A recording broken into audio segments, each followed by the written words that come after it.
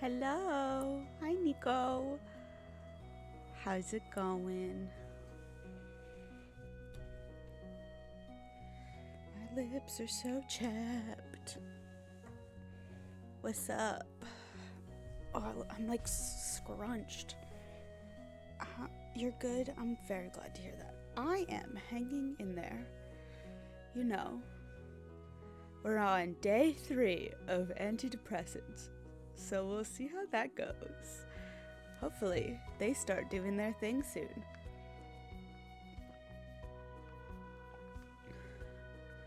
I'm happy it's the weekend, and I get to see my friends tomorrow and chill for 2 days. Yeah. Happy Friday. We're starting Duel Destinies today. I'm so excited. Genuinely so excited. I've been looking forward to this for like 2 months. All week I've just been going, you get to play Duel Destinies on Friday. You get to play Duel Destinies on Friday. It's gonna be okay. You get to play Duel Destinies on Friday. And here we are. We've made it. I'm very excited. I've not opened the game at all, but just from the hold on. Hi Carly. Thank you for the 35-month resub. What's on my head? These are 3D printed druid antler things that I bought from a shop. You want a big boy? You want a little boy? A little boy. Oh, what is the shop called? It's some. Oh, I wish I could see my likes on Instagram. I have the card somewhere. Oh wait, I can find them in my email.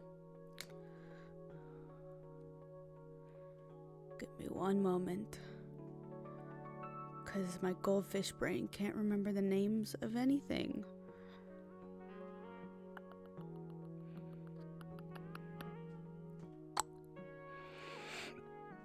Where is it?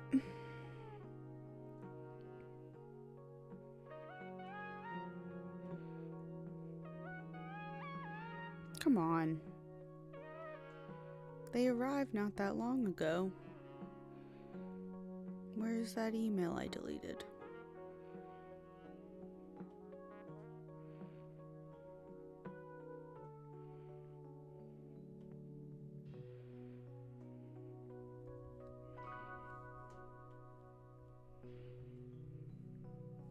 That's not how you spell that word.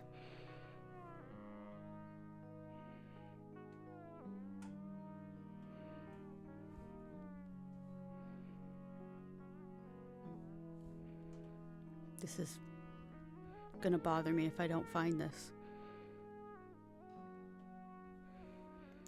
I hate the search function in my email is so bad. Trinket Sorceress, there it is. The name is Trinket Sorceress, and they 3D print little attachments to go on your headphones. So these are like druid antlers. Oh, how you feeling? Any better at all, Carly? We love you. We're chilling. This is depression week. Oh God, at some point my antidepressant alarm is gonna go off. That'd be fun, and I don't have them down here at my desk. Actually, they're on my other desk. Oh wait, just kidding. I brought them over here. Wow, I remembered. I literally just did that, and I forgot that I did it. This is my desk medicine, and then I have my room medicine, and that's how I'm gonna remember to take it consistency, is by spreading it out. Little instrument, pill, ASMR. Anyway, let's launch the game. What was I saying before I got distracted? I think I was talking about how excited I am about the game, and I am. Oh my god, I cannot wait to see my children in crisp HD 3D graphics. Apollo looks so good just in the like banner for the game. Okay, if you couldn't tell, I have not yet launched the game. So why are you off-centered like this? Gonna have to fuck around in the settings.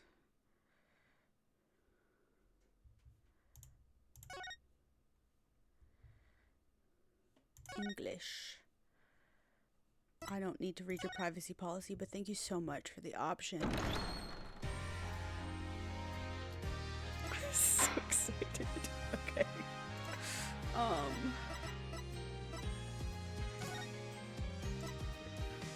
Borderless. Yes. There we go. And let me know how the volume is. Let's turn the screen flashes off because I hate those. Skip tests off. Let's do that.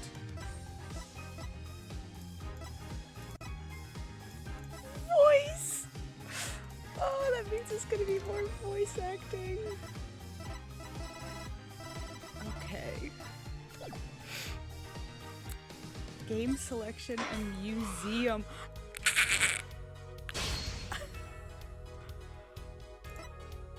Okay, switch games. Duel Destinies.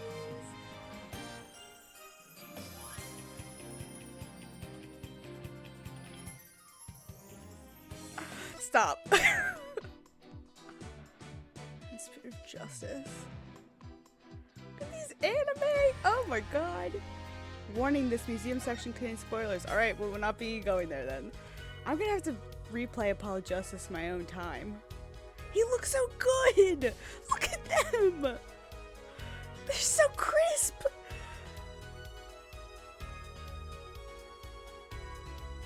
I forgot about Phoenix getting hit by a car. Trucy!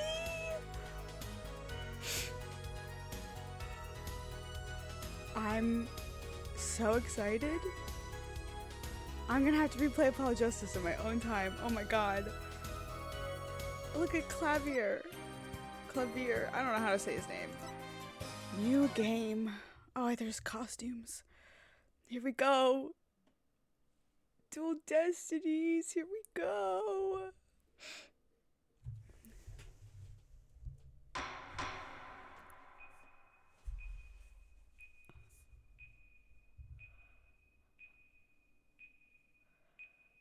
Uh-oh.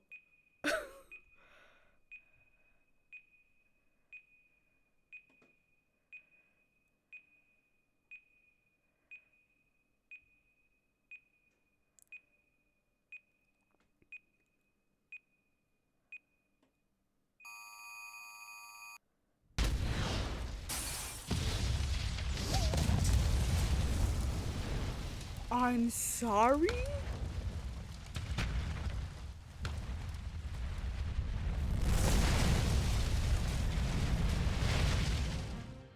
These are dark times, where the law has been reduced to rubble. And it's up to us to restore it to its former glory.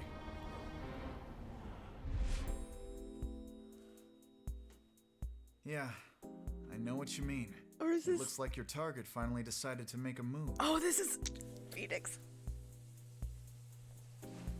Don't you worry. I've got a trusty new partner on board. This is not how I imagine his voice, but it's okay.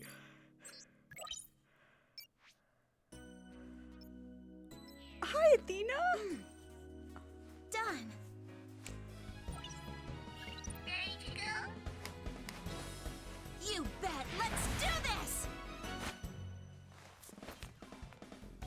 She's been with us for half a year, though I can hardly believe it. Anyway, her power will be our greatest weapon. No! Very me-coded. Are you alright, miss? I would do that. Mm-hmm. Yeah, it's for this very reason I returned. Fast. Time to bring it to an end.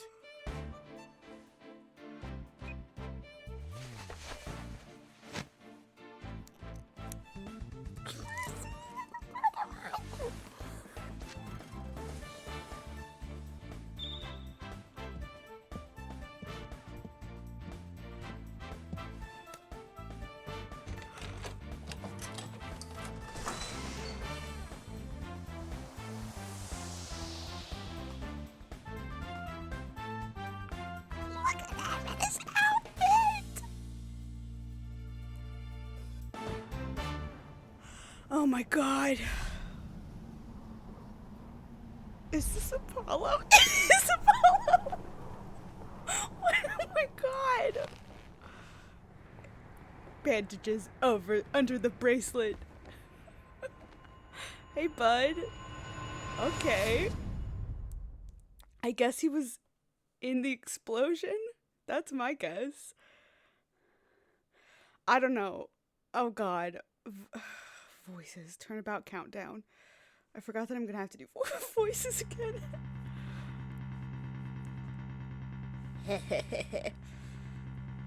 The best thing about bombs is how they erase and destroy without discretion.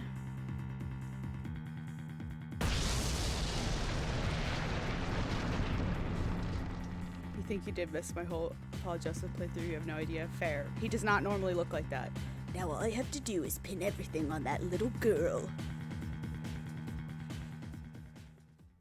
Which little girl? I know a lot. You're talking about Trucy, Pearl?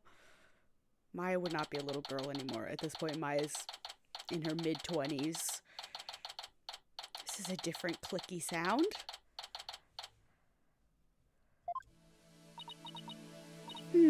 Nope, not feeling nervous at all. It's amazing what a girl can get used to. Even a tense atmosphere like this is no biggie. Oh god, do we play as Athena? You doing okay, Athena? Hi, Apollo. Oh, Apollo.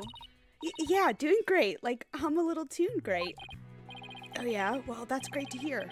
Although, I could have sworn I heard your voice crack for a second there. Oof, I'm that transparent, huh? Cracking? No, my voice isn't cracking. Nerves of steel here, I tell you. This is Apollo Justice. He's a fellow lawyer at the office I work for. Apollo is the lead for the defense on this case. But I'm going to be there at the bench with him too, or with him, doing what I can to help out. I'll do whatever it takes to defend Junie. I don't know how I feel about how his model looks.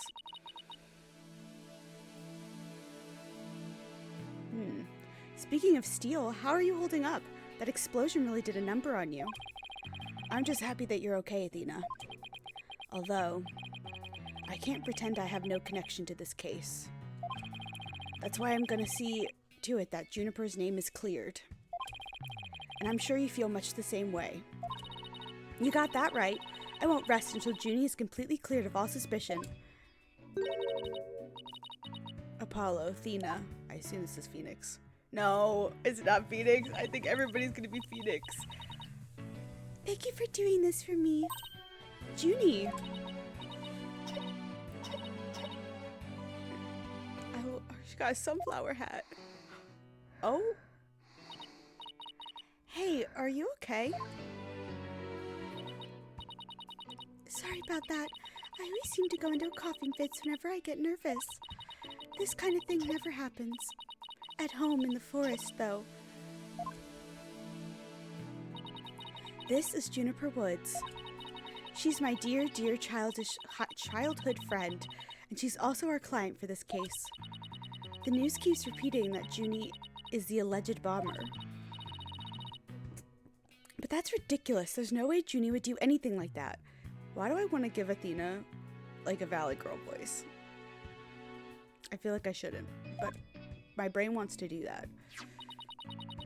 I brought you a little snack, Athena. Just a little something from my garden. Hey, thanks. So, is this an orange or a tangerine? It's an orange. My grandma says that orange is the color of strength and endurance. Oh, I get it. Strength for the trial, right? Junie, you're always so good to me. Jeez, look at me. Standing here clutching an orange to my chest with tears in my eyes. Well, don't you worry. We'll be so powerful in there they won't know what hit them. Right, Apollo? Yeah, that's right. I'm gonna give him like a raspy-ish voice. I don't know.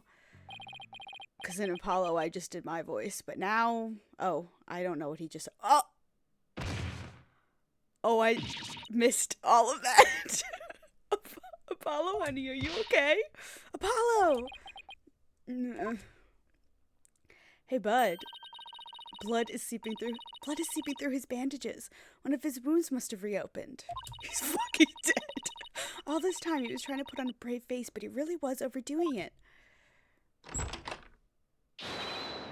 Mr. Justice!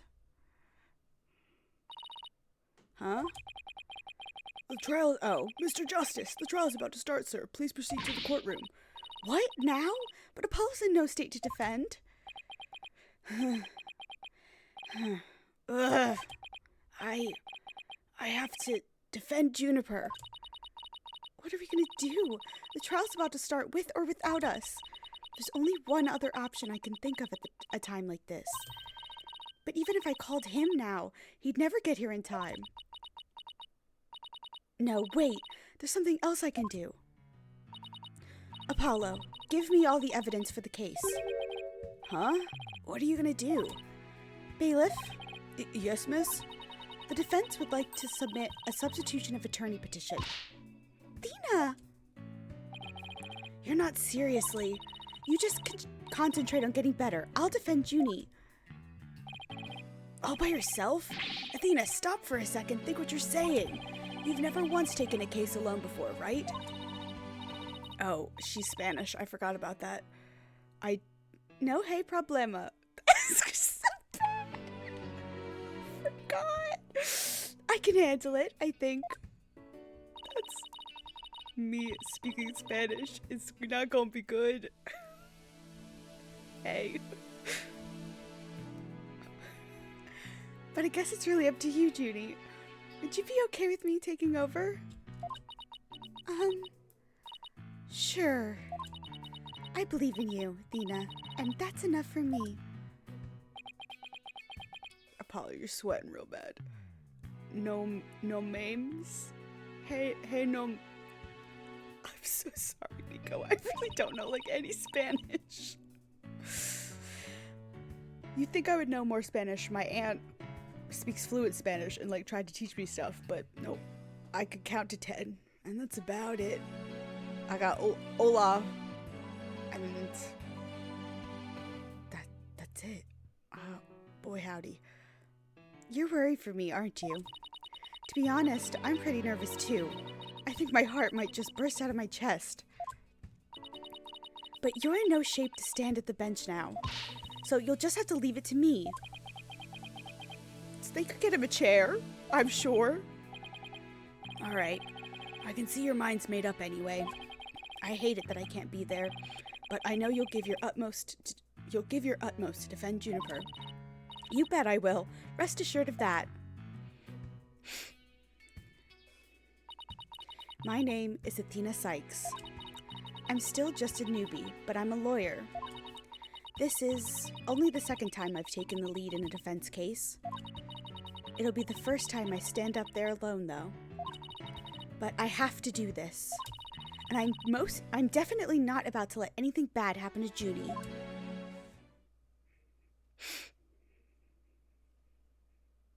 I'm gonna be against Pain. My least favorite. He's actually not my least favorite, but don't love him. Day 1. Court is now in session. All rise. Court is now in session for the trial of Juniper Woods. The defense is ready, Your Honor. Yep. I'm sorry. Who is this? Pain? Are you going through an emo phase? The prosecution is also ready, Your Honor. Uh-huh. And what is the meaning of this?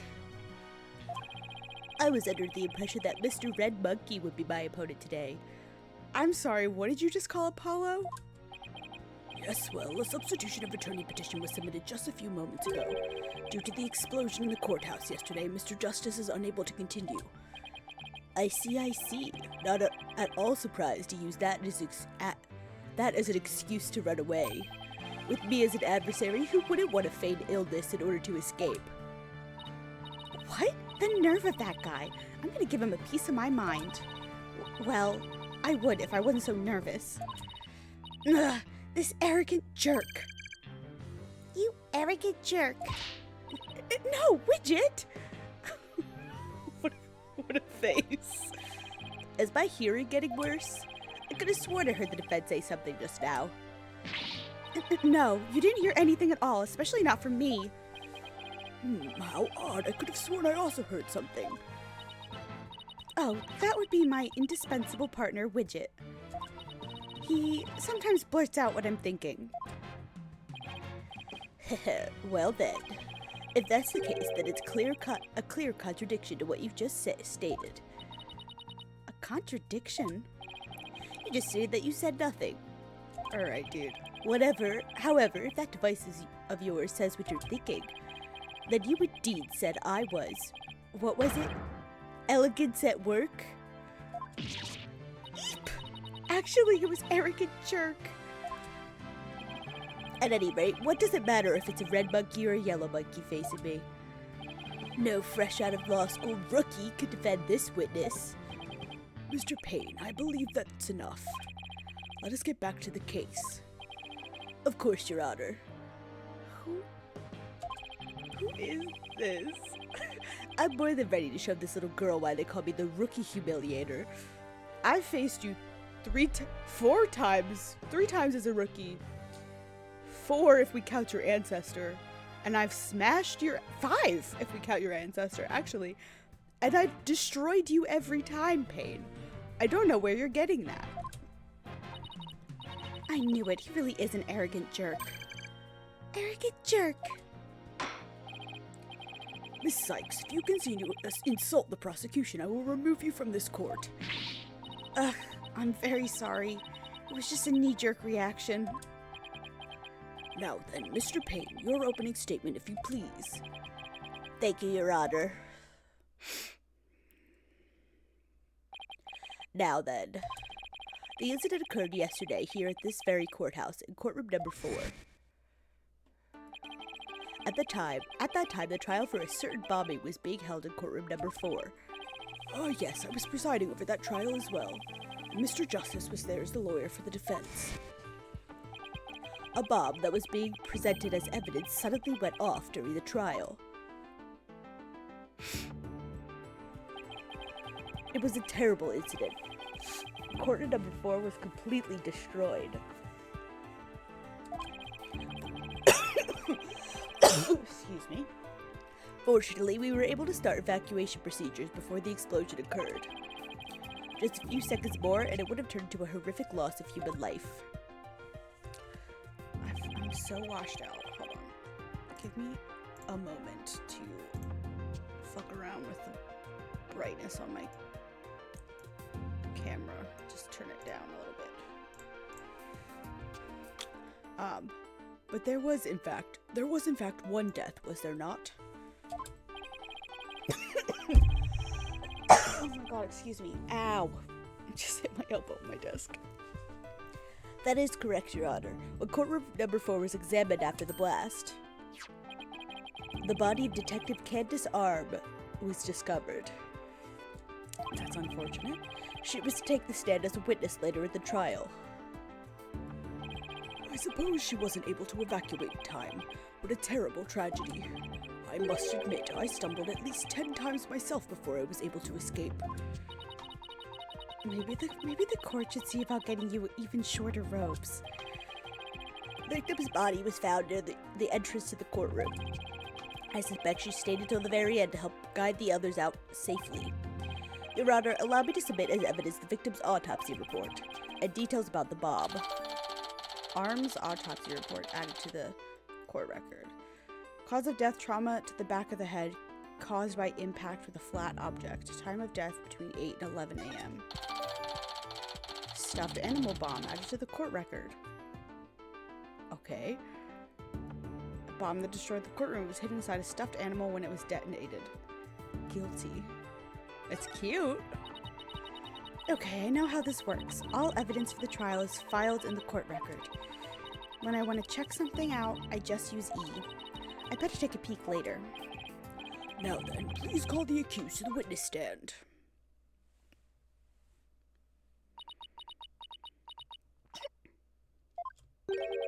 Defendant, are you feeling all right? You're looking a bit pale. I'm so sorry. I was feeling a bit weak when I first arrived here at the courthouse. But I'm all right. Junie's really giving it her all. I'd better make sure I do the same. If we could please proceed. Your name and occupation, defendant. Juniper Woods. I'm a high school student. Miss Woods, can you confirm you were in the courthouse on the day in question? How old is Athena? Out of curiosity. Oh, I can't see that. I can see that Apollo's 23. Is Athena 18? I hope not. Childhood, I guess. Okay, whatever. Oh, the details is her death photo? That's unfortunate. I can't view details on that. Yes, I came to know Apollo Justice through my friend Thena. And so, I was there yesterday to watch his trial and lend my support. Oh. Something's wrong. Junie's acting really scared. Did you know that I'm also known as the defendant humiliator? It looks like I have yet another chance to show everyone how I earned that moniker. Ugh. Does his arrogance know no bounds? I have to protect Junie no matter what. Hey, you arrogant, Prosecutor Payne. What is it? Do you want me to demonstrate why I'm known as the rookie humiliator instead? Deep breaths, Athena. Don't let him get to you. Prosecutor Payne, Junie is telling the truth. Mr. Justice also backed up her claim when we saw him in the defendant lobby. And Junie, he said that he was glad to get the Rotus loot? Mm-hmm. Yeah, Lotus root. You gave him too. He was. My grandma says Lotus root is good for your eyes. She says they can even help you see into the future. Interesting. They can? Then that's a perfect present for a lawyer. And if that's true, I guess he must not have eaten them. A sweet, meek girl like this blowing a courtroom to bits. I must say it's very hard to believe. Objection! Now, Your Honor. Don't let her seemingly innocent appearance fool you. The defendant had a motive for committing this crime. That's not true. I don't have any kind of motive. And Oh. It's antidepressant time. Everybody take your medicine. Your nightly medicine if you haven't already.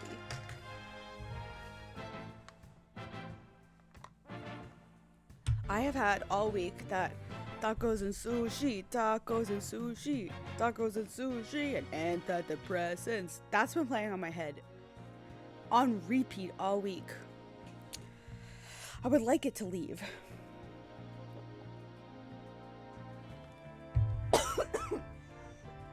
Oh, my water just went down the wrong pipe. And I didn't even know the lady who was killed. I admit the investigation didn't turn up any connection between the victim and defendant. However, that doesn't matter. The only thing that does is her objective was the destruction of courtroom number 4 itself. For what reason? Hey, what's that supposed to mean? Why in the world would Miss Woods want to do that? That's a very good question coming from a novice such as yourself. But first, a question for the defendant. Have you ever been brought up on false charges? What? Why, yes. Yes, I have. And did that experience cause you to harbor a grudge against the court system? Objection! Now, wait just 1 minute. If that kind of thing was a motive for blowing things up, then every one of our clients would turn into bombers. That's a valid point. We wouldn't have a single courthouse left standing in the land. I could see the accused is the only one who might bear resentment against the courts. But Miss Woods is the only person who could have committed this crime. Why? Because we have found some decisive evidence that proves the defendant's guilt. Decisive, huh? I'll believe it when I see it. It involves a very unique aspect of the bomb itself, Your Honor. And what exactly is so unique about it? Why don't we have Miss Sykes answer that question? Huh? Me? I notice you appear to be very nervous, and, well, gentleman that I am, I'd like to offer you the chance to gain some confidence with such an easy question. Could he be any more condescending? Really, what a thoroughly unpleasant man. Ellie's for loser. What did it just say? Nothing, not a single thing. Now, let's see. What was I supposed to do at a time like this? Oh, I know, the court record. The information I need is somewhere in the court record. Okay. Alright then, Miss Sykes, let's hear your answer. What was unique about the bomb that blew up the courtroom? Was it because it was in Apollo's briefcase in the judge's pocket inside a stuffed animal? Oh. Yeah. In Apollo's briefcase. Yeah, okay. Mr. Payne, what kind of simpleton do you take me for? It was stuffed inside a stuffed animal. Its evil intentions covered up by a cute exterior. Very good. Have a cookie. The bomb that went off at the courtroom was indeed hidden inside a stuffed animal. There, how do you like it? Not bad, huh? I am fine. Just like I said from the start, I can do this. Yes, as I recall, the bomb was inside a stuffed animal the whole time. I never even got to take a look at it. But what connection does this impish elephant have with the defendant? The answer to that question lies in another piece of evidence, which I have here. And what, pray tell, is that? It appears to be a little singed. It's a tail, Your Honor. The tail of a poor victim of the explosion. This is incredible. Are you saying that's Detective Arm's tail? Judge, Your Honor is so very close, but no. Belongs to this stuffed animal. Judge, it's called the Phony Fanty. A rather unpleasant name if you ask me. He's the mascot for a campaign to eliminate false evidence and false charges, is he not? Okay. Why do we have a campaign for that? Okay. Exactly. His motto is phony evidence is just trunked up. Okay. That's so wrong on so many levels. The Phony Fanty's tail is made of vinyl cloth, and we found something very interesting on its surface. The defendant's fingerprints. What? The Phony Fanty provided the prosecution with all the evidence we needed. It clearly proves that the accused handled the bomb. Eep.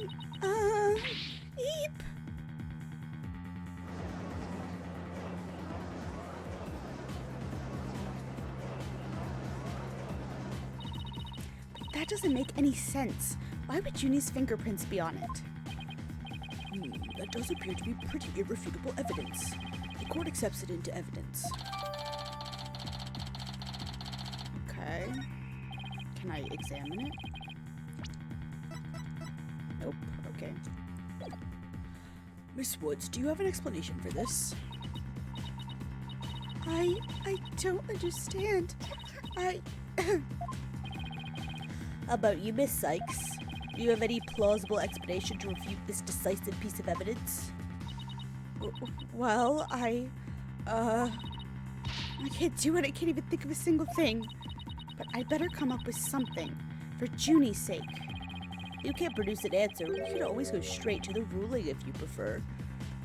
Shut the fuck up. Ugh, no. I have to say something, fast. Oh no, I can't get my voice to work. Why now of all times?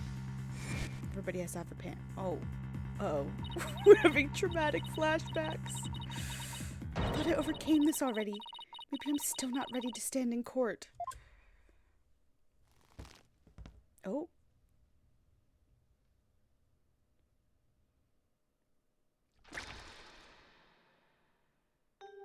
Oh God.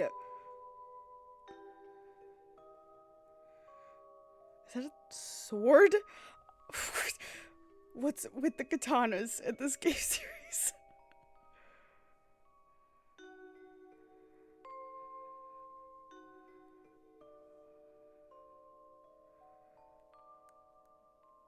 Oh God.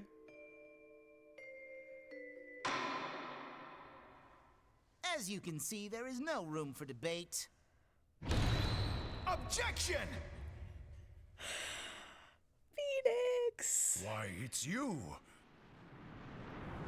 Yes, it is.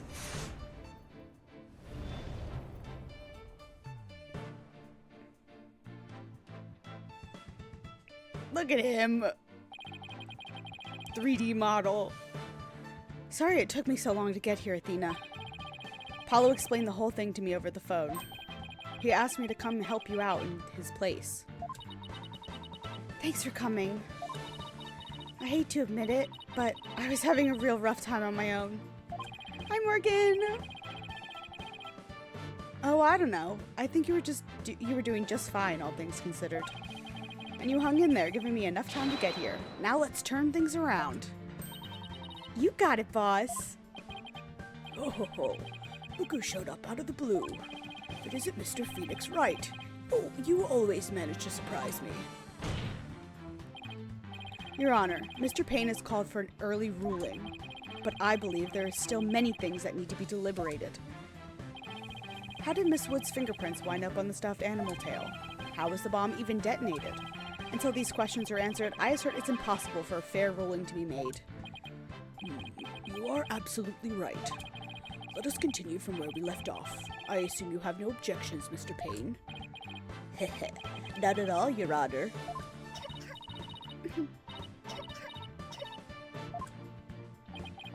Miss Woods really looks like she's having a hard time. Judy's really struggling, Mr. Wright. I get the sense she's afraid of the courtroom itself.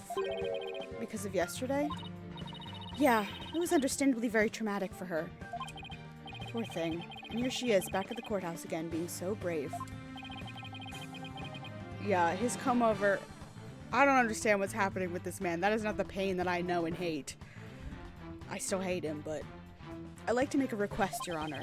If at all possible, I'd like to have Miss Woods rest in the lobby. Given the defendant's condition. Very well, I grant special permission. You go get some rest, Junie, and leave the rest to us. Okay. Thank you. Sorry about this.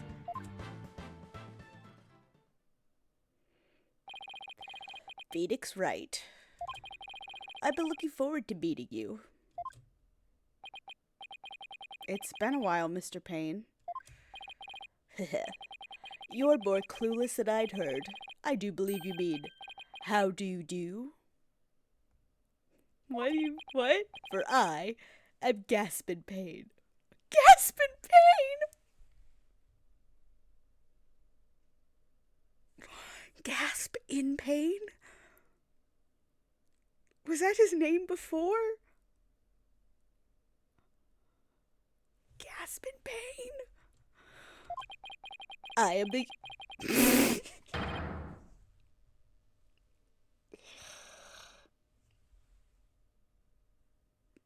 Winston Payne? That was his name. I am the younger brother of your long-standing rival, Winston Payne. Why does he have a brother? Why are there two of them?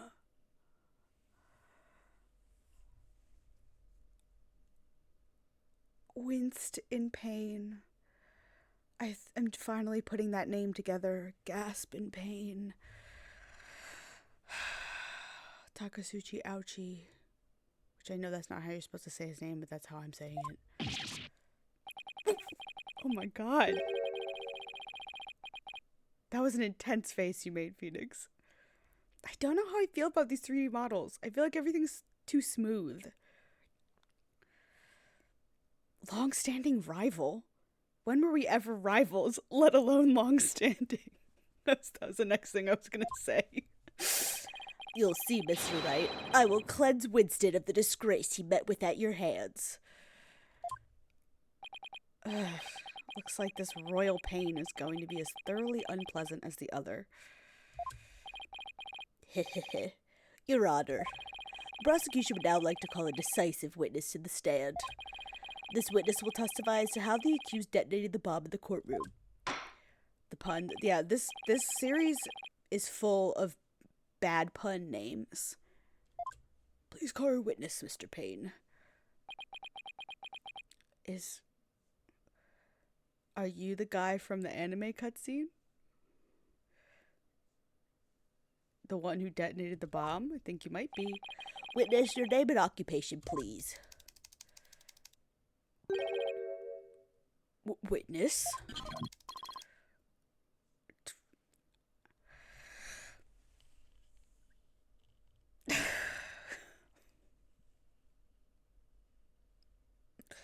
They're really laying it on thick here.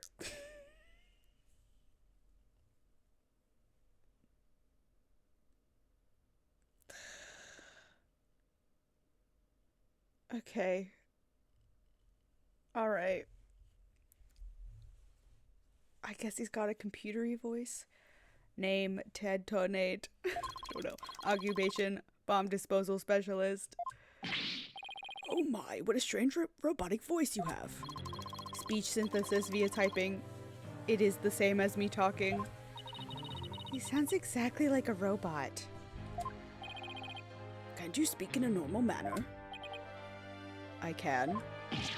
He can. But I do not like to speak. Speaking is inefficient. Energy expenditure. Speaking greater than typing, understand? What an odd witness. Mr. Tonate was in charge of the bomb for the trial and was there when it went off. Being a bomb squad specialist, do you have any relation to the victim? Negative. I first met the girl while on this job. Many people are employed by the police. I know only a fraction of them. However, I was shocked when I first discovered the body of the victim. Shocked? I was the first one on the scene after the explosion.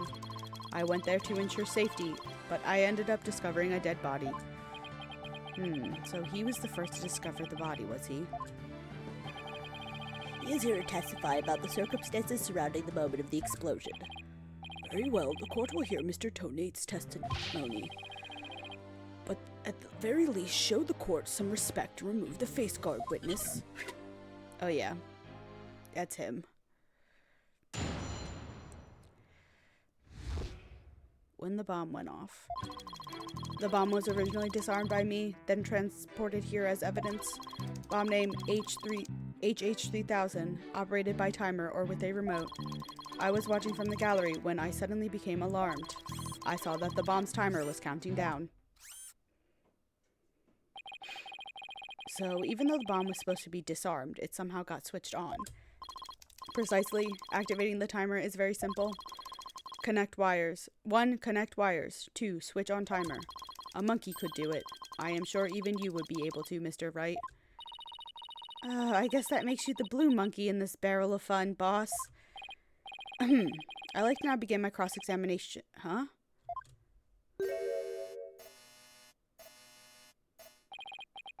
Mr. Tonate, what is that? HH3000, aka a bomb. Oh my god. Great googly moogly! Mr. Tonate, I demand you disarm it this instant. Disassembly complete. 5.3 seconds. 0.2 seconds short of my personal best. Are Are you trying to give me a heart attack? I'm not exactly a spring chicken, you know. This is an exact replica of the HH-3000. It is used to practice disarming bombs. Disarm equals success. Explosion equals failure. An exact replica of the bomb that exploded, is it? So that's what it looked like. I submitted a photograph of the real bomb taken just before the trial.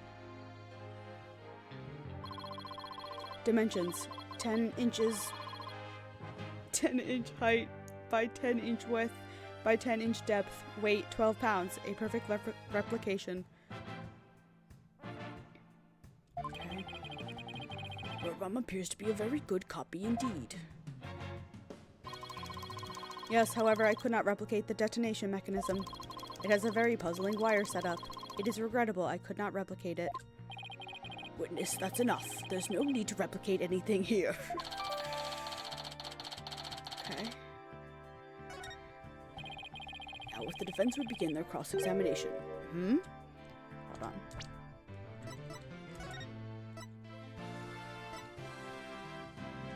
Okay. I don't have my little alloy plating. Okay, whatever. Oh, could I? I can't examine that. Where's Miss Sykes gone to? Athena, you can come out now. Okay, Mr. Wright, let's get to work. I guess you were pretty scared, huh? What? I don't know what you're talking about. She was about to bolt. Hey, put a sock in it, widget. As transparent as ever. Now, let's see. Where were we? We were at the cross-examination. Oh, cross-examination, of course. She seems disoriented. I wonder if she's alright. Maybe I should ask Athena if she remembers how to cross-examine to help her focus. No, she will be fine. I don't want to. I don't need that. Nah, no need for that right now. She'll be fine. I'll do everything I can to help. If you can't find any contradictions, and you flub too often, don't be afraid to ask me for help. Press R when the option to consult with me appears. I'll let you know where I think the suspicious statement is. Okay, interesting. Sounds good. I'll be counting on you if I get in a bind. Alright, it's cross-examination time.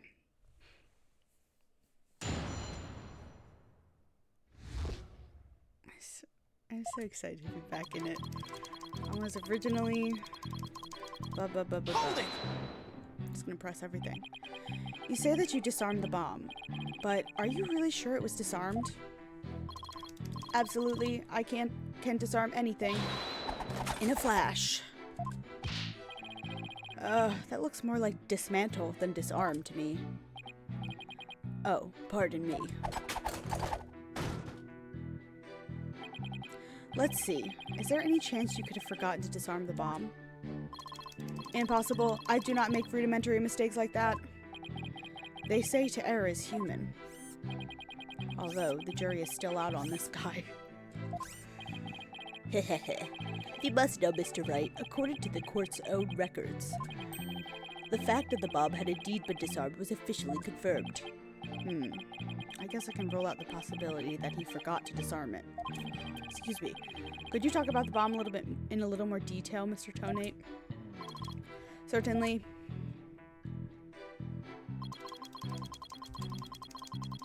Hold it! What was the approximate size and weight of the bomb? Dimension... I don't want to read that again, thank you. This information is also written on the photograph. Ah, yes, here it is on the back. According to this, the case is made out of alloy plating 5/16ths of an inch thick. That certainly sounds like one thick and very heavy bit of metal. I bet if I dropped that thing on your foot, you'd be hopping. If you dropped that thing anywhere, I'd be hopping for the nearest exit. Phoenix. Very well, I believe the court has heard enough about the bomb itself. So, Mr. Tonate, you were keeping an eye on the bomb. Where were you watching from? I was watching from the gallery when I suddenly became alarmed. Hold it! Why were you in the gallery? My duties may have been over for the moment, but I wanted to keep watch. Even though the bomb was disarmed, you can never be too careful. Explosive devices are very dangerous things. Ah, how admirably responsible of you. A model to be emulated. I practice disarming bombs every day. Good for you, my man. I practice assembling them too. Oh, I didn't like the eyes in the glasses. The disarming part I get, but assembling them? Well, I'll have you know that I practice presenting evidence every day myself. I see, but do you ever practice having evidence presented to you? Presented to me? What? No, Then you cannot very well call yourself a professional yet, can you? Ugh, that does it. I'm gonna start practicing having evidence presented to me every day. And you better drink some coffee, boss, because we're gonna be pulling an all-nighter. I don't think that'll be necessary. Or worth either of our time. So, Mr. Tonate, what did you witness from the gallery?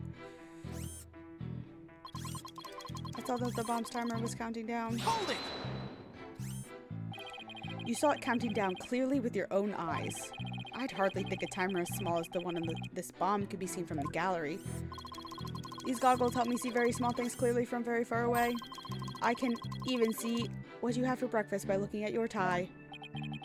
Why do I suddenly feel like a bug under a magnifying glass? I guess it's possible he saw the timer if he was wearing those goggles. I'm not so sure. There's something that just doesn't sit right with me. I don't think I follow. The bomb was completely hidden inside the stuffed animal. So well concealed, in fact, that it didn't even look like a bomb at all. So you're trying to find testimony that conflicts with the evidence, right? That's right. Listening carefully to Mr. Tony's testimony is just the first step. After that, it's a matter of taking a look at any evidence that seems relevant. Remember that? Yeah, okay. If you find evidence that conflicts it, yep, I got it. I got it. Testimony's about when the bomb went off. So I think the state it was in at the time would be pretty important. Yes, I'll present this. A bomb that didn't look like a bomb because it was placed inside a stuffed animal, huh? Alright.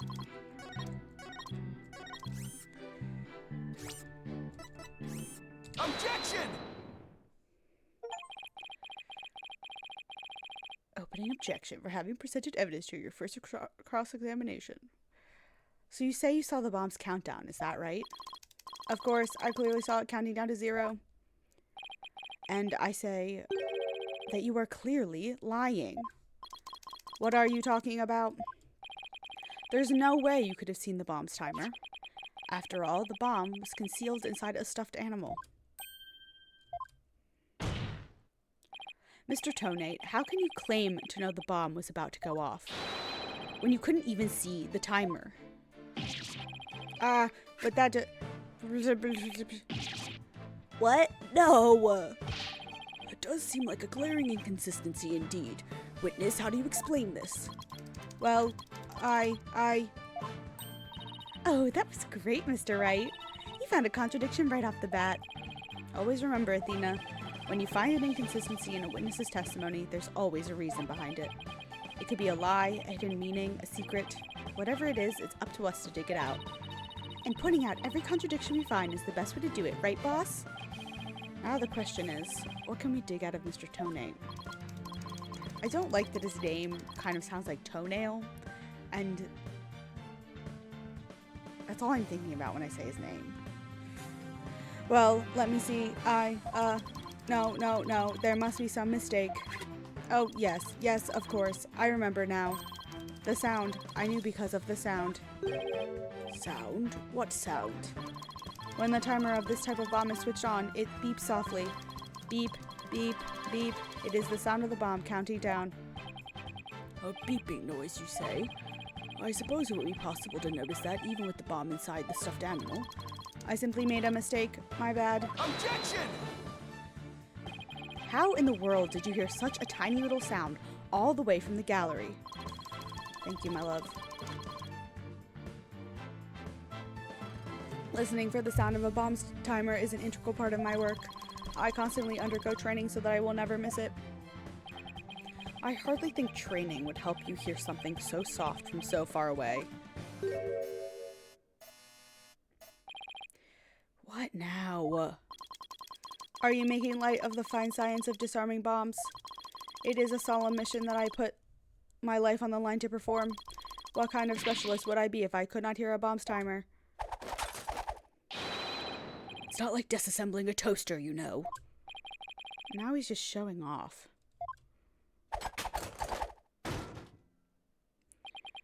You keep asserting that the sound was too tiny to hear, but the only tiny thing here is your skill as a lawyer.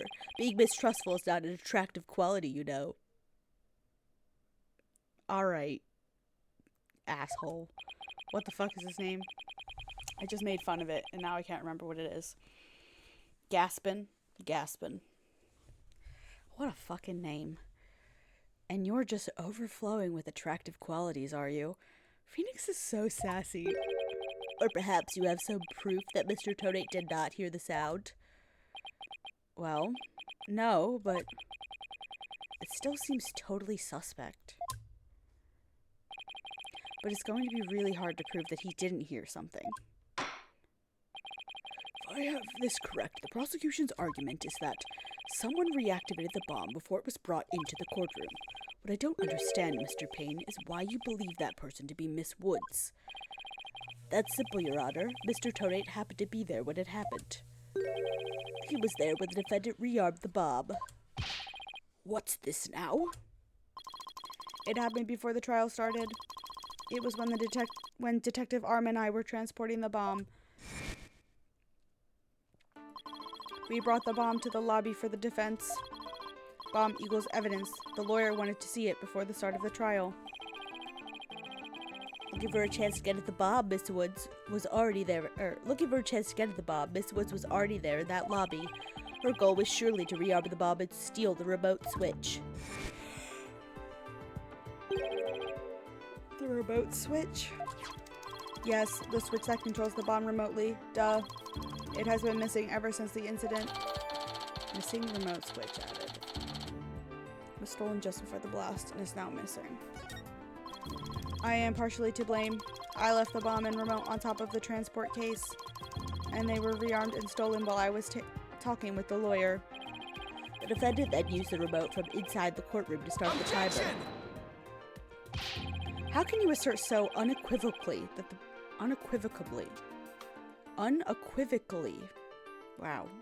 that the bomb was rearmed in the lobby? Objection! The bomb was safely secured in the transport case. The only time it was outside of the case was in that lobby.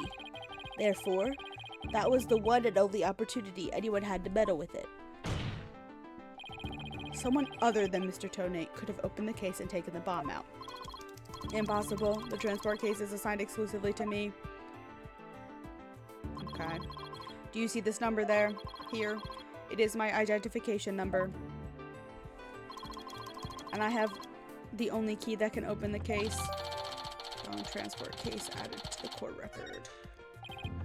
Nevertheless, Mr. Payne's assertion is nothing more than conjecture. You have no proof that it was Miss Woods who stole the remote switch. And by the same token, you have no proof that it wasn't her. But what I do have is a piece of evidence that proves the defendant handled the bomb. Ugh, that tail! 5 minutes, 24 seconds, 2.3 decaseconds. The defense's advantage lasted a mere 5 minutes. Ugh, talk about a rotten hand. As long as they have her fingerprints as their trump card, I'm at a big disadvantage. It appears we will have to hear from the defendant herself once more. I wholeheartedly agree, Mr. Your Honor. I would like to recall Miss Woods to the stand. Mr. Your Honor. I trust you have no objections, Mr. Wright. I'm worried about her condition, but we do need her testimony. On the other hand, I'm not sure I want to make Athena mad. I can read your feelings, you know, boss. Guess there's no hiding from her, huh? Don't worry, I know we need to hear her testimony. Or we need her testimony. But if anybody picks on her again, they'll pay. Guess she's already at anger level 1. Don't worry, I'll stop the proceedings before I let anything bad happen to her. The defense has no objections, Your Honor. In that case, I will take my leave. But before I do, there is just one more thing. Mr. Wright, is it? Me? Yes? Dismantling bombs is my job. Dismantling the case is yours. Do you think you can handle it?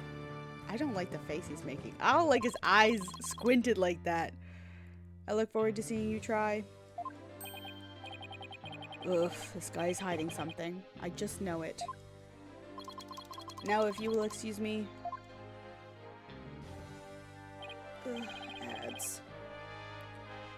Bailiff, please go out to the lobby and bring back the defendant. I won't start her testimony until the ad finishes.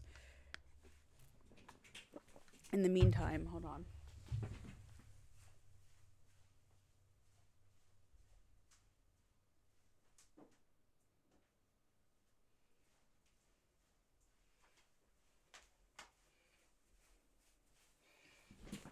So who wants to have movie night?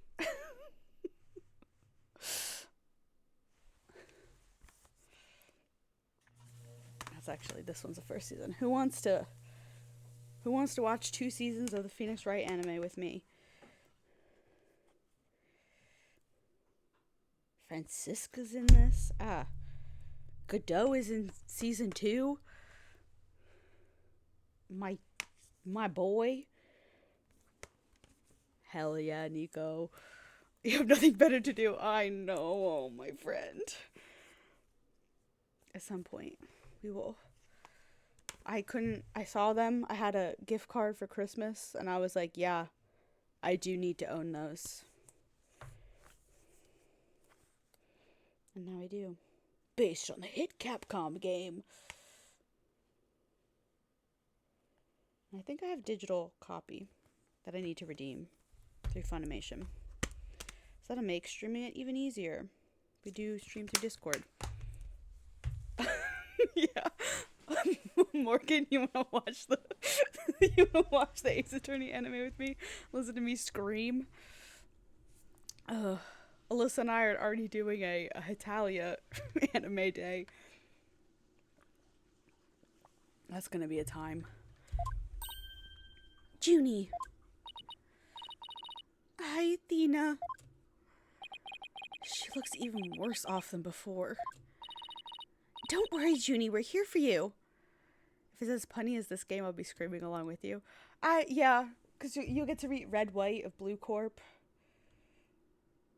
I think it just follows the game, so there's going to be a lot of punny characters.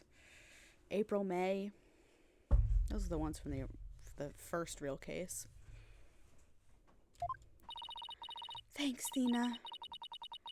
Since you have the DVD, do you have the blooper reels? Yep. Outtakes part 1 and 2, episode commentary, textless opening and ending songs. And then season 2 just has episode commentaries and the opening and closing songs. So at least the first one has 2 outtakes.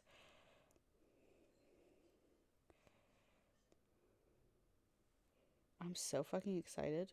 I gotta redeem my digital versions of them. You blew up the courtroom because you bear resentment against the courts, correct? No, of course not.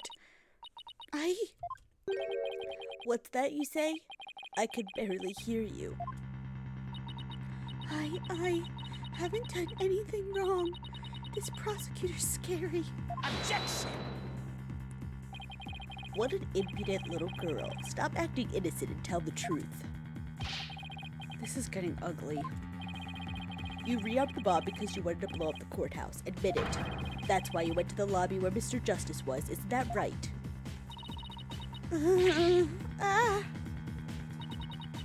Mr. Wright, can I go give that prosecutor a smack? What? Of course not. Do we have to review courtroom manners 101 again? We can't let a creep that bullies innocent girls like this off so easily. I haven't forgotten about how he treated you. Don't worry about me. Just help Junie. Her heart's crying out. She's so scared. So very scared. Looks like Athena's picking something up with her heightened sense of hearing. Why does everybody have a heightened sense of something? I forgot. Apollo can see when people are lying. Athena's got a heightened sense of hearing. Phoenix has the Megatama, so he doesn't have superpowers. Sorry. Phoenix does not have superpowers, but everybody else does. He has an item that gives him superpowers, though. It sounds like this time it's the voice of Miss Woods' heart. Don't deny it. You stole the remote switch and used it in the courtroom, didn't you? Objection! Your Honor, please put a stop to this. Mr. Payne is badgering the defendant. Yes, Miss Woods does seem quite frightened. Mr. Payne, I ask that you behave more like a gentleman. But don't you know, Your Honor, there is no more a gentleman in this world than I. Sure. Ugh, as if a gentleman or even a gentleman would behave like he does. Don't let that rude ruffian win. Tina? How dare you call a gentleman such as I a rude ruffian? I'll have you know I attend a manners class every Saturday. Sorry, you do what? Okay. I'm more than just a mere gentleman. I'm a genteel man. Okay. Not when you're terrorizing a young lady, you're not. I demand my money back. I demand my money back for that manners class if I were you. Ugh. I should probably be the adult here and stop the two of them, but... Mr. Payne, that will be enough. Athena is 18, oh my god. How has she been through law school? Anyway. How old is... Phoenix would be... like... in his early 30s now, I think. Phoenix would be... so he's like 23 in the first game. That's... those first 3 games are like 3 or 4 years. And then we have the 7-year gap. So I think, yeah, he's in his like early... maybe he's like 32, 33 at this point. Something like that. I'm gonna Google it because I want to know. Mr. Payne, that will be enough. How old is Phoenix Wright in Duel Destinies? 11 years old? I don't think that's correct. No, that's how old Duel Destinies is. How old is Phoenix in each game?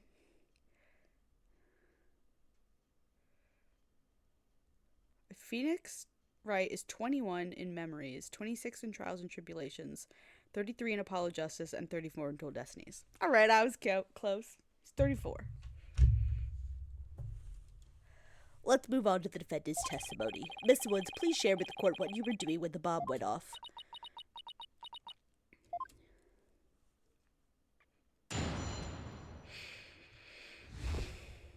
When the bomb went off. Well, that day, I was watching from the gallery. The bomb went off, and rubble started falling.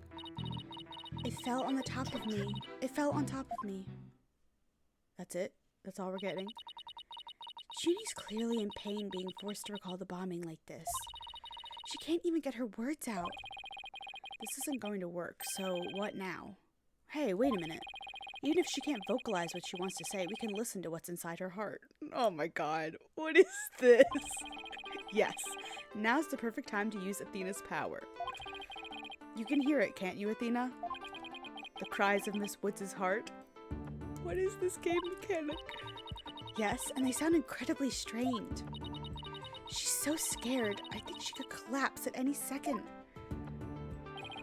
Athena has a unique ability, you see. With her finely tuned sense of hearing, she can hear the words of a witness's heart. Can't she now? Is this really what we're doing? In essence, she can sense how a person is really feeling from the tone of their voice. Guess it's all up to Athena and her special ability now. Athena, I want you to use the analytical psychology you studied. And listen to the testimony of Miss Woods' heart. Okay, boss, I'll give it a go. After all, this is the whole reason I put all that effort into studying analytical psychology. Okay. off gets. Now, I would guess that that's German. Let's do this. But she obviously spoke Spanish before. I don't. Is she German and Spanish? So your holographic thingamabob can show us how Miss Woods is feeling, right? In a nutshell, yes. The emotions and images that I picked up on just now while listening to her testimony. I can enter all of that into Widget and use the mood matrix to analyze them. Okay. These mood markers here reflect fluctuations in Junie's emotions. When she's feeling happy or is enjoying the memory, the happy marker will light up. When she feels angry or frustrated, the angry marker will react. When she feels sadness or is frightened by a memory, the sad marker will blink. And when she feels surprised or confused, the surprise marker will let us know. So, with your special ability and Widget's mood matrix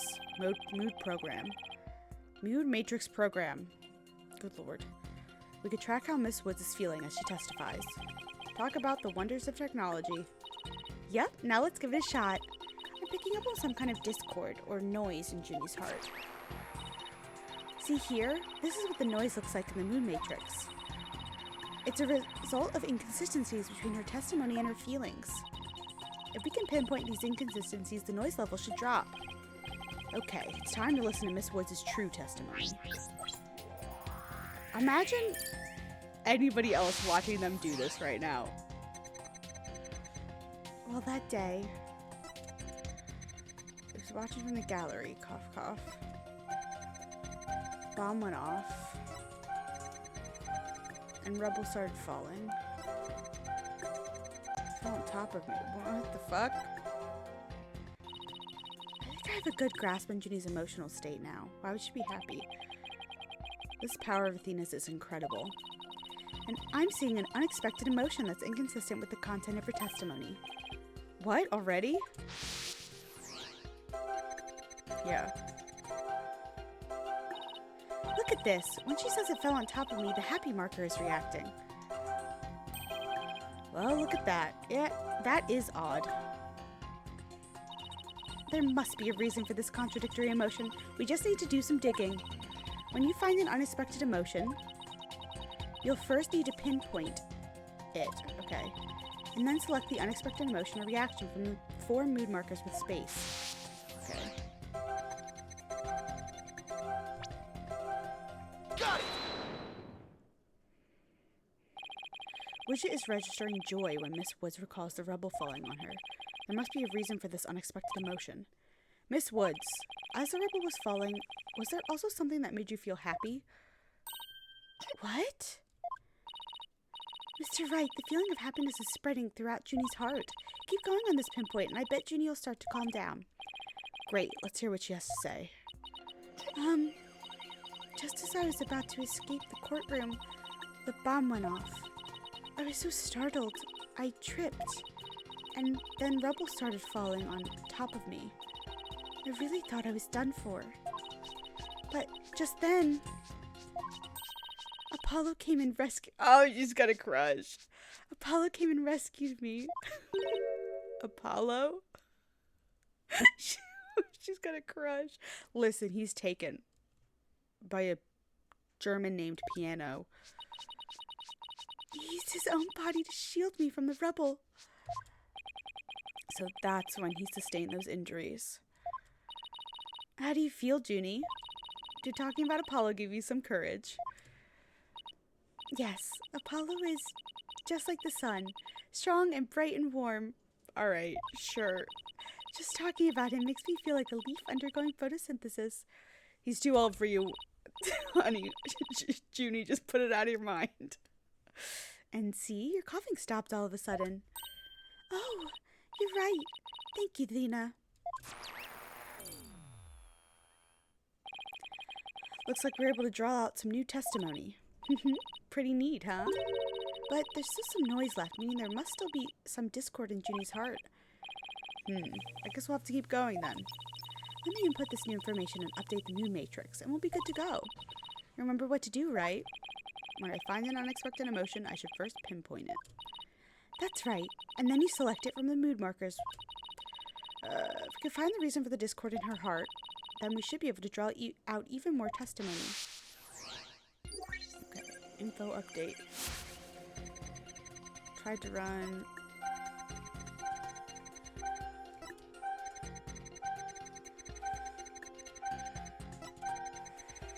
It was done for.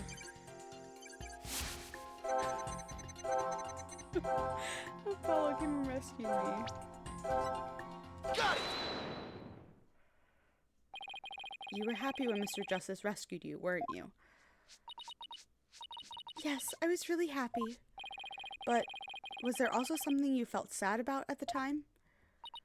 Sad? The reason I ask is, when you were describing how you were rescued, we sensed a little sadness, too. Oh! I think it's probably because of Bum Rap Riney? What the fuck? Bum Rap Riney? Well, what do you know? Something new. What the fuck is that? That's right. I brought my stuffed animal, Bum Rap Riney, to watch the trial with me. Oh gosh. Do I have to keep saying this? Bum Rap Riney and Phony Fancy are brothers. Who knew that the legal world would inspire a whole line of merchandise? I own some of it. Oh god, hold on. I don't think I've ever shown him on stream. We're talking about Apollo is me.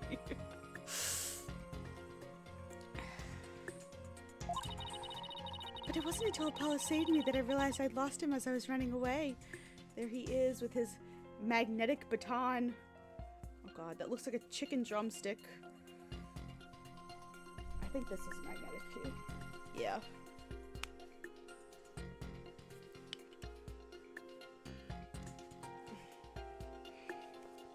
Hold on.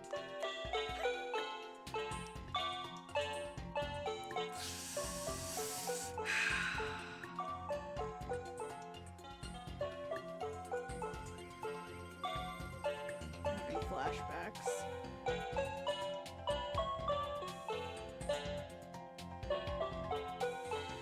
I actually don't know how long it runs because I turned it off halfway. Please only let this go twice. Oh god, alright. We're gonna open them up. Oh, pressing it again makes it turn off? Oh my god, good to know. Okay. We're discovering things. Back in his spot. Anyway. I realized I lost him when I was running away. My poor Riney, a victim of that terrible bomb. Oh, I know. You can see what he looks like in this poster. It's for the campaign to eradicate fake evidence and false charges. No more bum raps. Okay. Phony Fanty and Bum Rap Riney, huh? Nothing against the campaign, but why an elephant and a rhinoceros? Mr. Wright, I don't sense any discord in Junie's heart anymore.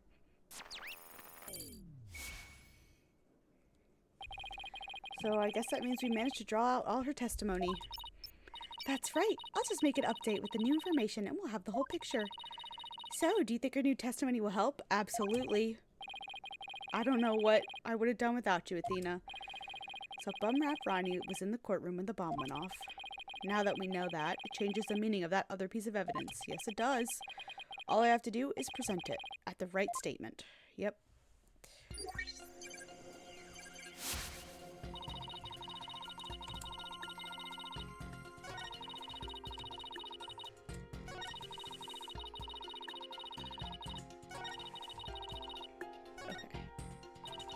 Yeah, that's Judy's complete testimony. Not bad, huh, Mr. Wright? We should focus on the new statements that Miss Woods made. The existence of Bum Rap Riney should turn things around in our favor. changes the meaning of a certain piece. Yeah, I know. All you have to do is present it. I need to, hold on.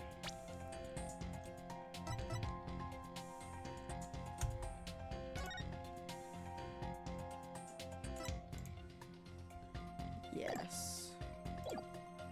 Okay, now I can like skip through stuff.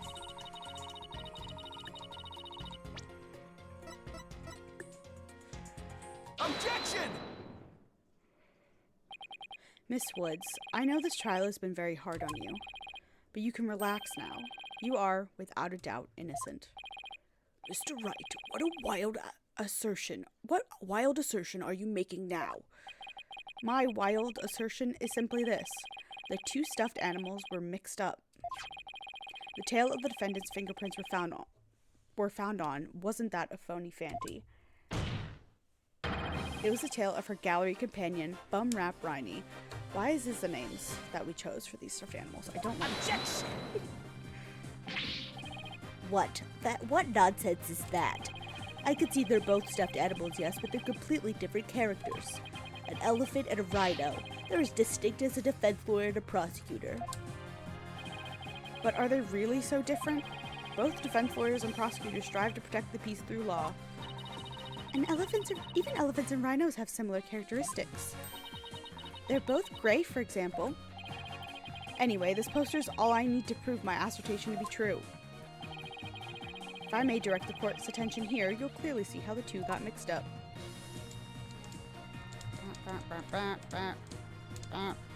Take that! Well, would you look at that? The two tails are exactly the same. Yes, exactly.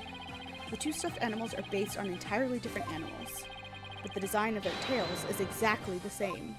Which, you know, makes sense for manufacturing costs. Order in the court. As long as the possibility exists that the tail belongs to Bum Rap Riney, we can no longer consider it to be decisive proof that the defendant handled the bomb. As things stand, I consider the charges against the accused unsubstantiated. Wouldn't you agree, Mr. Payne? Yes, of course, Your Honor. Oh, that was great, Mr. Wright. You turned things right around. Yeah, it's not over yet, but at least we managed to hold out this long. My guy needs to reach out to his wig supplier. Needs better glue for that toupee. I believe that brings our proceedings for today to a close. Mr. Payne, I'm afraid you have some serious investigating ahead of you. Yes, Your Honor. Very well. Let us reconvene tomorrow. Court is adjourned. Really? Okay. Sure. Why are we reconvening? November 17th, 11:56 a.m. That was so exciting, boss. We did it. True to form, you managed to just barely pull it off at the very last moment. True to form? Gee, I never knew you had such a glowing opinion of me. Thank you for everything you're doing. You did great, Miss Woods. You really stuck it out. And you got really brave at the end, just when we needed you most, Junie. Thanks to you, we were able to turn this around. Well, you were the one who gave me that courage, Athena. Really? Thanks. So to be honest, was I any help at all? Of course. Without you, we would have never gotten out of that tight spot. That's good to hear. I may still have a lot to learn, but you can bet I'm going to give it my all. It'd be so good that one day you'll call me your partner. That's what I like to hear.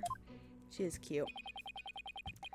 Analytical psychology, the ability to solve the riddles of a person's heart. Athena's true potential is beginning to really shine through now. Hey, where's Apollo anyway? Good question. I hope he's taking a nap somewhere. I hope he's snuggling with his German boyfriend. I almost forgot about him. I assumed he'd be here in the lobby. Oh, I know. Maybe he's still in courtroom number 4. Courtroom number 4? What would he be doing at the scene of the explosion? When I came out to the lobby to rest, I told Apollo about Bum Rap Riney. I told him I dropped Riney in the courtroom as I was trying to escape before the blast. And then Apollo said he had an idea where Riney might be, so we went to take a look together. Huh? I guess Apollo can be pretty nice when he wants to be. So you went looking for Riney together before you were called back into courtroom number 5? Yes. I'd had some time to rest, so I was able to go and look for him.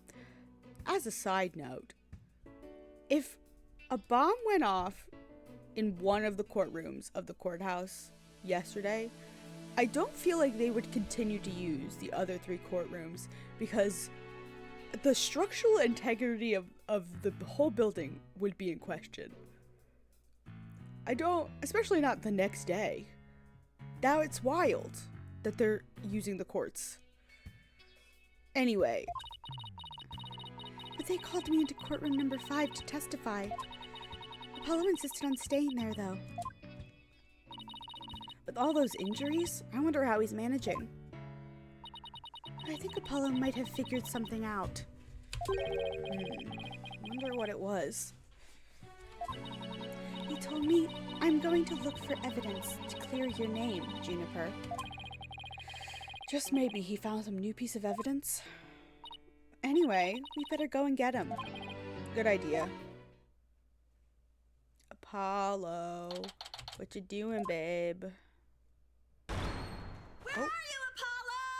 Trial's over for today. Come on, I know you're... Oh, God. No. Oh, God! We could not have another Kazuma situation. We cannot have another fell over, hit his head, and died situation. I can't. Oh, God. I know he's fine. Yes, I would love to save my progress. Thank you so much for the option. I know he's fine. He's in the 3rd game.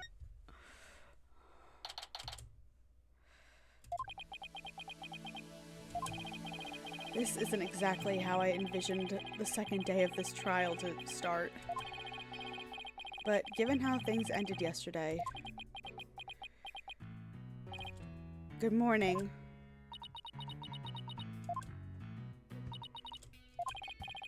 The mood sure is tense. Not that that's any surprise. Can we say something? Oh, hey, did you read the paper this morning, boss? Huh? The paper? That came out of left field. You didn't read it? Then you don't know the big news. Somebody spotted an abominable snowman way up in the mountains. Tell me you know the difference between a paper and a tabloid, Athena. It might show up in the forest where you live, Junie. So you better watch out, okay?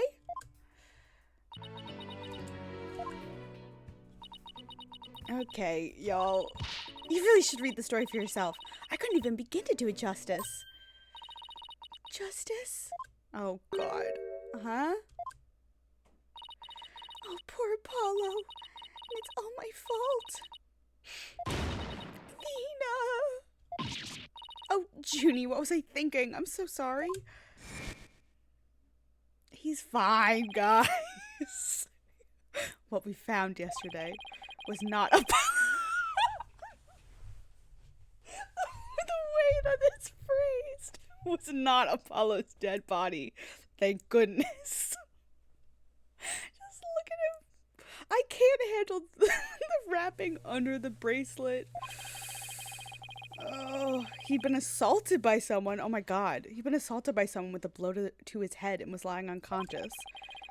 These games and head trauma, man. We rushed him to the hospital right away. It looks like he's going to pull through. But it was still quite a shock to stumble onto a scene like that. Does he have amnesia? This game's other favorite trope? Is Miss Woods alright, Athena? Well, I managed to get her to stop crying. Now she's resting on that sofa over there. Guess she really feels responsible for what happened to Apollo. Poor Junie. She believes that the reason Apollo was attacked is because he was helping her look for something in that courtroom. Oh? I guess I can see why she'd think that. By the way, how are you doing? Who, me? Yeah, you. I know you're concerned about Miss Woods, but are you alright? Me? I'm doing just fine, boss. I mean, yeah, it was a huge shock, but I'm alright. People who have studied analytical psychology are great at times like these. After all, they've learned how to control their own emotions too. Somehow, I don't think that's as easy as she makes it sound. But there's no denying she's a real trooper. Apollo doesn't remember a thing, does he?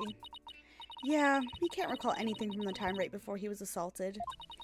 Nothing about what he was doing in the courtroom in courtroom number 4 or who assaulted him. The doctor said it's probably due to that hit he took to the head.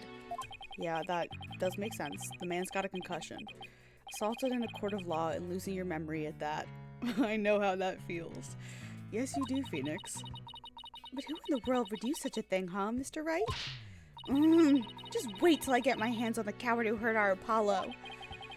Now, Athena. I thought you said you were in control of your emotions. Let's just focus on helping Miss Woods, okay? But I admit I'm just as upset as you. Okay, boss. You're right. Apollo's assailant can wait until after we clear Junie's name. That's the spirit. Now, let's see.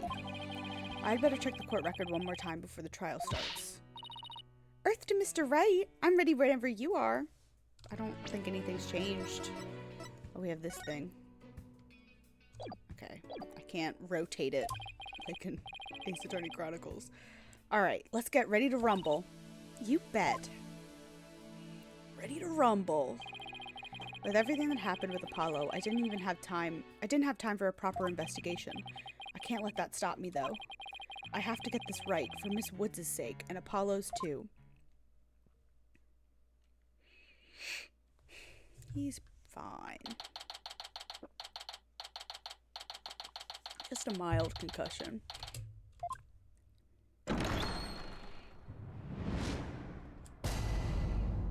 All rise.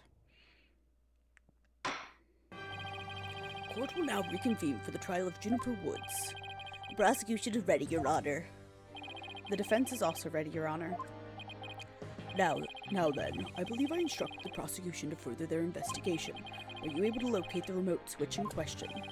I'm afraid the remote switch is still missing, Your Honor. I must say I'm disappointed, Mr. Payne.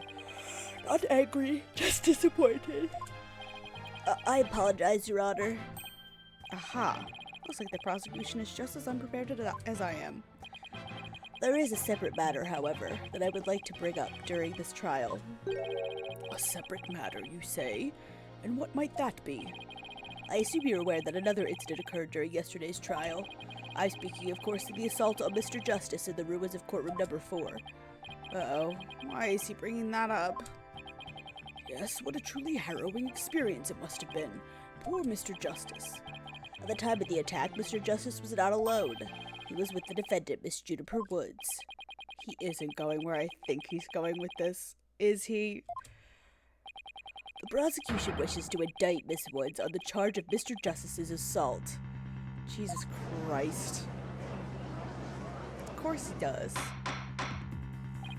Order in the court. Mr. Payne, listen, the indictment under deliberation here is the courtroom bombing. The assault of Mr. Justice has nothing to do with this trial. But I believe there is a connection between this case and Mr. Justice's assault. Please take a moment to consider these facts. Both events occurred in courtroom number 4. This is the location in courtroom number 4 where the unconscious Mr. Justice was discovered. As you can see, it's quite close to where Detective Arb's body was found. Okay. Unconscious stick figure on the ground. The question is, why did the culprit feel the need to maliciously attack Mr. Justice? Why indeed? What do you believe their motive to be, Mr. Payne? I believe Mr. Justice found something in that courtroom while Miss Woods was with him. Evidence that fingered her as the perpetrator of the bombing. You mean he found some incriminating evidence? Precisely. And so I surmise that the defendant picked up a piece of rubble and hit Mr. Justice on the back of the head in order to silence him. Objection! Junie would never do such a thing. She was devastated when we found Apollo hurt like that. Miss Sykes, please control your outbursts. Ahem. It is the prosecution's belief that by deliberating on Mr. Justice's assault, we will draw ever closer to the truth of the courtroom bombing itself. Very well. Miss Woods is hereby officially indicted on the charge of assaulting Mr. Justice. What? Why are you listening to... Why are you listening to Mr. Toupee over there? Phoenix. Although, considering our conversation yesterday, I think Apollo might have figured something out. Wonder what it was. He told me I'm going to look for evidence to clear your name, Juniper. Maybe the two incidents really are related after all. I would like to start by hearing from the defendant herself. Very well. Bailiff, please bring Miss Woods to the witness stand. Oh, my glasses are gross. And I don't have anything to clean them because my glasses cleaning cloth disappeared. I have a fear that my dog ate it. That is her MO. I'm sorry. I can't seem to stop. Miss Woods. Guess she's still really upset about Apollo. Miss Woods, you went to the ruins of courtroom number 4 with Mr. Justice, did you not? Yes, I did. Good, good. If you would then, please justify about what happened to the court. I can't keep yawning, sorry. During the trial yesterday, I was overcome by a fit of coughing. Apollo stayed with me, and we went to the courtroom ruins together. But then I was called back to this courtroom to give testimony. Apollo insisted on staying behind in courtroom number 4. I swear I didn't attack Apollo. Why would I ever hurt such a kind person? So, Mr. Justice stayed by your side while you were feeling unwell. What an admirable young man. I thought his loud voice was his only outstanding feature. His loud voice and his 20 different backstories. He may look like a little imp at times, but Apollo can be really nice too. I hope she didn't hurt her wrist backhanding that one out. Oh my god. One has to wonder, why did Mr. Justice stay behind in the ruins? I think Apollo might have figured something out. Something? What kind of something? Something to do with the courtroom bombing kind of something, I think. Oh, new evidence for the case, was it? That's a very big kind of something indeed. I believe so. He mentioned looking for some evidence when I was called away. Objection! Just as I thought, there is a connection between the two incidents. But the defendant has told a very big lie, Your Honor. What lie is that? When she learned Mr. Justice to be looking for evidence, she attacked him. She attacked him to give herself the chance to destroy that evidence. No, I never. Objection! Miss Woods repaid Mr. Justice's kindness with violence. We found the proof of her foul deed here in the courtroom ruins. What the fuck? What on earth?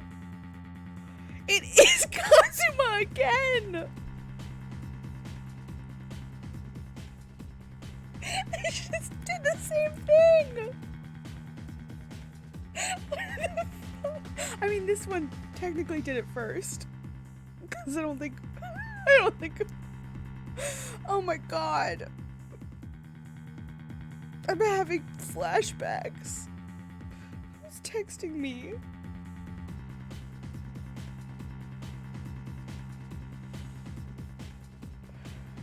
Anyway.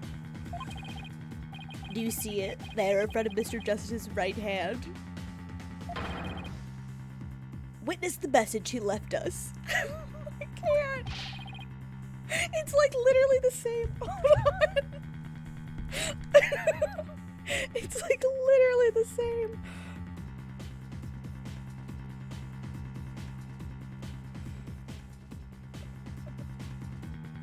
God, I'm dead. Images. It's literally the exact same position. I am screaming. It's exactly the same. Hold on. It's written in blood. I need the picture. Woods? Why isn't that? That's right, Your Honor. It says Woods in capital letters. What? I submit that Mr. Justice left us with the name of his attacker before he fainted. Here it is. Fucking picture. I can't. No, that can't be true. Why would Apollo write my name?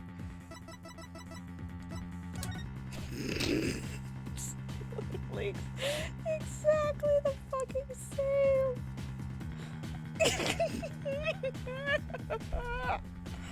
Did they ever? Maybe Apollo is supposed to be Cosmo's descendant? I don't think so.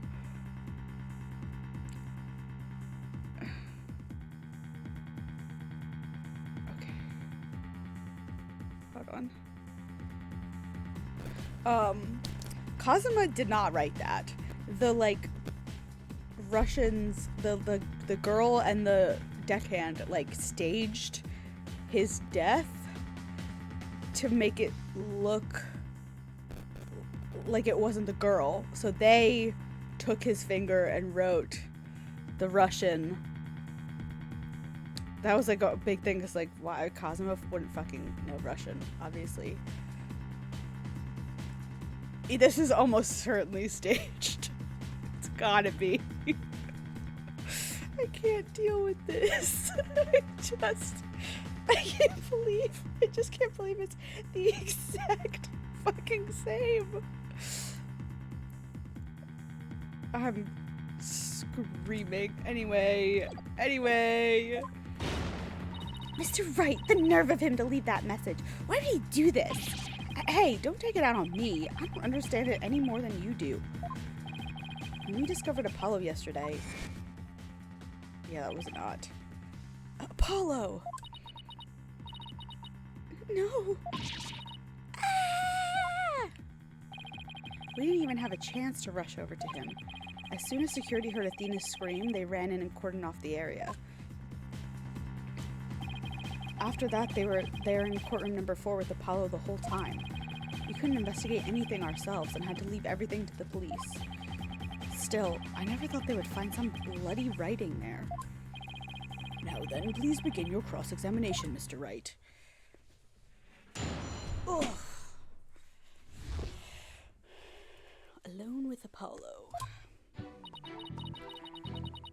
During the trial yesterday, I was overcome by a fit of coughing. I'm just gonna press everything. Do you always cough when you get nervous, Miss Woods? Yes. Same, girlfriend.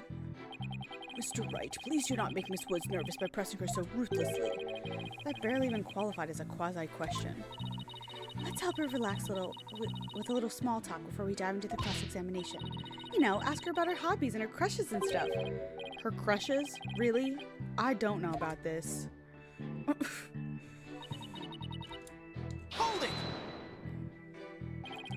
Why exactly did you go to the courtroom ruins? We went to look for my medicine to stop my coughing. Your medicine? Why would your medicine be in courtroom number 4? I dropped it in the heat of the moment. Bumrap Riney, he was keeping my medicine safe from me. He has a little compartment that I can put things in, you see. And Phony Fanty is the same type of pocket. That's where the bomb was inserted. I had put my medication for my coughing fits inside Bumrap Riney. When I told Apollo about it, he said he'd help me go look for him. There was so much rubble in there. I was worried, but there was no rubble or anything in front of the witness stand. So when we got inside, Apollo went straight there and started looking for my Riney in that area. It was so nice of him to do that for me, in spite of all his injuries. Apollo is just so strong and kind, just like the trees of the forest. Girlfriend's got a crush. The way she makes him sound, you'd think Apollo was some kind of ancient god. What? I guess. Oh, wait. So that's why you went to the ruins. I see. That seems to be quite an important fact. Please add it to your testimony.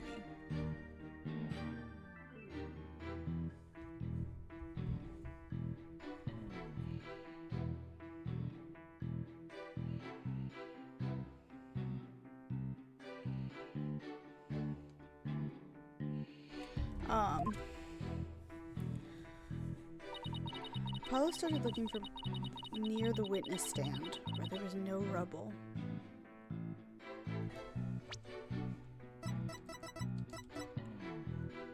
What do you call that in the picture? I don't know if this is correct. It was not correct. Nope. Okay. Yep. I get it. I fucked up. There's rubble in the picture. Anyway, Paul started looking. Hold it! Press it again. The area around the witness stand? Are you sure about that? I'm sorry. Did I say something wrong? No, of course not. I was just testing my hearing. Must not upset her. Must not upset her. Yes, I'm sure that's where we searched first. Let's call it back. Assistant is staying behind. Hold it!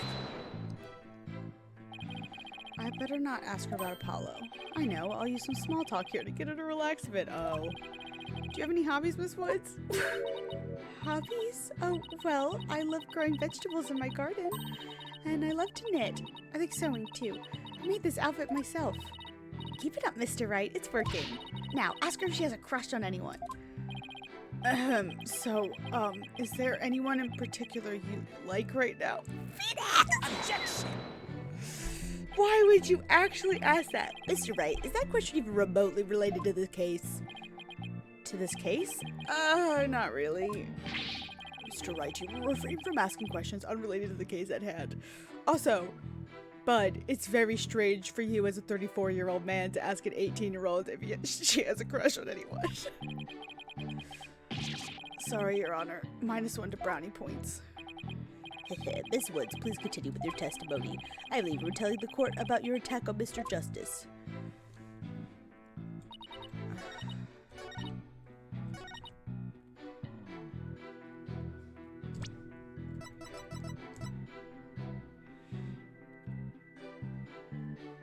Objection! Okay, this one.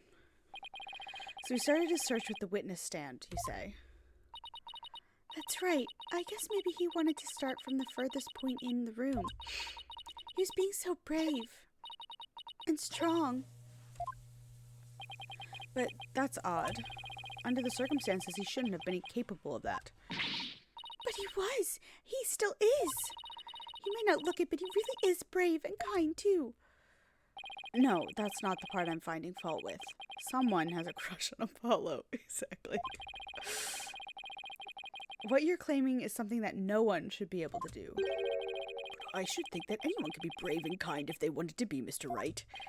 True, anyone can be brave and kind, but if you would please take a look at this diagram. With the courtroom in this state, how was it possible to walk up to the witness stand? Oh! I see your point. The rubble blocks off access to the area around the witness stand. Does such a tiny inconsistency even matter?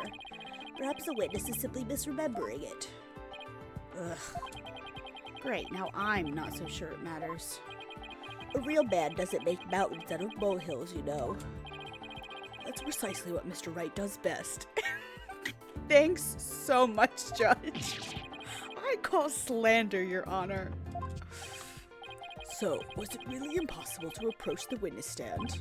I have to say it's a bit hard to tell with any accuracy just from this diagram. Mr. Payne, do you have any other photographs of the crime scene? Let me see, Your Honor.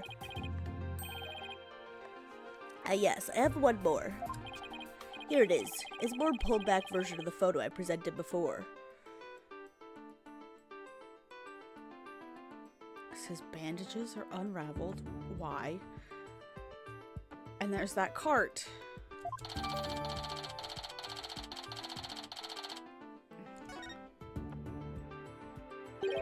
Huh? What's that hunk of metal on wheels? Mr. Payne, is the metallic object in the photo Mr. Toney's bomb transport case? That's right. Is there some problem? Oh yes, that transport case was there in courtroom number 4 when the bomb went off. It must have been there ever since. Oh, that's it! Miss Woods, have you remembered something? Yes, I just realized. Its position. It's different from before. Its position? The position of what? The position of that big metal thing. The bomb transport case? Yes, when Apollo and I went there, it was in a different place. Where the cases in that photo was open space, so it was easy to search the stand. I see. So where was the transport case when you and Mr. Justice saw it?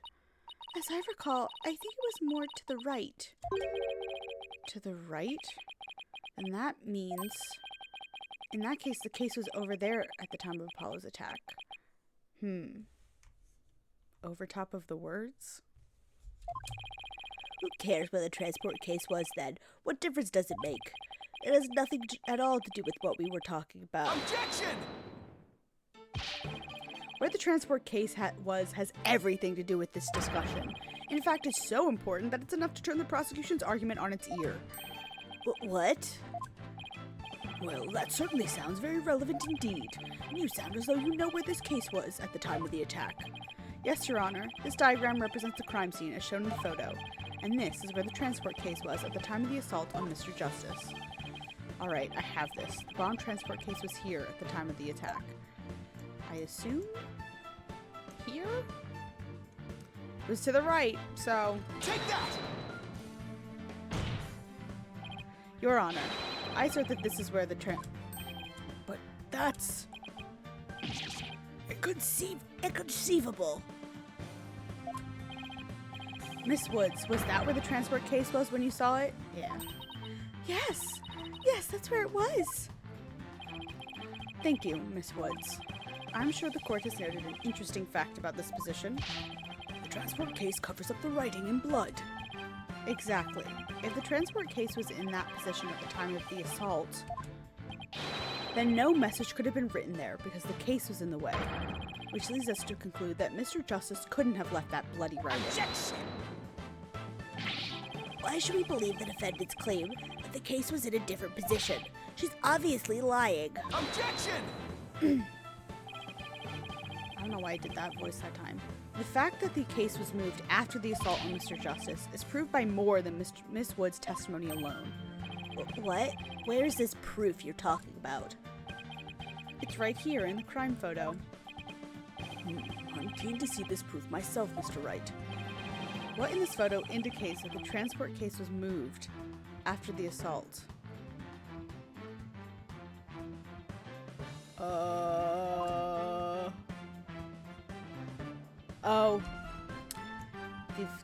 There's tracks. Oh, no. Take that! Please take a look at the mark that runs over Mr. Justice's bandages here. I see it, but what is it? This mark was made by one of the casters from the transport case carrying the bomb. As the case was moved, it ran over his bandages. In other words, the transport case was originally to the right of Mr. Justice. Then, after Mr. Justice was assaulted, the transport case was moved. What? Just as Miss Wood said, the case was covering the writing at the time of the assault. Therefore, it was impossible for Mr. Justice to have left that message in blood. No! You did it, boss! That was a real nail-biter, but you pulled it off. Yep, that should bring down the prosecution's claim like a house of cards. I don't know if you should be making references to cards, Phoenix, with your history with them. Order in the court. Mr. Wright, that was a very clever deduction. Aw, it was nothing, Your Honor. Nothing but pure genius. Take that. Boss, I'm sensing a definite smug and braggy vibe coming off of you. I have just one question, Mr. Wright. Yes, Your Honor. If Mr. Justice didn't leave the message in blood, then who did? Huh? What?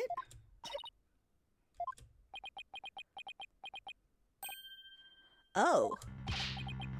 Well, whoever assaulted him, obviously. Looks like I should have taken that train of thought through to the last station. Well, I've heard a lot about this. So this is Mr. Wright's famous bluffing technique, is it? Oh, this feeling, it brings back memories of the old days. I don't like when his eyes are like this. They kind of look like...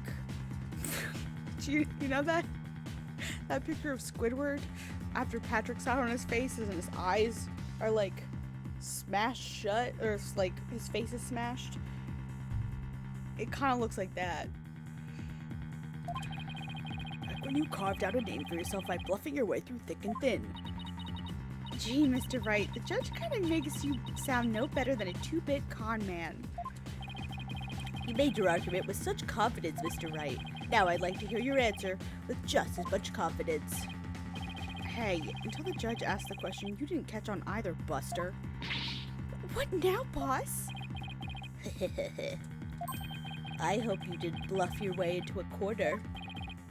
Think, Phoenix, think. There must be a way through this. I have to dig my way to the truth somehow. Who could have written that message in blood? Apollo. The culprit, Apollo, or someone else?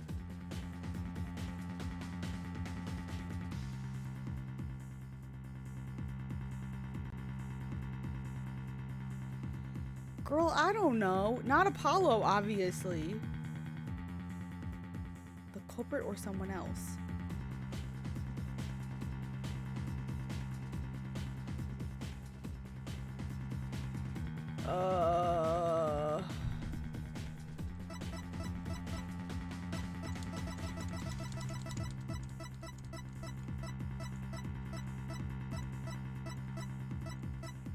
I feel like it would be the culprit, but not Miss Woods.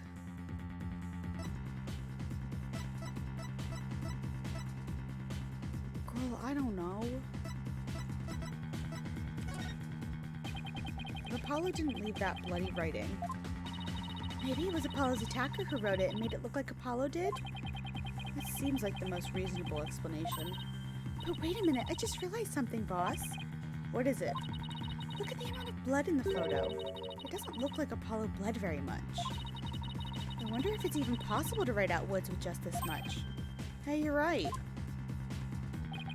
Good thing Apollo didn't lose that much blood. That might be a factor on why he survived the assault. And since there was so little blood, that pretty much rules out his attacker, right? I guess so, but if it wasn't his attacker, then who else could it have been? Okay, I guess it was someone else. If it wasn't Apollo, who could have left the bloody message? Oh, good lord. I mean, it's him. It's obviously him. It's not her. She's dead. It's not fucking Athena. I don't think it's gonna be Pain. This one lacks presence too. Take that! The only fucking person that it could be. This person left the bloody writing. And what do you base this claim on? Yeah, okay. Alright. Then who could it have fucking been?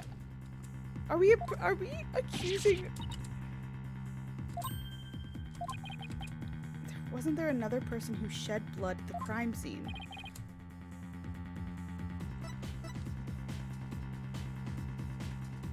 The victim? Take that! To be honest, I don't actually have any real proof of this. But I've come this far. There's no turning back now. Besides Apollo, there was one person who shed blood at the crime scene. Oh my god, having full-blown conversations. A person who shed blood? You don't mean... Oh, but I do. I believe it was Candace Arm who left behind this message in blood. What? Why? What? Detective Arm? Are you sure you know what you're doing here? Not really? Objection! What kind of ridiculous assertion is that? You had said the attacker left the message to throw people off. It might have made sense. At first glance, that would seem to be the most reasonable explanation. However, Apollo didn't shed enough blood to write such an extensive message. Uh-oh. I see. Even the photo makes it clear there wasn't enough blood to write all those letters. Mr. Justice did survive. I suppose he didn't bleed very extensively in that case. But why would Detective Arb write the defendant's name? There's no connection between the two whatsoever. And I didn't even know the lady who was killed. I admit the investigation didn't show up any connection between the victim and defendant. They had never even met each other. That's very true. Hold on. I have a thought.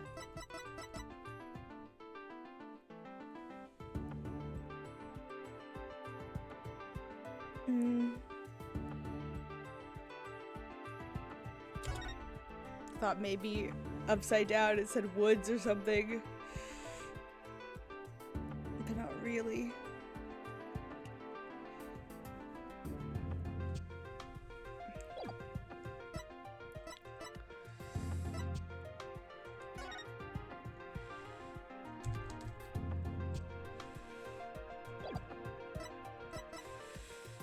It's my all-important badge, proof of my profession.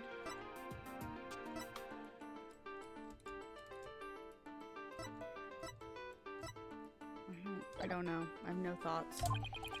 Well then, let's see. Then maybe the intended meaning of the message is not what it appears to be. The intended meaning? Not what it appears to be.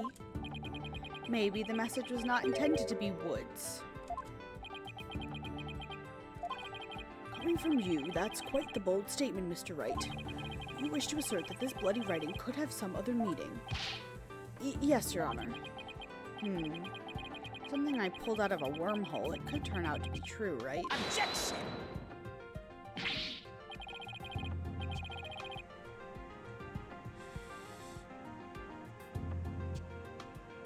Sadoom?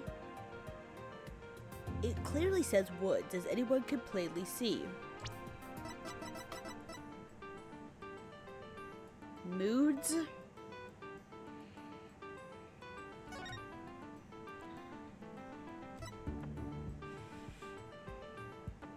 Oh, no, it continues.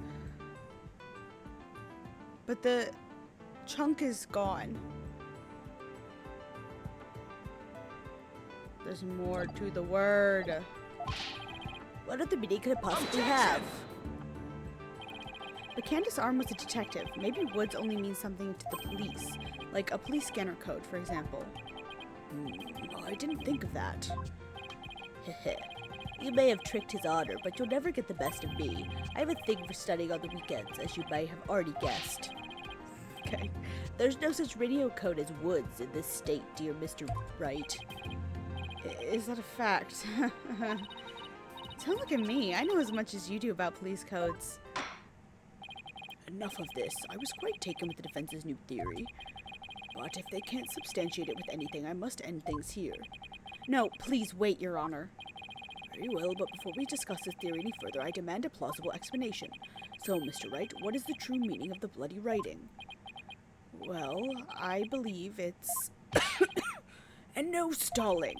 You can't come up with an answer quickly. I will declare this discussion officially over. I'm in trouble now. What other meaning could it have besides the obvious one? Maybe it means something in another language? Or maybe it's a code? Think, Phoenix. You can do this. Which piece of evidence will tell us what it really means? Yeah. Take that! What exactly is your point, Mr. Wright? I thought this evidence was supposed to tell me what woods really means. But doesn't it, Your Honor? Are you asking me or telling me? What do you mean?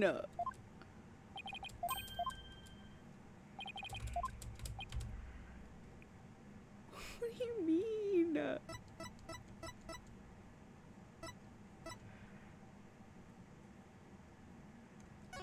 Like it continues. Is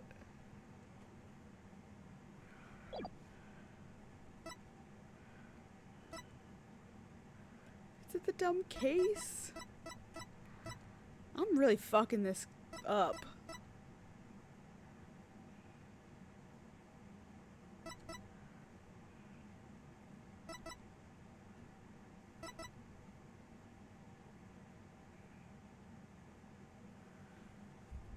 Googling it. I don't feel like getting this wrong.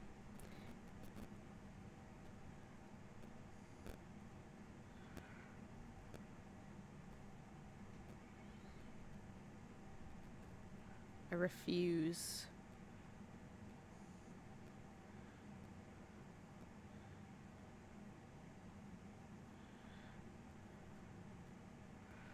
Present.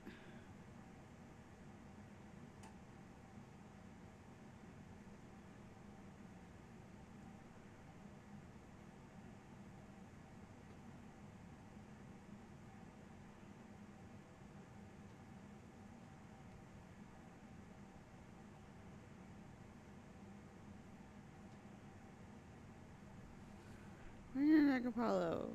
Name Woods. Present second statement. Apollo's assault photo.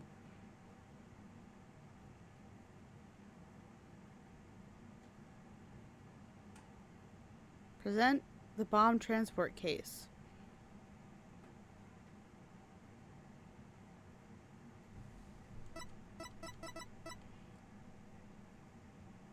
Take that! Okay. The bomb transport case? How did it up to here with your shenanigans, Mr. Wright? Take a look at the numbers on this case, Your Honor. L10015R. Does this string look vaguely familiar? That's what I was looking at. It doesn't look like Woods though. L100? What does that have to do with anything? What could those numbers possibly have to do with the case at hand?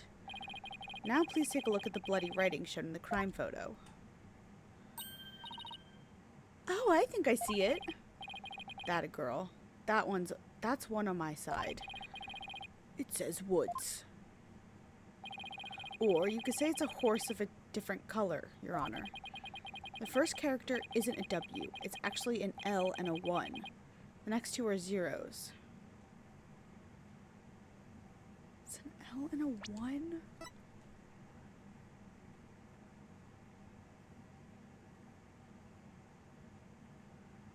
An upside down 1?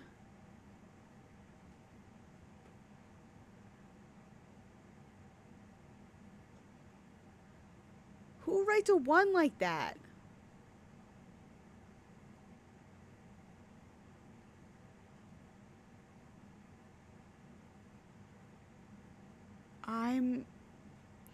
It's not Apollo. Oh my goodness. The true meaning behind the bloody writing isn't Mrs. Woods' name. Miss Woods' name. It's the number engraved on this bomb transport case. What are you talking about? The next part doesn't make any sense. The next number is a 1, but the bloody writing says D. Objection! But the number on the case and the bloody writing can be made to match up quite easily. This is how the number on the transport case can be made to match with the bloody writing. I'm not. Erase 2 lines.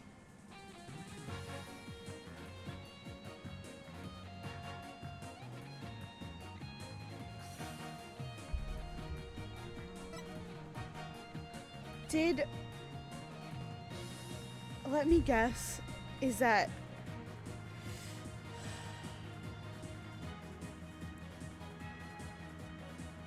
she wrote the number on the ground and then the guy, the bomb man assaulted Apollo and then used the little bit of Apollo's blood to add 2 lines to it.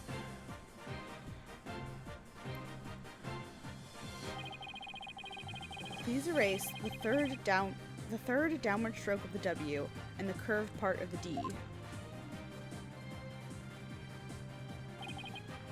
Well, would you look at that? Okay. Lewis. What? Lewis? L1001. No, Your Honor. It isn't meant to be read as a word. It's the number L10015, which, if you take away the final R, is the exact same number that's on the bomb transport case. Objection! Erase 2 lines and they match up, you say? Well, I could change anything into anything else by simply erasing 2 lines. What if we erase 2 lines from your name? Would you be as happy, Mr. Rye? Well, would you, Mr. Rye? Judge! The only right spelling is right. Okay, I'm doing pretty well here, and I think I've drawn the right conclusion. Detective Arm's real message to us is the bomb transport case number. Your Honor, the 2 lines were added by the real culprit to intentionally mislead people. What? The original message Detective Arm left behind was the transport case number, and whoever assaulted Apollo changed the message.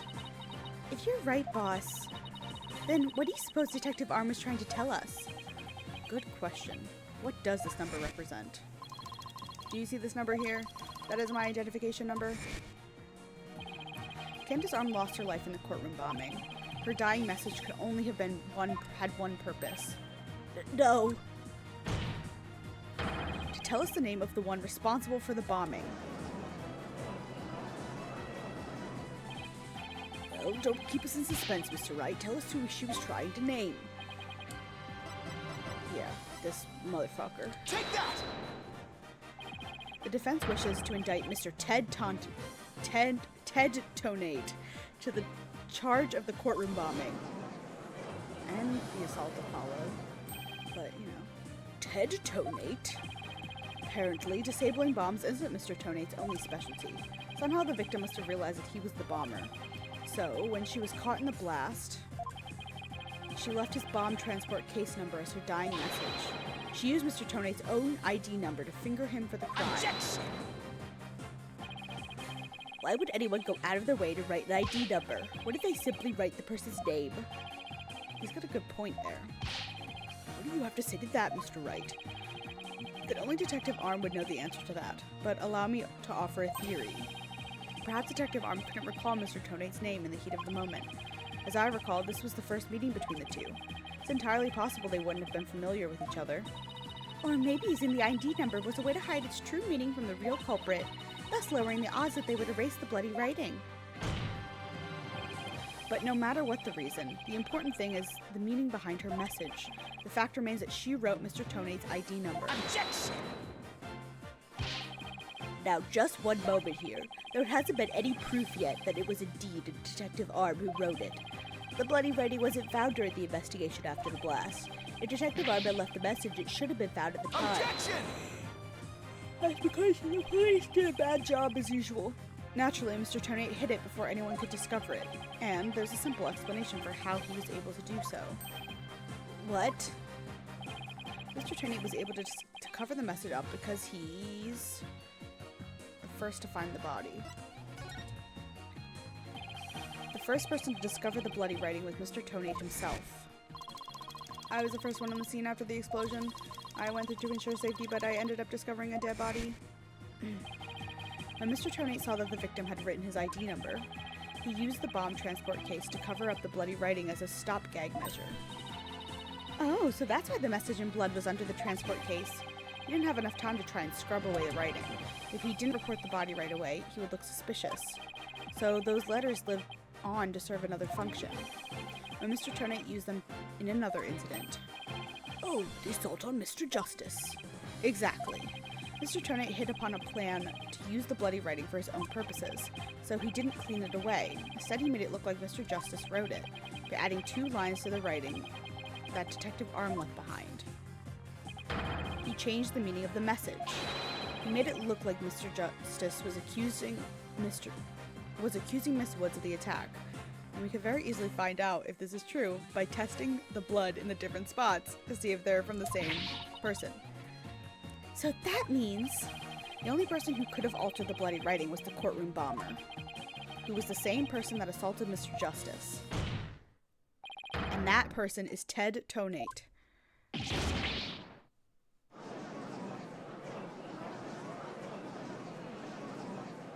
Her dress is so cute. Her whole outfit is so cute. Order in the court. Order, I say. Looks like we will have to hear from the bomb specialist himself. Mr. Payne, please have Mr. Tonate take the witness stand. Yes, Your Honor. That was great, Mr. Wright. Just doing what I do best, which is flying by the seat of my pants. Dismantling the case is yours. Do you think you can handle it? I look forward to seeing you try. I've finally drawn Mr. Tonate back into the witness stand. Looks like you'll get your wish. You'll get your wish, Goggle Man. Now watch me take your lies apart.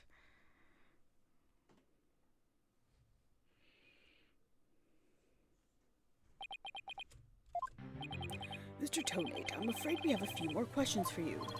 I understand the situation, Your Honor. I was keeping a close eye on the proceedings from the gallery. The allegations are all laughable. Objection! I wouldn't be laughing if I were you, Mr. Tonate. The message in blood matches your ID number. The same ID number that is there on the bomb transport case. Such a far-fetched theory, no better than a tangled ball of wires. I'll have them untangled for you in no time at all.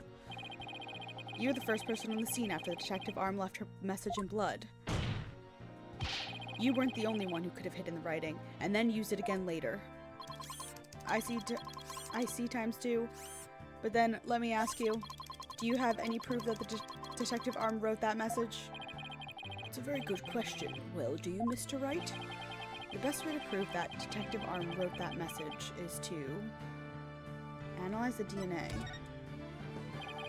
Your Honor, I request that a DNA test be performed on the blood itself. Once we know who it is, it will be obvious as to who wrote the message. Very well. Bailiff, please put in a request for a DNA test with the forensics team. Yes, Your Honor. It will be some time before we have the results of the analysis. Till then, let's hear more from the witness. I would like nothing more, Your Honor.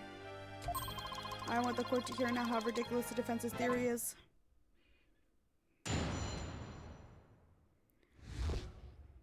After the explosion.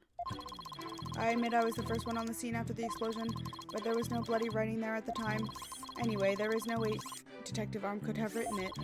She struck her head in the rubble and died near the courtroom entrance. She was too far away from where the bloody message was found.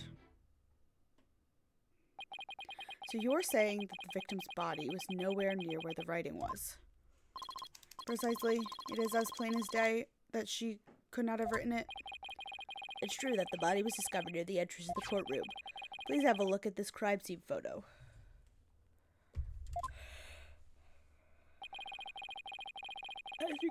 As you can see, there is blood in the rubble near the victim's body.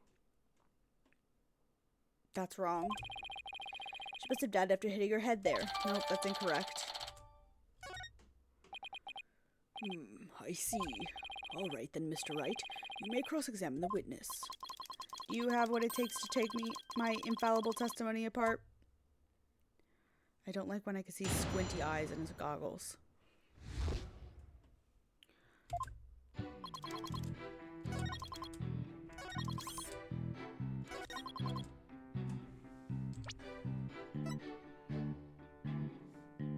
Objection!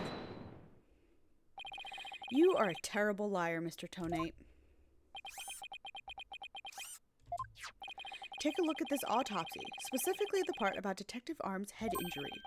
Cause of death, trauma to back of head, caused by impact with a flat object. Yes, what about it? Now take a good look at the bloody piece of rubble. It's sharp and pointed. Hey, you're right, boss. It is pointy. Just like your hair. That is odd, isn't it? What could be the meaning of this contradiction? I believe it means the victim did not hit her head on this piece of rubble. The bloodstain you see is just another fabrication. Its purpose is to mislead us into thinking the victim died near the courtroom entrance. Are you claiming the culprit moved the victim's body?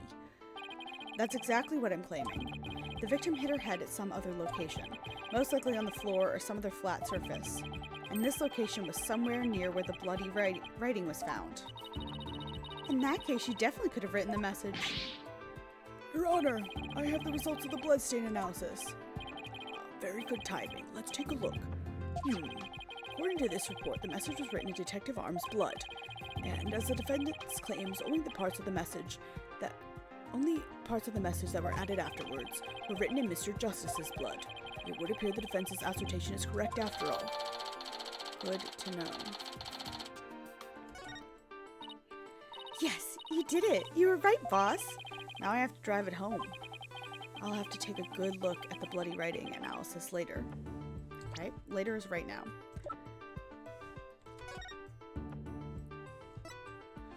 DNA analysis definitely proves the blood of the writing to be that of victim Candace Arm, age 27. However, the lines that were added later were found to be written in the blood of Paula Justice, age 23. Okay.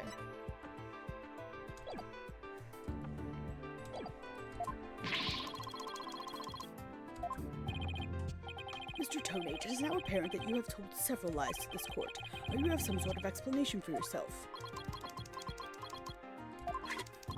Fine, I will confess. You will? But then why are you so calm?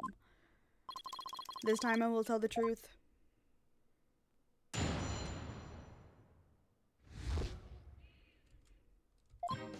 It is true that Detective Arm wrote my ID number. She very plainly wrote L10015R. I was shocked, but I did not detonate the bomb. Detective Arm must have mistaken me for the real bomber. Not wanting to be accused, I moved the body and covered the writing. My bad. Uh-huh. You're bad. I see. So it is your assertion that you merely moved the body, is that it? That is correct. I did not kill Detective Arm. Oh, well, if that's all you did, then... Wait a minute. That in and of itself is a criminal act. Glad to see you finally crossed the finish line, Your Honor. Very well, then. Your cross-examination, please, Mr. Wright.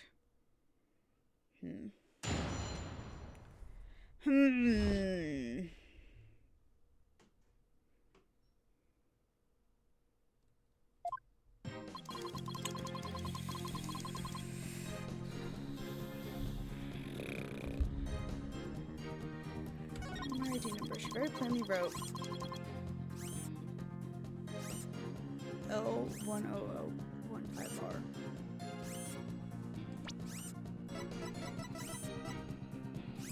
I mean, he didn't write R. The R was missing. Objection! I just want to make doubly sure that L10015R is really what you saw written in blood. Yes, it very clearly said that. I'm not saying it again. But that's odd, because that's not what I see. Objection! What on earth are you blabbing on about now? Wouldn't it be you who claimed the bloody writing was his ID number in the first place? Take a good look at the photo in the bloody writing analysis. Now tell me, does it really say L10015R? Something is missing, isn't it? And that something is the final R. What is the meaning of this, Mr. Tonate? Oh, right. Now I remember. There was no R on the end. It was just a slip of the finger. My bad. Come back, my beautiful contradiction. God. Phoenix. Mr. Wright, I'm not so sure it was just a simple slip of the finger. You have something for me, Athena? I sense he's extremely agitated, almost panicked. Yeah, he's fucking eating a bomb. He does look pretty flustered. Well, Mr. Wright, it appears it was nothing more than a mere mistake. I don't know. Did he really just make a typo? What about that R? Did Mr. Tennant really see it? He thought he saw an R. He actually saw it. No, I think he actually saw it because we can see it's like broken off. Maybe Mr. Tennant really did see the R. But there's no R anywhere in the bloody writing. What's going on here? Because it's right there at the end. Just like chunked off. Huh? Now that I take another good look at the photo, I think maybe... That's it! God, that face he's making. What is it now, Mr. Wright? Are you trying to imitate Apollo and his cords of steel? I've got it. So that's what happened. A slip of the finger. Is that really all it was? Because I don't think so. I propose that Mr. Tennant really did see the letter R. photo clearly shows that there is no R. No, Your Honor. Actually, just the opposite is true. The photo shows that Mr. Tonate actually could have seen the R. If you're going to make that claim, then you better be able to point out what you mean. What part? Yeah. This part right here. Please look here to the right of the 5. Do you see that little bit of red? Oh, I see it. Just on the edge of where the floor is broken up. That's the R that Mr. Tonate saw. Objection! It's true that the witness wears some very, very odd goggles, but that doesn't mean his eyesight is bad, nor his brain power. What part of that little smudge looks like an R to you? Objection! But what Mr. Tonate saw wasn't that little smudge. There was a whole incomplete R written there, before the floor was damaged by the explosion. Oh, well, that explains... Huh? Care to explain what you mean? Because you just proposed that everything happened in the exact opposite order. Yep, because that's the way it really went down. The timing of when the R was written turns everything about this case around. Now then, if the floor was damaged by the explosion when the message was written... If the floor was damaged by the explosion, when was the message written? Before the explosion. With the bloody message running off the edge of the damaged floor like that, we can only conclude that it was written before the explosion. But that's ridiculous. If that were true, it overturns your own premise. That's right, it does. In fact, it turns everything upside down. The victim was not killed by the explosion in the courtroom. She was killed before the explosion ever occurred.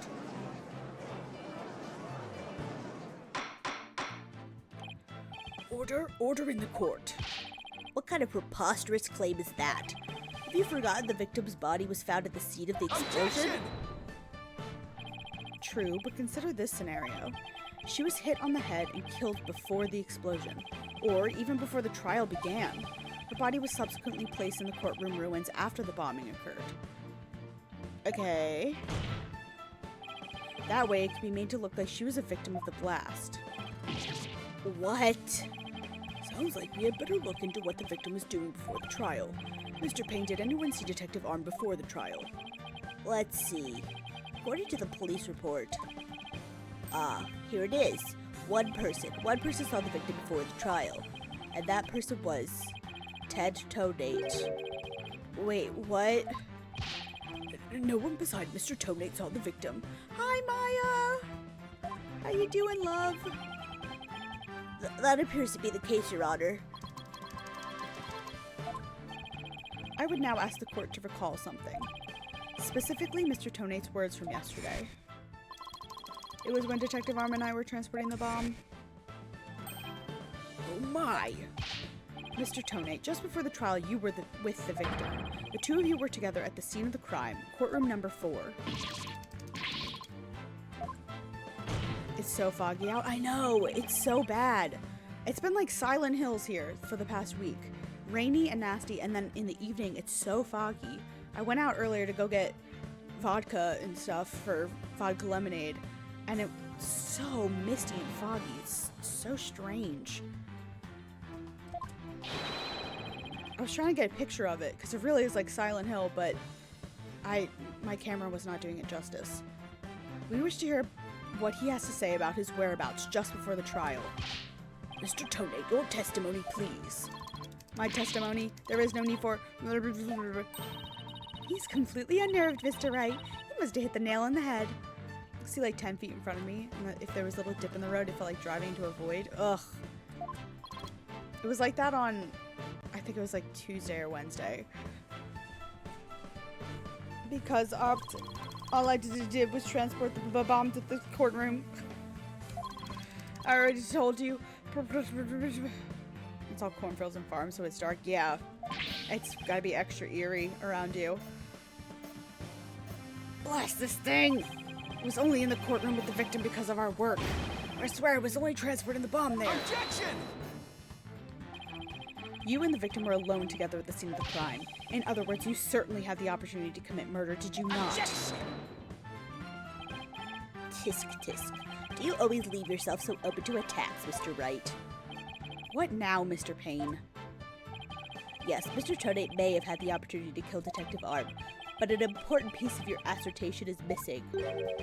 What important piece? The murder weapon. What do you claim was used to kill the victim? Mr. Payne has a point. Even if Mr. Toadate had the chance without a weapon, we can't accuse him of the crime. Oh, Mr. Toadate? Oh, yeah, that's right. I didn't have any sort of thing that could be used as a murder weapon on me. I couldn't possibly have killed Detective Arm. How about that bomb? Did you hit him over the head with the bomb? Did he really have nothing he could use as a murder weapon? What is it, Athena? Just looking over the victim's autopsy report, I'm hoping there's something here that can point us in the right direction. Well, it does say she died from trauma to the back of the head with a flat object. Yeah, and to inflict that specific kind of injury, all you need is a flat surface, right? A heavy, blunt object with a flat surface could definitely be our murder weapon. Well, Mr. Wright, can you indicate for the court what was used to kill Detective Arm? Yes, I believe I can. Believe being the key word here. You can? Then please do so now. What did Mr. Toadate have that could have been used as the murder weapon? The bomb! Take that! Mr. Toadate, you say you didn't have anything that could be used as a weapon. But, in fact, you had the perfect thing.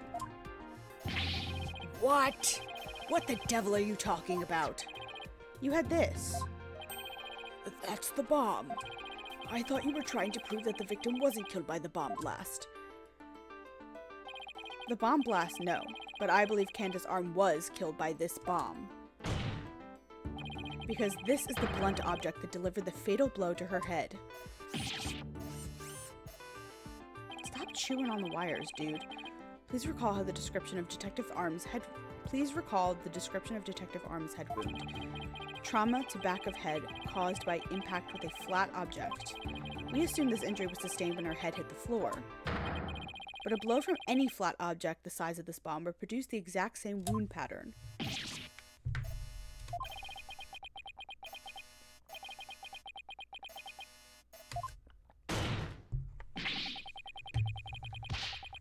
God. He's a freak. What's with him? Then show me some proof. Where's the evidence that I hit the victim with the bomb?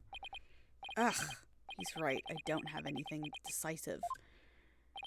Did you find any of the victim's blood on the bomb? That would be decisive proof. But too bad, the bomb is blown to bits. It's long gone. Boom. Game over. Yeah. Ugh. Mr. Wright, is there really nothing on the bomb in the photo? There's a crack in it. I don't see any blood or anything.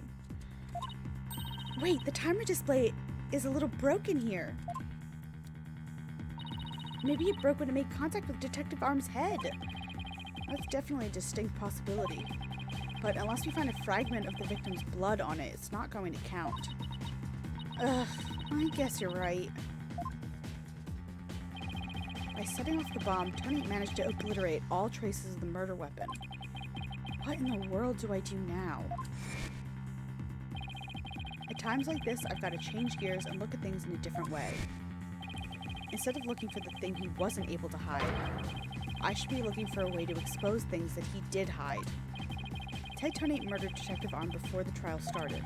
Then he placed her body in the courtroom after the bomb went off, which means there was something he needed to keep hidden until then. I think I have just the thing. Time to present the photo that shows exactly what Mr. Tonate had to hide. Girl, I don't know. Not the bomb. We're missing the switch. I mean, I think it's this. I think he hid her body in this, obviously. Nothing else makes sense. Take that! Oh, the music didn't stop. Oh no. It's not that. Okay, let's try again.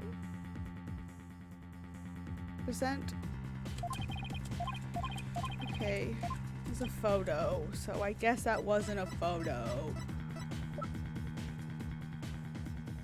I guess it, yeah. Take that! Your Honor, there's something we've all been overlooking. If the murder took place before the trial, then Mr. Tonate would have had to hide the body somewhere during the trial. Hey, you're right. If we can figure out where that hiding place was, exactly, we might be able to find some evidence we can pin him down with. So where could Mr. Tonate have hidden the body? Here we go. Take that! Wait, a box big enough for a body, a box that was in the courtroom the whole time, a box nobody would touch if they thought there was a bomb in it. Mr. Tonate, what is it? Do you finally have some decisive evidence to show me? No, you're the one who's going to show it to me. Come again? You heard me. Now show me what's inside that bomb transport case. What? Why? No, there's no need. I've got him now. Just before the trial, you killed the victim with a blunt object, and then you placed her body in the ruins of the courtroom after the bomb went off. Clearly, you were trying to make it look like she died in the explosion. But where was the body hidden during the trial? Oh, I hadn't thought of that. The answer is right here. Inside a box made of thick alloy plating that can withstand any impact. No, that's completely false. If it's false, you should have no objections to showing us your transport case. So, let's open it up and take a look inside, shall we?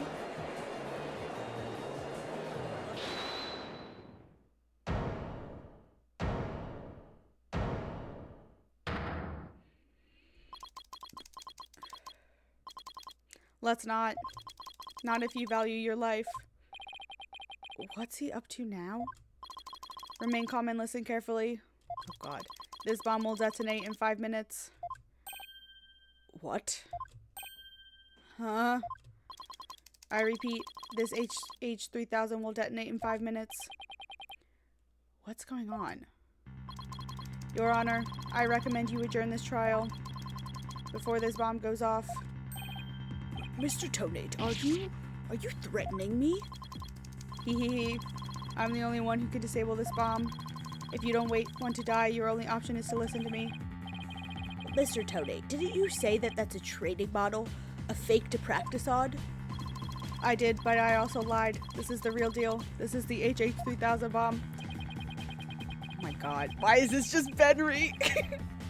But the HH3000 we used to blow up courtroom number 4, wasn't it? How do you know that it was the real HH3000 that blew up the courtroom number 4? Huh? The bomb that blew up the courtroom was a different one. One that I made. What? Then are we to take that as a confession on your part? Take it any way you would like. Just before the trial, I took the HH3000 out of the stuffed animal and put my own bomb into it. That was the bomb that exploded and destroyed courtroom number 4. Mr. Tonate, please be reasonable. Do you really expect us to believe a crazy story like that?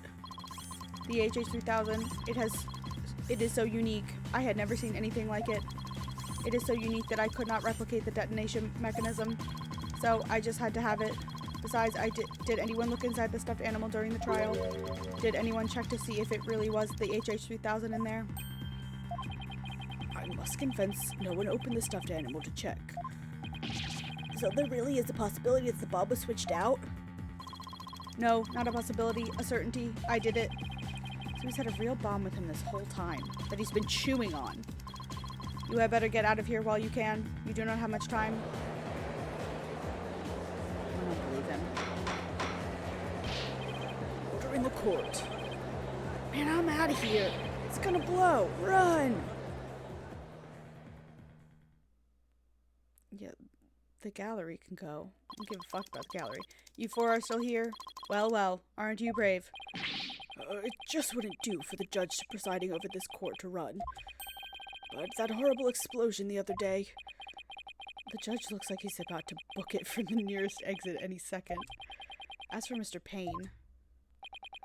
that is... Alright, see ya. And he's off. Mr. Wright, what do we do? Ugh. It'd be pretty pathetic to run now, wouldn't it? But the bomb might really go off. Only 3 more minutes, folks.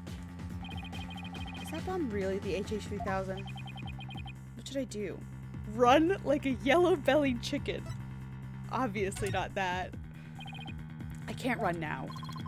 Well, it's been fun, but I will be going now. With my dear HH-3000, naturally. Oh, and by the way, I would advise against having me followed. Even with no remote switch, this bomb can still be triggered manually. If I think I'm being followed, I will detonate on the spot. Farewell. Hold it! You're not going anywhere, Ted Tonate. Oh? Your Honor, there's no reason to be afraid. That bomb is a fake. Are you sure, Mr. Wright? More of your famous bluffing, even at the risk of your own life. Mr. Wright, none of your bluffing now, not at a time like this. Lives are on the line here. I'm not bluffing, and I have proof. You do? We do? Yes, of course, Your Honor. It's right here in the photo of the bomb, clear as day. Proof that Mr. Tonate's bomb is not the— oh yeah, it doesn't have a correct screen. Not the real HH-3000. Really? Out with it then, immediately. Where's the proof? Yeah. Bow. Take that! Take that. The display for the timer on the bomb in the photo is broken. Most likely it broke when Mr. Tonate used the bomb to attack Detective Arm. But the display on the bomb in front of us is not broken. Oh, you're right. Therefore, this is not the real HH-3000. Mr. Tonate was clearly lying when he said he switched out the bomb in the stuffed animal. The real HH-3000 blew up in courtroom number 4. This bomb is nothing more than a model used for training purposes. Fear not, Your Honor. Why did I say it like that? Fear not, Your Honor. I will examine the inside of the bomb transport case myself. Yes, please do that, Mr. Wright. No, stop! Don't be full of blood. Yup. What is that? Is that a blood stain? Just like I expected. Your lies have all been blown to bits, Mr. Tonate. I'm confident DNA analysis on this bloodstain will confirm that it's Detective Arm's blood, and that those results will conclusively prove that you murdered Detective Arm. How about it, Mr. Tonate? Think you can dismantle this decisive evidence? You get him, Phoenix. Dismantle it? You're too late.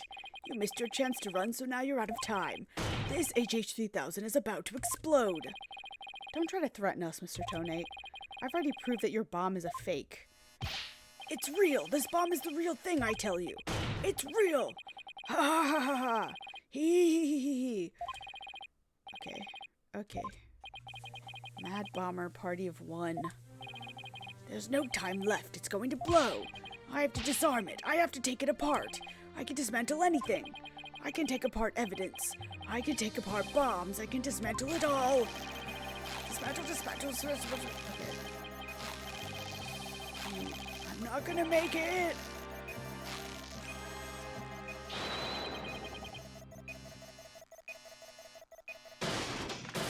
Oh, okay.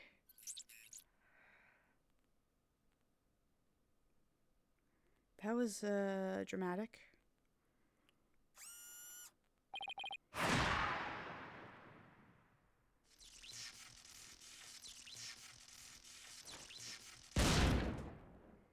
Oh!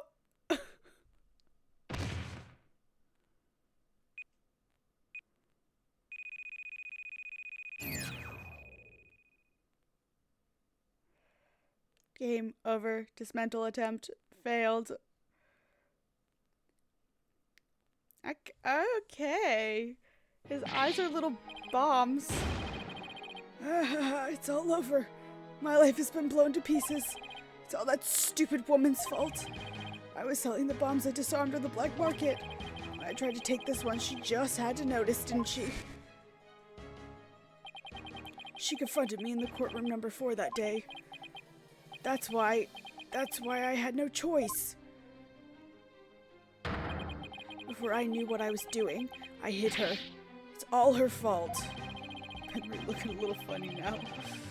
I was looking for a place to hide her body. She left a message in her own blood. Trial was about to start, so I didn't have time to clean it up. And now all this. I thought for sure I could disguise her death with an explosion. Then that stupid defense attorney started sticking his nose into my business. After my testimony yesterday, I went to courtroom number 4 and I found that kid all up in my bomb transport case. That's when I snuck up behind him and bam! When the idiot police arrested that little girl, I thought for sure I could pin it all on her. Why? Oh, why?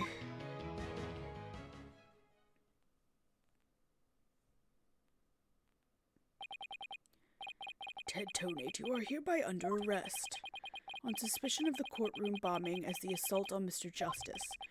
Your innocence or guilt will be determined at a later trial. Now then, I see that members of the public have returned to the gallery. One person, however, seems to still be running far, far away. Be that as it may, I will now announce Miss Juniper Woods' verdict. Not guilty.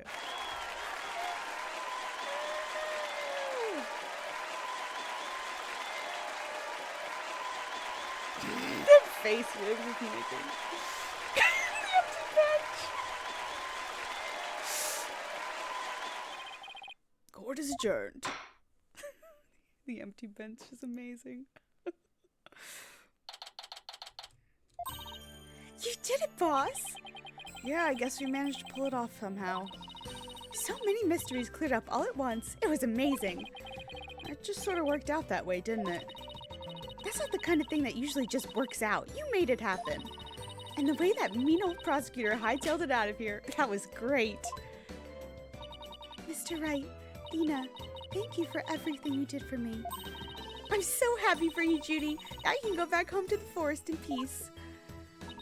I hope the both of you will come and visit me there sometime. That would be nice. Thank you for the invitation. I don't know, Mr. Wright. I'm not so sure you can make it all the way up to Junie's house. How high do you live again, Junie? Around 3,000 feet, I think. What? That's no forest, that's a mountain. But, you know, boss, there's something that still bothers me about the case. One little mystery we never got around to solving. Oh? Oh, that? Yeah, I was wondering about that too. Is this the unsolved mystery you were thinking of? Take that! The remote switch, right? Yeah, I wonder where it disappeared to. You know, Mr. Tonate just got rid of it somewhere. Yeah, it is a pretty big thing to leave unsolved, though. Well, let's leave it up to the police to find. For now, we should be celebrating our not guilty verdict. I guess you're right. Hey, I know. Junie, shall we go report the good news?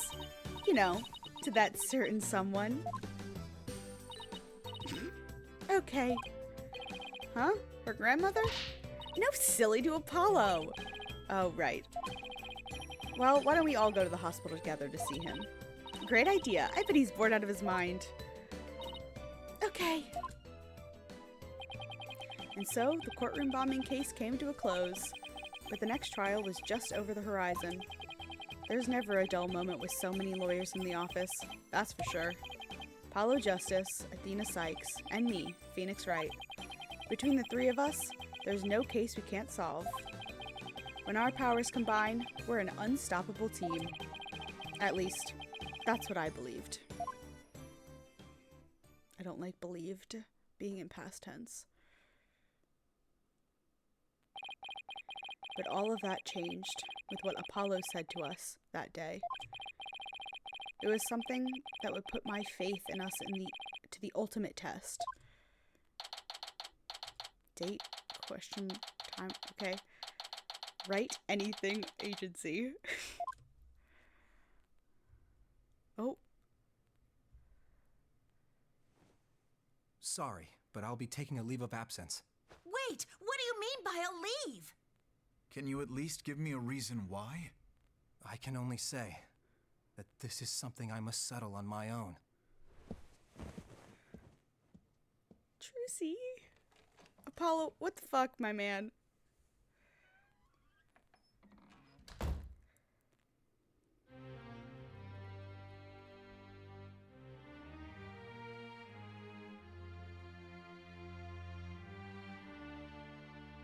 Oh, why, Apollo? Why are you shutting us out? This is supposed to be the Apollo Justice trilogy, and Apollo is leaving after the tutorial case. What happened to you, Apollo? Ever since you put that jacket on, you've changed. That jacket? Okay. And now, for whatever reason, all my mind keeps doing is returning to the day I first met you.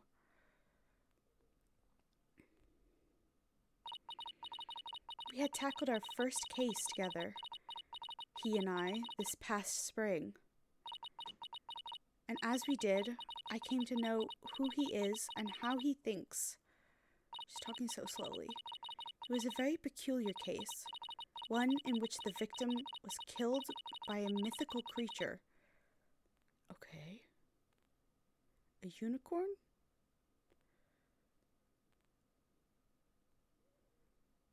And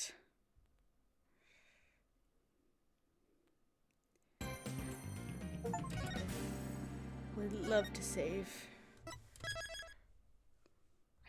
I guess I'll start the next case.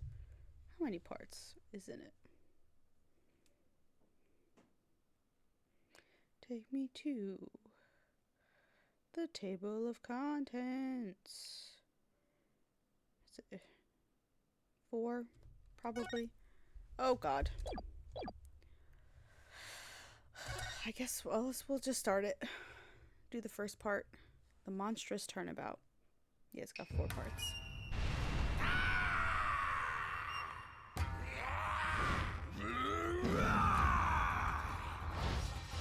We watching a show?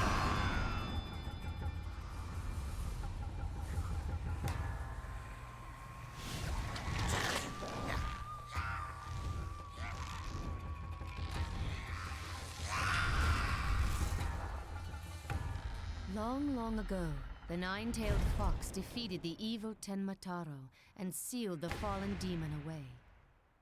To this day, it is said that he slumbers even still within the forbidden chamber.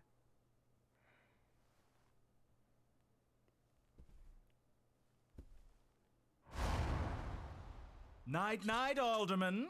Sweet dreams.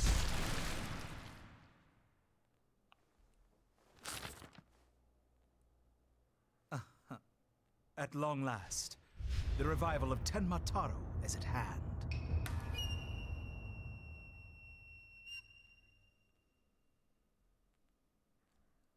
Okay. A few months prior to the courthouse bombing. Oh, the Right Anything Agency. I missed you. Oh, look, it's Zachary.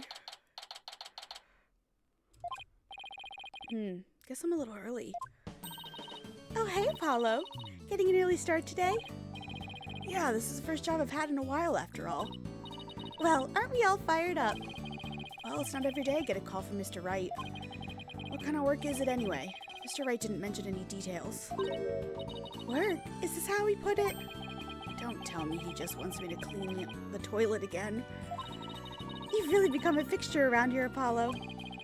Come to think of it, it's been almost a year since I was hired. A lot's happened since then. But I've settled in nicely despite a few bumps in the road.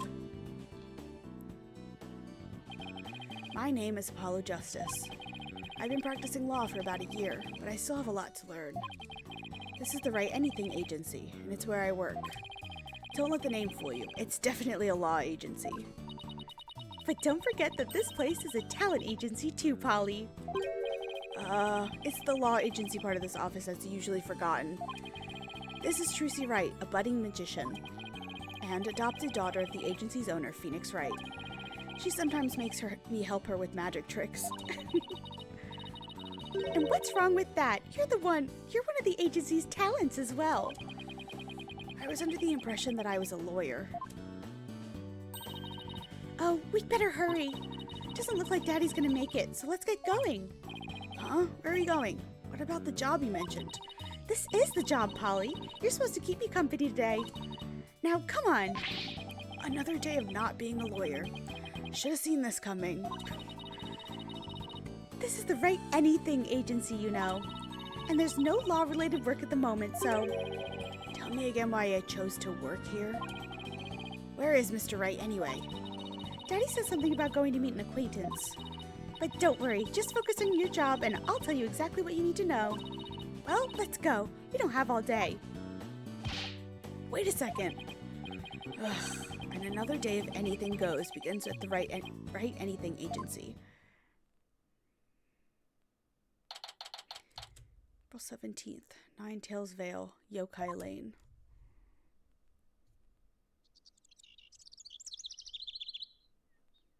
Cattail noodles. Whew. So what are we doing way up here in the mountains? This is Nine Tails Vale. Everyone's been talking about the yokai craze here. Yokai? Oh, you mean Japanese monsters? Guess that explains all these weird things. Speaking of which, wasn't Nine Tails Vale founded by Japanese immigrants? Yeah, they're holding a festival to boost tourism over at the Alderman's Manor. My friend who works there invited us. That's why we're here. In other words, I'm your chaperone because your dad was too busy. Daddy said that with those horns of yours, you'd make a great addition to their festival. I mean, you look just like a Japanese demon. Wasn't that so thoughtful of him, Polly? I could do without thoughtfulness like that. Oh, it's almost time. Come on, Polly. The festival grounds are this way. All right, I guess it's time to move to QB Manor Garden. Okay, you're gonna make me. Oh, we have new symbols. Nope, there we go.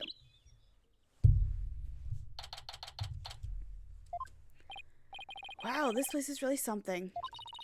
It definitely feels like a different world here. Trucy. Jinxie! And this is... my friend, Jinxie Tenma. She's the one who invited us. She just happens to be the maid here. 2 horns, a love of red. Are you a demon? No, I'm Apollo Justice. Nice to meet you. He is a demon. What the? Be gone, foul beast. You look great, Polly. Feels like some of that space on your forehead. Trucy. Ugh. What is this thing? It's a warding charm. Jinxie puts them on all the monsters she finds. But I'm not a monster. Maybe I should have told her you're a good demon. Or you could say that I'm... Or you could just say I'm human. The red demon, emissary of the underworld. I got up early to do my hair for this. Can I take this off now? So you can eat me? I'm not going to eat you.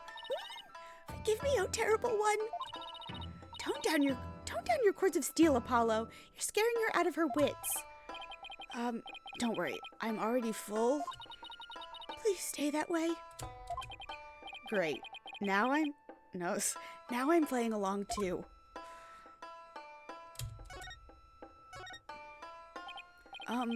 So I wanted to ask you about Nine Tails Vale.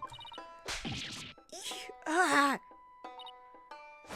Be gone, foul demon. Looks like you've been demonized, Polly, literally. Starting to wonder if I really am a demon myself. Please don't eat me. I have food if you're hungry. This isn't working.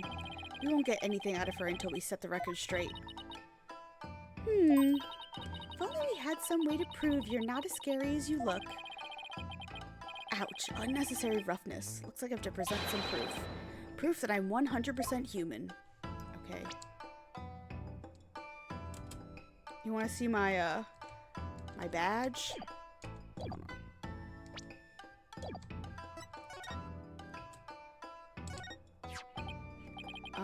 I wanted to show you this. What is that? It's my attorney's badge. You see, I'm not a demon, I'm a lawyer. Really? You're a lawyer? Whew, maybe now she'll stop calling me a demon. Does it protect you from Enmadayo's judgment? Who's Enmadayo? I've read somewhere that he's the demon lord who judges the dead for their sins. Uh-oh, I think now she thinks you're a demon lawyer from hell, Polly. Can I go back to being just a normal demon? Please, please don't boil me in a scalding cauldron. I'd prefer a Turkish bath if possible. A Turkish bath? Isn't that more sauna than bath? Don't worry, Jinxie. He's a good demon. He'll save you if you ever go astray. Please, Mr. Demon Lawyer, sir, have mercy on my soul.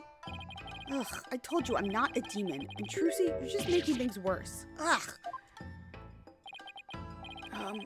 You just leave that Enmadayo to me. Isn't that great, Jinxie?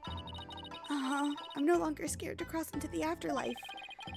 Will someone tell these two I'm human already? Now we can talk. So, Jinxie, I heard this village is the epicenter of the monster craze. Uh-huh. Barely anyone has even heard of it before, but now it's packed with tourists. Really? So the monster craze is the reason behind today's festivals? This is not good that I gave her, like, his voice. It was the alderman's idea, but I'd be careful if I were you. There are lots and lots of yokai prowling around Ninetails Vale. Prowling around? You mean like wild animals or something? Uh-huh. They're hungry, too. Man-eating monsters? And they're all over the place? Uh-huh. In fact, there was one at the manor yesterday. I heard the doorbell ring, but when I opened the door, nobody was there. It was the ding-dong demon. How else could you explain it? Well, when I was a kid, my friends used to play this prank called Ding-Dong Ditch. Well, that doesn't prove yokai aren't real. There's even one here at the manor. The demon Tenmataro. He's imprisoned in the Forbidden Chamber. Tenmataro? The Forbidden Chamber?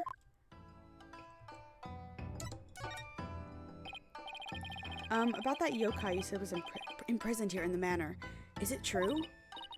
Uh-huh. He's a super evil demon named Tenmataro. Here, take a look at this scroll.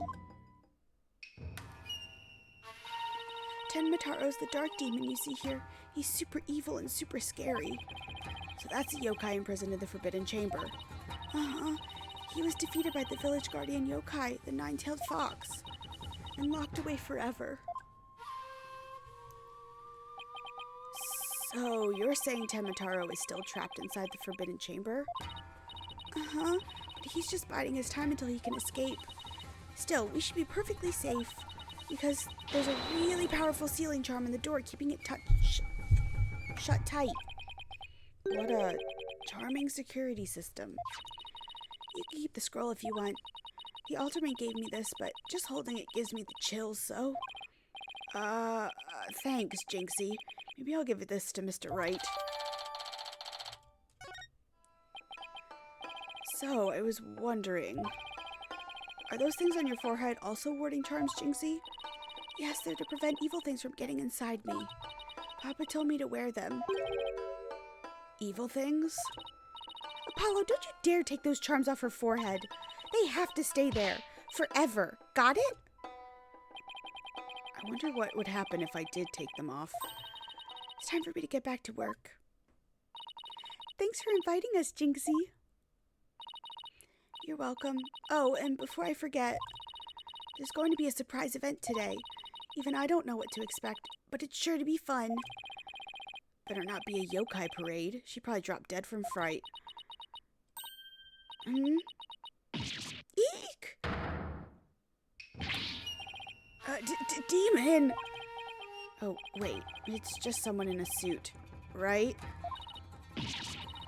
Tenmataro! Tenmataro? The demon from the Forbidden Chamber? Please don't hurt me! I guess she's Jinxie because she's very superstitious. Yeah, that makes sense. Be gone, be gone, be gone! Better watch out, little girl, or I'll snatch you away. Charm, charm, charm! Where's that die and go to heaven charm? Oh, she put it on her own forehead this time. She sure gives up quick. Huh? Why is everyone hiding their faces? Hey you mustn't stare at Tenmataro like that. Lower your eyes. He'll steal your soul if you're not careful. Huh? Steal my soul? Seriously? Your devilry stops here and now, Tenmataro. Now what? Look, Apollo! There's somebody up on the roof!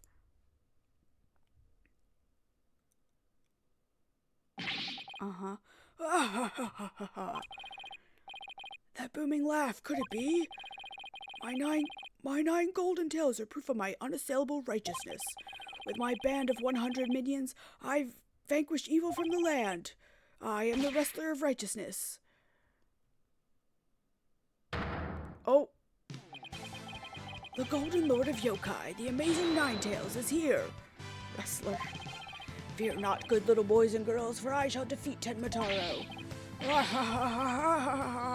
It's a furry. It's two furries. Hooray, hooray! It's the amazing Ninetales! Up to your no good tricks again, eh, Tenmataro? Well, not on my watch. There's nothing to fear now, my child. I have banished Tenmataro. You and your people can now live in peace. Thank you, Mr. Amazing Ninetales, sir. Now I must be off. Another match and another foe to vanquish. Oh, wait. It's furry. Trusie's so cute. I love her. What was all that about? Did that wrestler just chase off a yokai? Looked like he came out of the Alderman's manor. That was the amazing Ninetales. He's a pro wrestler from right here in Ninetales Vale, but no one knows his true identity. Jinxie sure seems chipper all of a sudden. What was all that about him banishing Tenmataro? That was a yokai exorcism. It's an annual ritual where Tenmataro is released to remind us of his wickedness. In the end, the Nine-Tailed Fox drives Tenmataro out and purifies our village. But the amazing Ninetales did the honors this year. So that was the big surprise, huh? The amazing Ninetales and Tenmataro, huh? Well, whatever floats your boat. Oh, would you look at the time? I better get back to work. Please excuse me. She's a strange one, all right. I think she's sweet in her own special way. Knowing Trucy, she probably has a lot of friends who are sweet in their own way. Well, we still have some time to kill. Might as well see the rest of Ninetales Vale while we're here. The fun never stops, does it?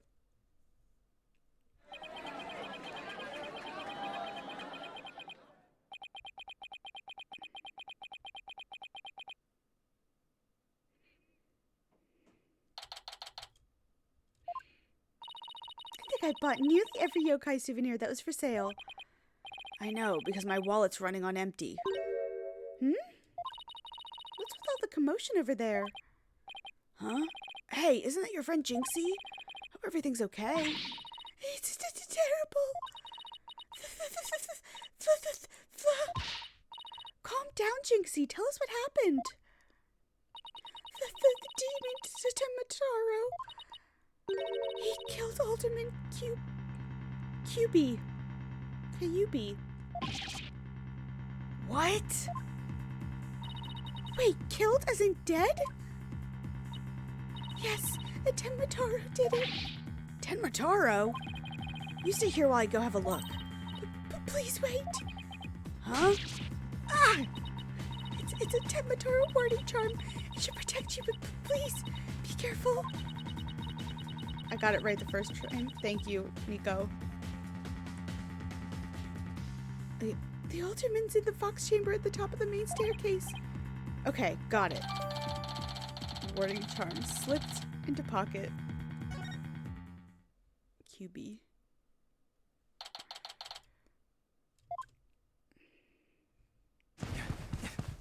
Oh.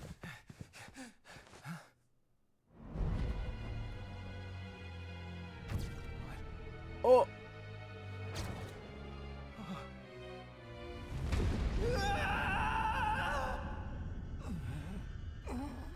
Huh?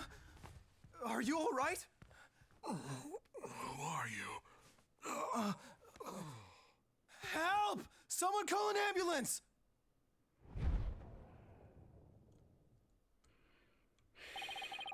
The police arrived soon after that, at which point I returned to the festival's grounds. He does not have a scratchy voice, but I can only do so many voices. Apparently, the man impaled by the spear was already dead. But there was one other person there, and he was immediately rushed to the hospital. Yeah, somebody survived, thank God. Thank goodness the other man's going to be fine. Sounds like he'd only been unconscious. You think Jinxie's going to be okay? This is 2 cases in a row where they have shown us the murderer at the beginning, which is interesting. They don't... I know they do that sometimes, but it's usually like the first case. I'm sure she'll be back to her old self in no time. If this was any other game, at this point, I would be scared that Phoenix was about to be murdered. We would have to solve his death and then go on valiantly without him. I should be back to her old self. I mean, this is a flashback, but still. At least she's calm enough for the police to question her for now. Oh, that was Apollo. At least she's calm for the police to blah, blah, blah, blah, blah. And I'd sure love to know what crazy animal left those feathers and tracks. Oh, look, here comes Jinxie. Hi, Trucy. Hi, Mr. Demon Lawyer. That's Edgeworth. Get it right. There's only one demon. I guess he's the demon prosecutor, but still. That's Edgeworth. Hey, feeling any better? I was wondering if you're up to filling us in on what happened. Let's chat. So, the man with the spear in his chest was already dead. It was Alderman QB. When I found him, he was already... So the victim was the village alderman. And the one who was found alive, who was he? Damien Tenma. He's the mayor of the neighboring city, Tenma Town. They arrested him. So, he's the killer? Ah! No, Papa didn't kill anyone! Papa? As in your father? That's right. Jinxie's dad is mayor of Tenma Town. No way!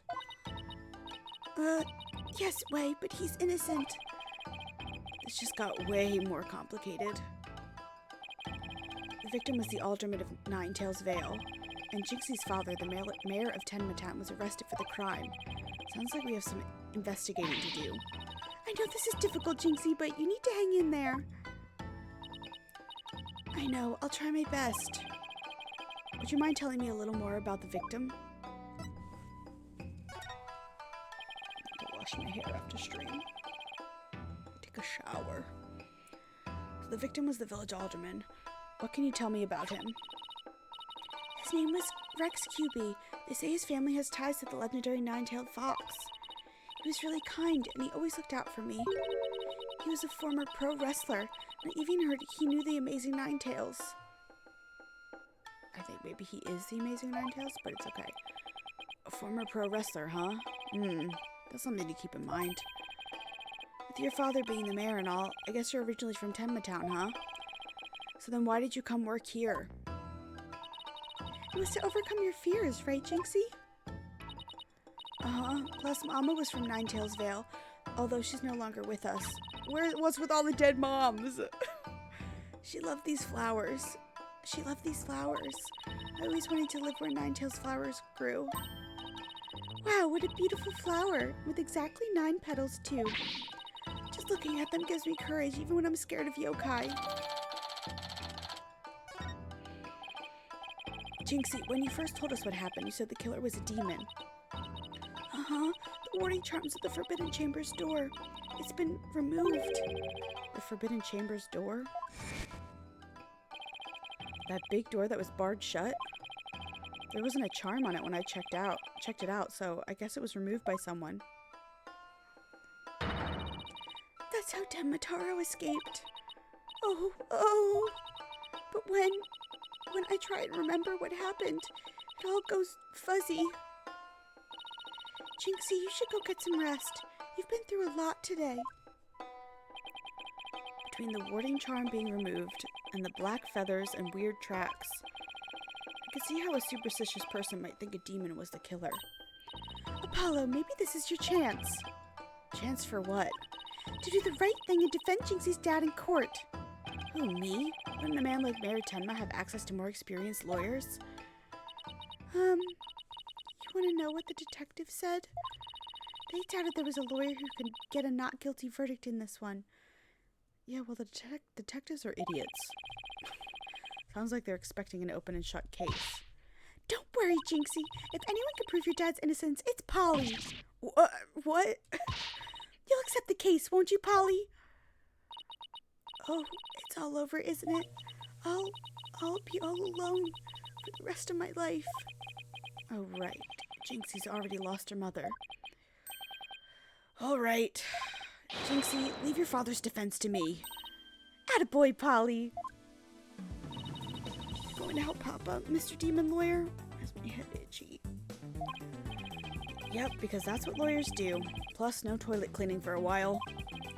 I'll do whatever it takes to make sure your father walks away a free man. Thank you, Mr. Demon Lawyer.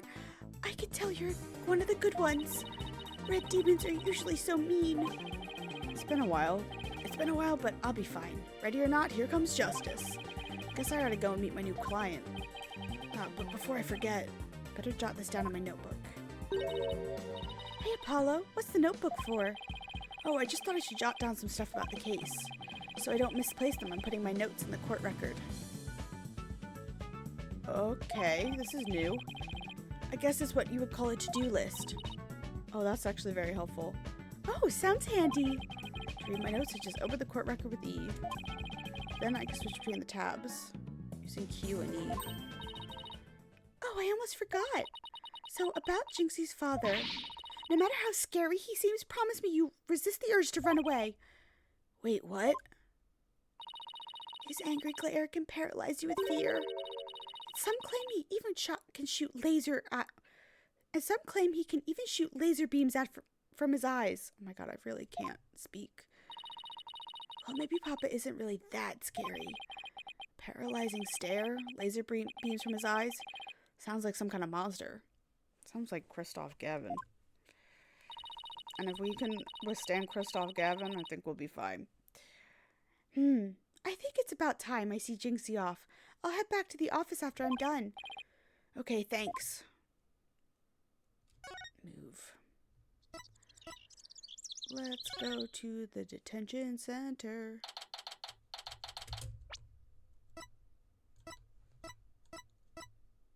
Okay. Visiting hours. Perfect timing. Hope he's not as scary as he sounds. Okay, he's a little scary. Who are you? Yikes. So you're Damien Tenma, right? I'm Apollo Justice, attorney at law. I'm here to help. Huh? Let me out of here. Sorry, I get a little loud sometimes. How incredibly rude. Sorry, did I do something to offend you? A visitor when all others shun me like a common criminal. And here I am with nothing to offer. I am the epitome of rudeness. Wait, so he wasn't mad at me? Unworthy as I am, I, Damien Tenma, shall breach these walls. So that I may treat my benefactor to some tea and maybe some cookies too. No, wait, we can do tea and cookies after we prove your innocence. How about you start by telling me what happened? I see. So tea and cookies can wait, can they? Whew, that was a close one. We don't need jailbreak added to the list of charges. Seems like a good guy, but with a face like that, I can see why he's misunderstood. Mayor Tenma, do you mind if I ask why you were arrested? Whoa. Sorry, I guess some things are better left unsaid. Bah.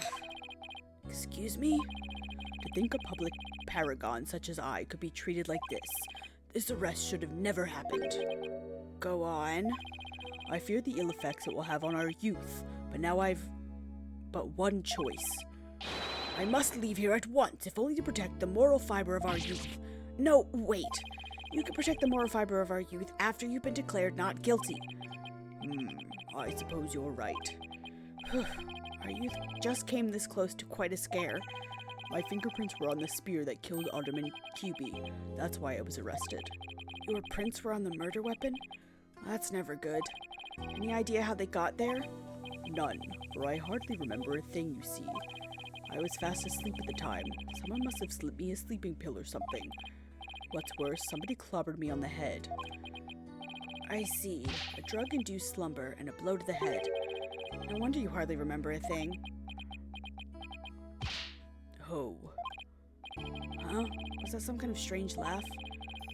Well, I think we can safely assume your prints were planted while you were unconscious. What did the police have on you as far as a motive is concerned? Truth be told, there's been a bit of trouble between the alderman and I as of late. Oh, was it personal in nature? Nothing like that. It's a long story. But suffice to say, I've been pushing to merge Ninetail Vale with Tenmatown. Surrender Ninetail Vale to Tenmatown now! Yikes! That's what I told him. I'd like to tell you to stop shouting like that, but I'm too scared. So, what's the motive the police have established for the alderman's murder?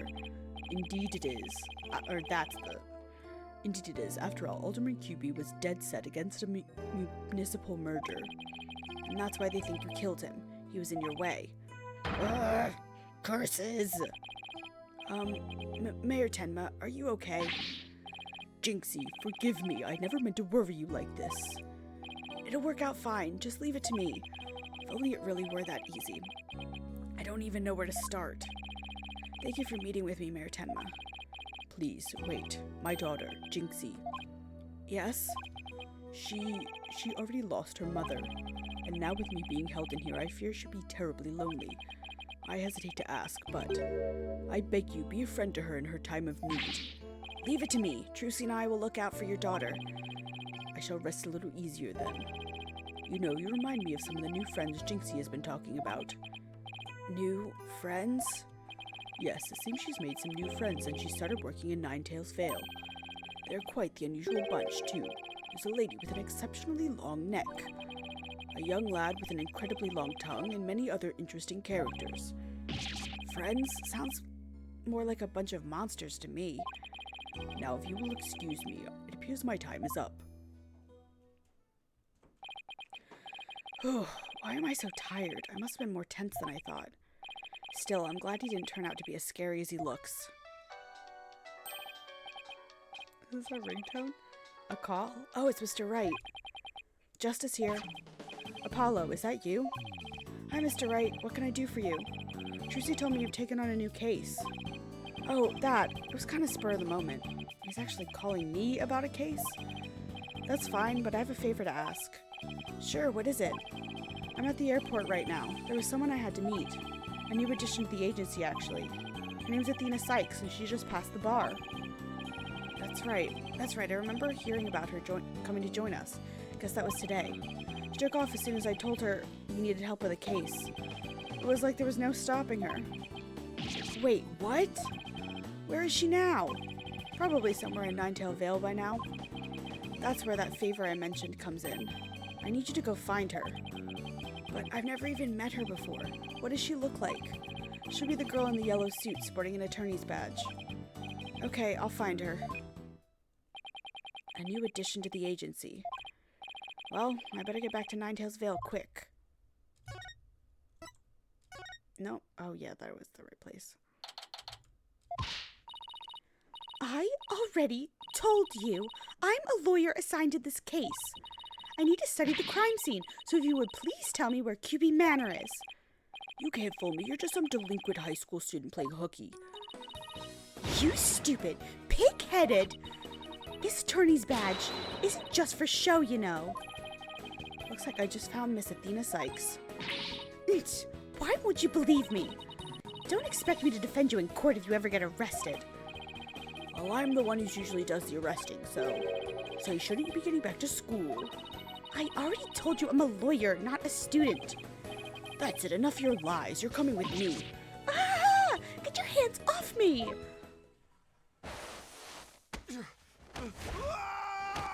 Honey!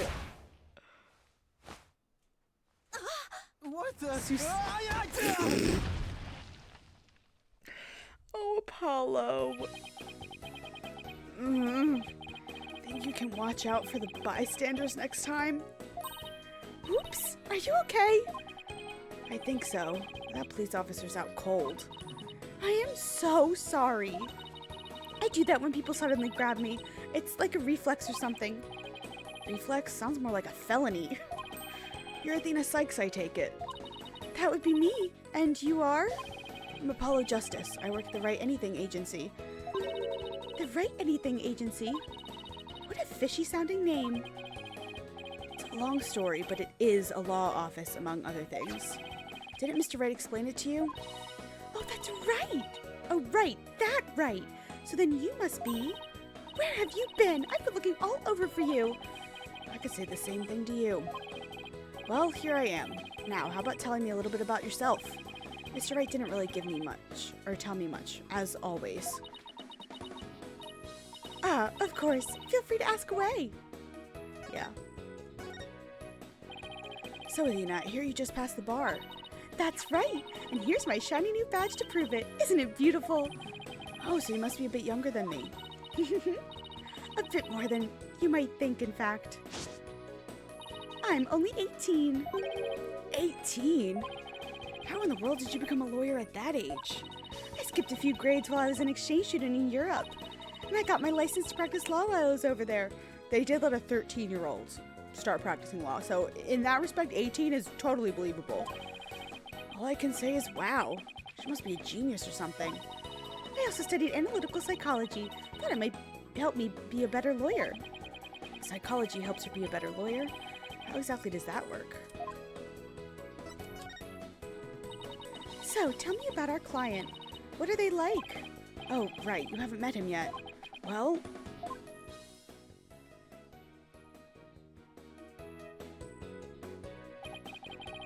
And that about sums it up. He's more worried about his daughter than himself. What a wonderful father. Wait, are you crying? I'm not crying. There was something in my eye. They're called tears. Moving right along, let's get down to business. To defeat the Huns. Helping our client is priority number 1. So, Athena, you mentioned studying psychology. That's right. I've always wanted to bring analytical psychology into the courtroom. The power of psychology will bring a breath of fresh air to the legal system. Oh, really? So how do you plan on using it to defend our client? Well, for example, I could try to listen in on a witness's inner voice. And then analyze their psychological state with the help of my trusty partner, Widget. Widget? This device around my neck here. Say hi, Widget. Hi, Widget. It talks? Whoa, you need a volume knob. Anyway, the little guy will sometimes say what I'm feeling. Awkward. Don't worry, you'll get used to it.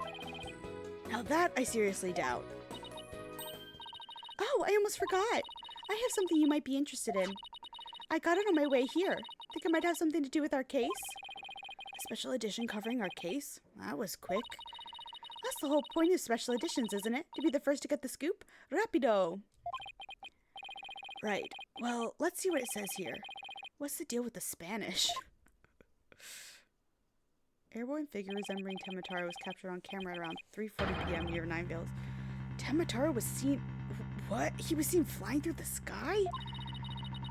Yeah, someone happened to snap that photo near Ninetails Vale. The article goes on to say that it might be connected to our case. Apparently that photo was shot right after the murder occurred. Well, there were black feathers and strange tracks at the crime scene. I'm not surprised the locals think a yokai was involved. Wait a second. Yokai as in one of those Japanese monsters? My god, you don't actually think it was a supernatural murder, do you? She's speaking German and Spanish at the same time. No, of course not. Now German? Why not plain old English? Andante, Apollo. Let's get cracking on the crime scene already. Okay.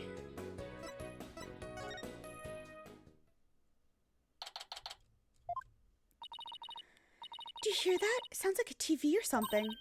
Oh, look! There's a TV in that little room in the corner. In other news, the mysterious masked wrestler, the Amazing Ninetails, has been confirmed missing according to sources close to the wrestler. Cause it's him. Cause it's our dead man, obviously. It appears he disappeared sometime after the special event held in Ninetail's Vale today. He also failed to appear at a match today where he was scheduled to defend his title. Local villagers say his disappearance may be connected with Tenmataro's recent escape. So that wrestler's gone missing. Hey, you two, you don't belong in here. Don't worry, there's nothing suspicious. What about them horns there of yours? You look mighty suspicious if you ask me. Horns? That's my hair. Anyway, we're lawyers and we're here to... Ah! You're them lawyers come to defend Mayor Tenma, ain't ya? Should've reckoned. What with that expensive-looking bracelet you got there? The name's Phineas Filch. I'm the caretaker here. Pleased to meet you. Same here. Wow, talk about a quick change of heart. So tell me, demon lawyer. Bet you use them demonic horns of yours to scare the bejeebas out of witnesses, huh? Come here, you little horn demon, you. Ouch! These horns, my hair isn't meant to threaten anyone. They ain't. Seems like a mighty big waste of perfectly good horns if you ask me. Then again, ain't none of my business, so... That was fast. I guess he's done with me. He took my bracelet! It's on his wrist! Well, I guess get back to work. Hold it! Halt! Stop right there! Huh? Me? Apollo, your bracelet's gone. Ah! Don't you worry, Mr. Lawyer, sir. I'll check the lost and found later. Somehow I don't think that'll be necessary. Just check your wrist right now. Ah! The cat's out of the bag. It was barely in the bag in the first place. That was a pretty pathetic attempt. Sorry. I'm so sorry. Just couldn't control myself. Please forgive me. I'm begging you. Oh. Sheesh, I almost feel sorry for him now. What should we do about him, Apollo? Well, I got my bracelet back and he seems sorry enough, so... I knew you understand, Mr. Lawyer, sir. You obviously got a big heart. As big as a lot of cash in your wallet, I hope. You leave my wallet out of this. Oh. Hey, did you just finish apologizing for stealing from us? Run away, head for the hills. Get back here, you! Talk about a quick escape. Looks like he dropped a few things. Looks like a pair of diagrams. This one's at the crime scene, and here's one of the foyer. He left his shoes behind, too. The guy's the living definition of a bumbling thief. Let's hang on to his shoes. We can give them back next time we see him. As for the diagrams, I say we keep them. They look like something the police might draw. Wonder where the caretaker got them.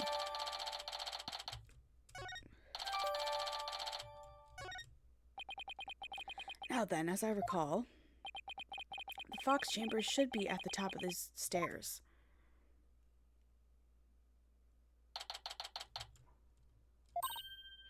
Whoa! Where'd all these black feathers and weird tracks come from? The popular opinion seems to be that they're from Tenmataro. You mean the great evil has returned? Even if he did, I'd be laughed out of the courthouse trying to indict him. Hey, who are you? What are you doing here? This is a crime scene. Oh, who the fuck are you? And who are you? Are you with the police? I asked first, who are you and what are you doing here? On second thought, I'm placing you under arrest for disturbing a crime scene. Under arrest? But... Save it for the boys back at HQ. Now come quietly or else. I don't want to be late for lunch. Please wait. We're Mayor Tenma's lawyers. Well, why didn't you say so? So you're the lawyers I heard about. Ha ha ha. I almost took you two in. You two sure were suspicious, though. I don't know how many more times I could be called suspicious in one day. I could take being called suspicious in one day.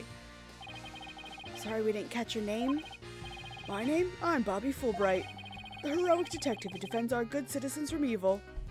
Oh my god, me too, Carly. I really, This looks like it's his hair. I was so confused. I'm glad I was not the only one who made that mistake. The champion of justice who comes running whenever you're in need. And my catchphrase? It's in justice we trust. Hey. Oh boy. This guy's a story and a half. So, what can I do for you?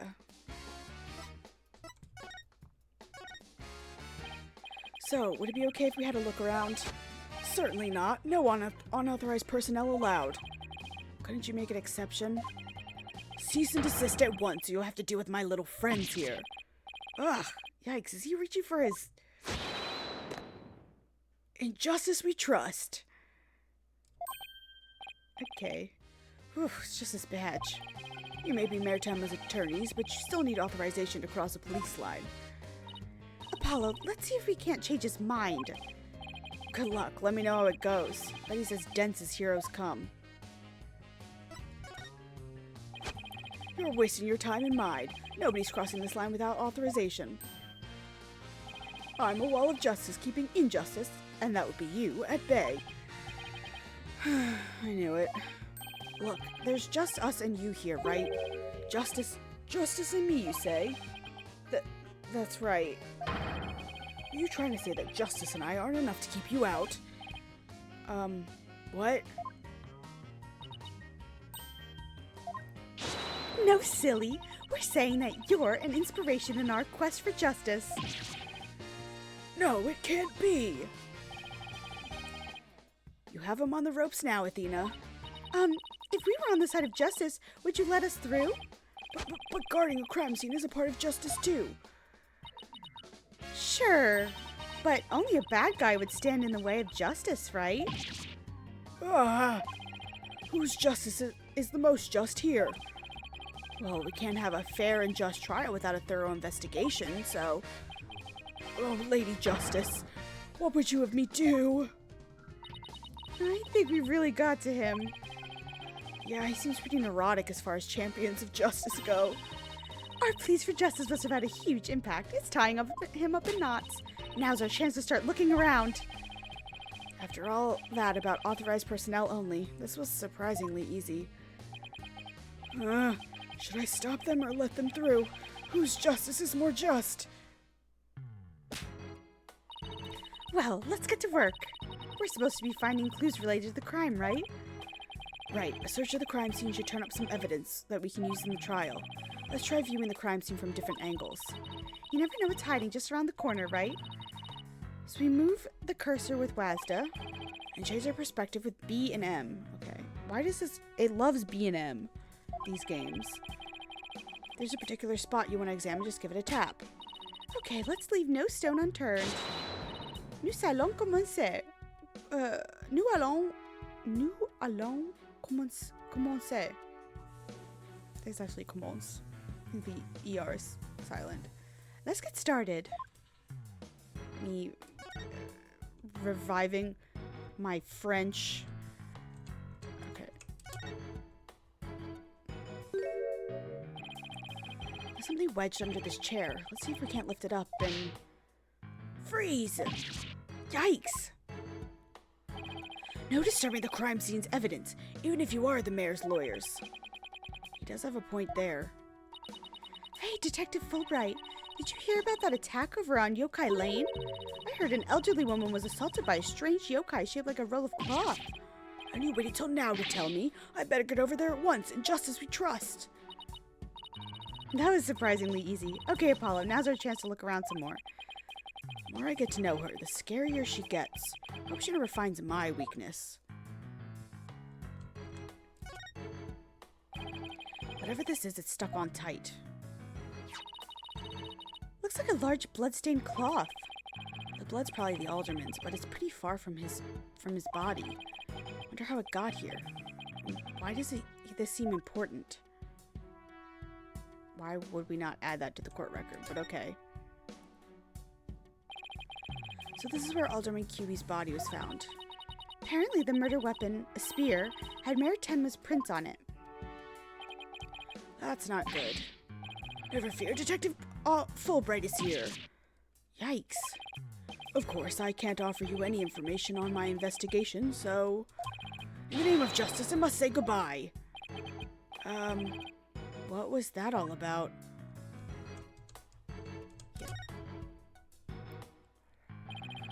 These weird tracks must have been made when someone stepped in the alderman's blood. So does she just speak different languages, or is she Spanish? I think she just knows a lot of languages, because now it's Spanish, French, and German we already have. So I think she just... Because she said that she studied abroad. So maybe she studied abroad in Europe. So maybe she just learned a lot of languages. They're pretty big tracks, almost bird-like. The feathers also point to a bird. And it must be one big bird. And not of the friendly yellow type, either. Okay, we're making a big bird reference. Maybe it's some mutant bird creature. So your theory is a giant mutant bird murdered Alderman Cuba with a spear. It's more plausible than saying a monster or yokai did it. Sorry to burst your bubble, but a giant spear-wielding bird is by definition a monster. Okay. The Forbidden Chamber. They say the demon in Tenmataro was imprisoned in there before his escape. I think we could get this door open? It's worth a try. Urgh. No good. It's shut tight. I don't even see a keyhole. Seems pretty hopeless. In justice we trust. Yikes. Did I just hear the voice of someone in need? Allow me to fill you in. This door simply will not open. We've tried and tried, but it won't budge. It's an essential part of the culture found in this manor, so we can't blow it up either. So an unopenable door. Right. According to Miss Jinxie Tenma, it was shut tight when she came across the crime scene. Thanks for the tip, Detective Fulbright. We didn't expect you to be so helpful. Forget I just said that. So the Forbidden Chamber was shut tight at the time of the murder. Sounds like something I better keep in mind. Okay. That's not something I can look at, apparently. Look, this statue only has one tail. Maybe it's the nine-tailed fox's sidekick. I bet the number of tails represents a yokai's power. Oh, that was Apollo, whatever. So, if you had two, Apollo, I'd only have one? Wait, what? Not that it means you're better than me, got it? Like I said, what?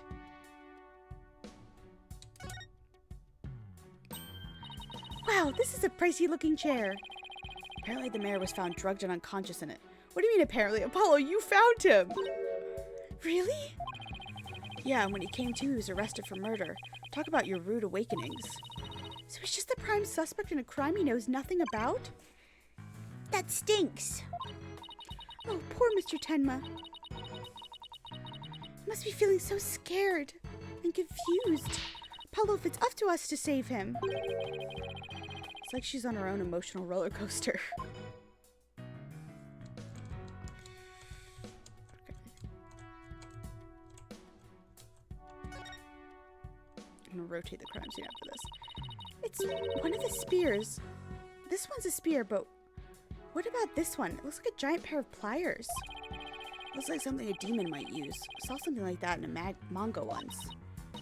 Really? What are they used for? Oh, things like pinching through cheeks. Ugh. Pulling out tongues. Stop!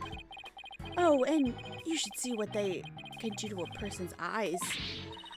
Okay, I get the idea. But I'm sure this thing is just a simple can opener or something like that. Demons eat canned food? I always wonder what they ate besides people. Right. Oh.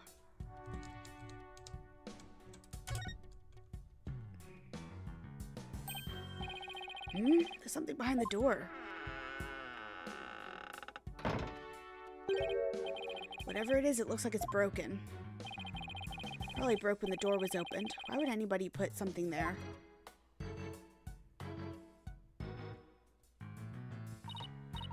Yeah, that wasn't very smart. Maybe it was Jinxie. She was the first one to discover the body.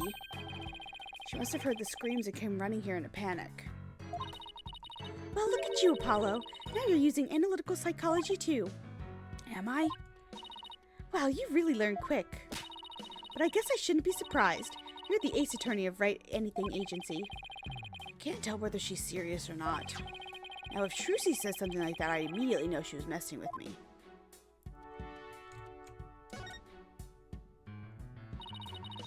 Apollo, what word comes to mind when you watch that pendulum in there?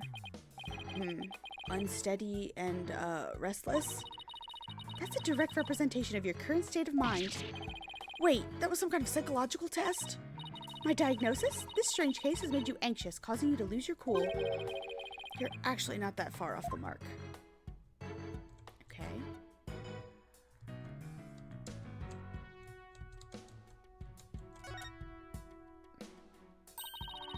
It's a folding screen. I wonder what they were using it for. I read that the Japanese used to use them in drafty rooms, but now they're just for show. You mean like my attorney's badge? Poor Athena. That cop treating her like a child must have really bothered her. There's something under this table. I can't. Okay.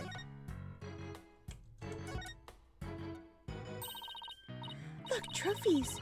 Ooh, this one was awarded to Alderman Kyubi, the Amazing Ninetales Yokai Division winner, Tenma Town Pro Wrestling Tournament. Yokai Division? I didn't know you could have a division of one. Apollo, you should enter the tournament next time. And I have the perfect name for you. The Mysterious Firebrand. A mild-mannered masked lawyer by day, demonic masked wrestler by night. No one's going to hire a masked lawyer, Athena.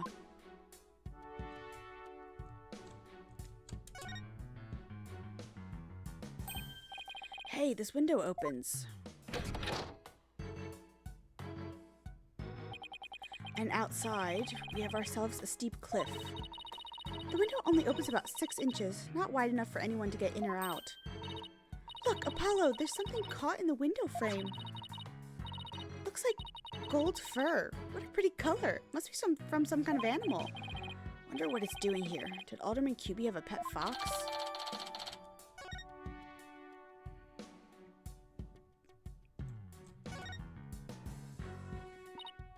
Look, a cat with 2 tails. No such thing. Oh, and this lady has a really long neck. How funny is that? There's no way a creature like that could ever exist. She'd have a tough time swallowing. Apollo, I bet you were one of those kids who didn't believe in Santa Claus. What's that got to do with anything? Yeah, I think that's a fair assessment. What do we have here? Looks like a statue of the nine-tailed fox and Temantaro battling it out. Careful, Apollo, it's got blood on it. Really? Hey, you're right. Wonder if it's the Alderman's blood. How can you remain so calm after seeing all this blood? Well, this isn't the first I've seen something like this, so... You're no fun at all. At least you could act surprised or grossed out or something for my first case. I'm already a lawyer. You want me to be an actor too? Fox and demon statue added to the court record. Okay, I guess that was everything. Guess that about wraps it up. Now, if only we could get that detective to tell us what he knows. Hey, Apollo! Do you hear something? I don't hear anything. Oh, right. Your hearing must not be as sensitive as mine. What are you talking about? A whooshing sound like wind rushing through a narrow strait. And the echo of someone's voice. In justice we trust. Ah! Ah ha ha! Someone's got a sharp set of ears. That was the sound of my righteous voice reverberating through the air duct. I heard it through the air ducts? Yeah, check it out. Why would she hear you through there? Why don't we go to the diagram? As you can see, the vent is connected to the air duct that leads into the hallway. The wind must have rushed through there and carried my monologue with it straight to your ears. And what a unique monologue it was. I was just thinking, maybe the killer made their escape through that air duct or something. Ha ha ha, cute theory, but I don't think so. The air duct in the hallway is low enough to climb into, that much is true. But as you can see, the vent in the ceiling is very high. 9 feet high, in fact. I highly doubt there's any way to get up there without a ladder or something. I don't see anything of the sort in this room. Or is it a stepladder? I guess you're right. Speaking of things in this room. Yeah? Can you tell us what you guys turned up, Detective Fulbright? Not on my watch, buddy. In the name of justice, I cannot reveal facts pertaining to the prosecution's case. Oh, come on. Throw us a bone here. Excuse me, Detective Fulbright, but I recall you saying earlier that you would come running whenever we were in need. Ugh, I suppose I did say that. Helping those in need is what justice is all about, but keeping information out of the enemy hands is also a form of justice. Athena is gaslight gatekeep girl bossing this man. Which justice is the most just? Why is this always so hard? Well, how about this? Let's do a little give and take. I mean, serving the public is part of justice too, right? You know, like the police motto? To serve and protect. I doubt leaking information to the defense team falls under that motto. Yes, of course. I must serve as well as protect. Okay, I will share some information. In the name of justice. We did it, Apollo! Yeah, we did it all right. I'm not sure that was entirely ethical. Like I said, gaslight gatekeep girl boss. Was it Miss Jinxie Tenma who first discovered the crime scene? That's right. This photo shows what she saw when she opened the door. Miss Tenma had a key, allowing her immediate access. A key? So then the Fox chamber was locked. Yes, and Miss Tenma had the only key to its door. Really? So Alderman QB didn't have a key to the Fox chamber? Actually, he had a master key for most of the doors in the manor, but it disappeared after his murder. Yeah, okay, so the fucking murderer obviously took it. Disappeared? You think the killer took it? It could very well be connected to the murder. We're looking into the possibility now. But it's the timing of Miss Tenma's discovery that I think is most important. Of course, I'm not going to share that information with you. Ha ha ha! You think you're some kind of champion of justice, but you're just plain old mean. I won't fall for that, you shameless rascal. I only help good little boys and girls. Shameless rascal? Who even says that? Well, I wouldn't exactly call you a good little girl either.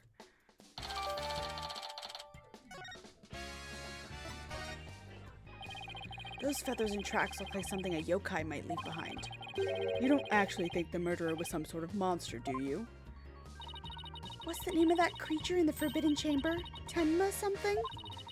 Because from the black feathers and big tracks, it looks like that creature did it. Our prime suspect would no doubt love to pin the blame on some imaginary creature.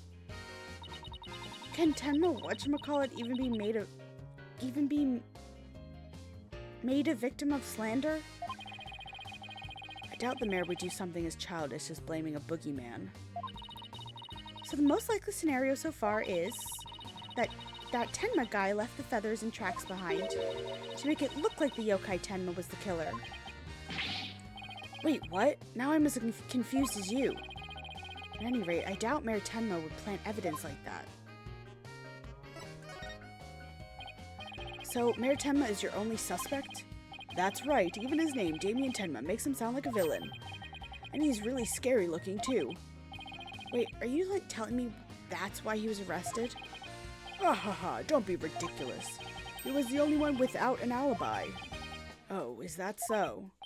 Yup, other than the victim, the suspect, and Miss Tenma, the only others around were Mr. Filch and Mayor Tenma's aide, and the two of them were together at the time. Filch, the guy who tried to steal my bracelet. Just living up to his name, I guess. We should go talk to him again when we have a chance. What about Jinxie? She's not being suspected at all? She may have no alibi whatsoever, but she also has no motive. It's unfathomable that she would murder the alderman and pin the crime on her father. Besides, do you really think the little girl could lift up this huge spear? True enough, that spear looks even bigger than her.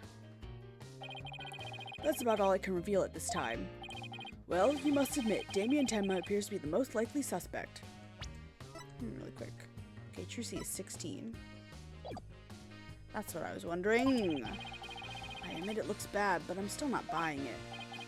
Oh, and one more thing. I must warn you about the prosecutor. The prosecutor assigned to Mayor Tenma's trial? That's the one.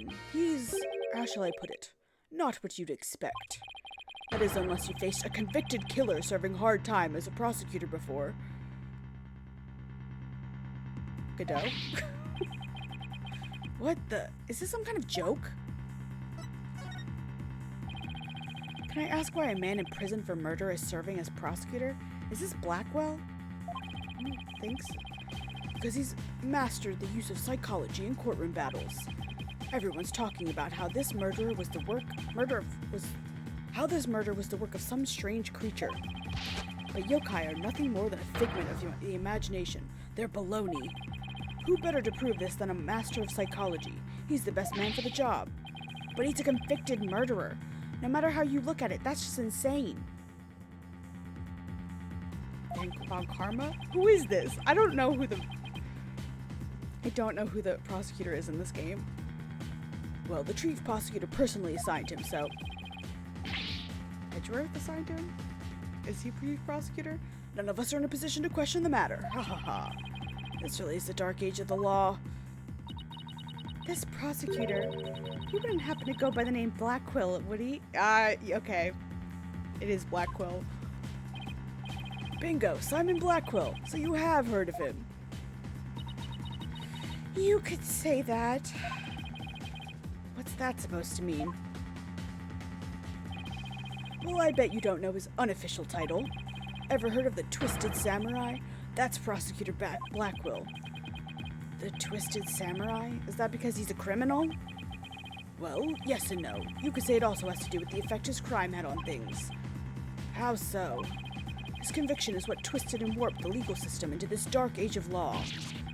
What? And he, of all people, is going to stand in court tomorrow? Ah ha ha, never fear. I myself will be there to protect you. That's reassuring, I guess.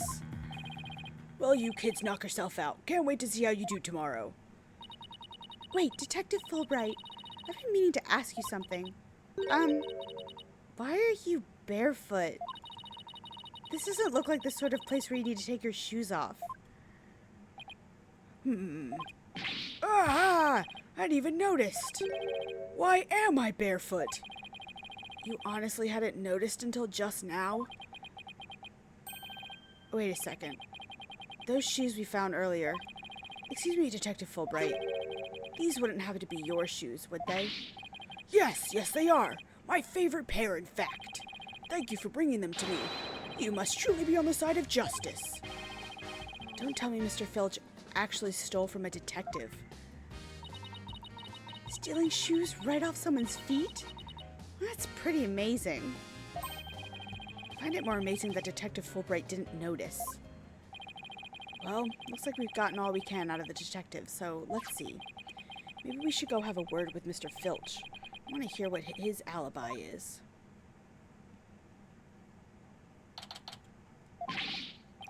This is just awful. Terrible, I say. Somebody help! Oh, look, it's Mr. What's it again? Finch? No. The name's Filch. Phineas Filch.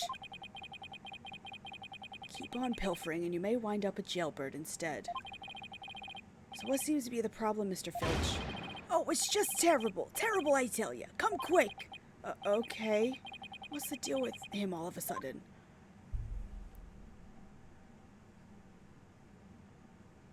Oh, God. Looks like some kind of mask. It's the Amazing Ninetales mask. The Amazing Ninetales? Oh, right, that wrestler who appeared during the festival's special event. What's his mask doing here? He'd never take off his mask like this. Someone must have killed him. What? Who would do such a thing? Let's go over there and... Let's go talk over there in private. Look. There's some white hair caught up inside this mask. Yeah, it's obviously it's... So what makes you believe that the Amazing Ninetales has been murdered? You really want to know, eh? You're a studious one, ain't ya? Yes, no, just tell me, please. Well, it's like this. I dreamed of becoming a wrestler myself. Hey, how about you join me in the quest for the champions belt? What a team! Me and my bandit mask, and you and that demon mask of yours. Demon mask? Wonder if I can make it big. Apollo, let's save your pro wrestling debut until after the trial. Huh? Oh, no, I wasn't actually... Ugh, why did I let him pull me off topic like that? Come on, Apollo, ask me about the Amazing Ninetales murder already. The Amazing Ninetales is our village's savior. Don't you forget it. His trademark's a gold cape that made to look like the Ninetales fox. He whirls through the ring, smacking down Tenma wrestlers left and right.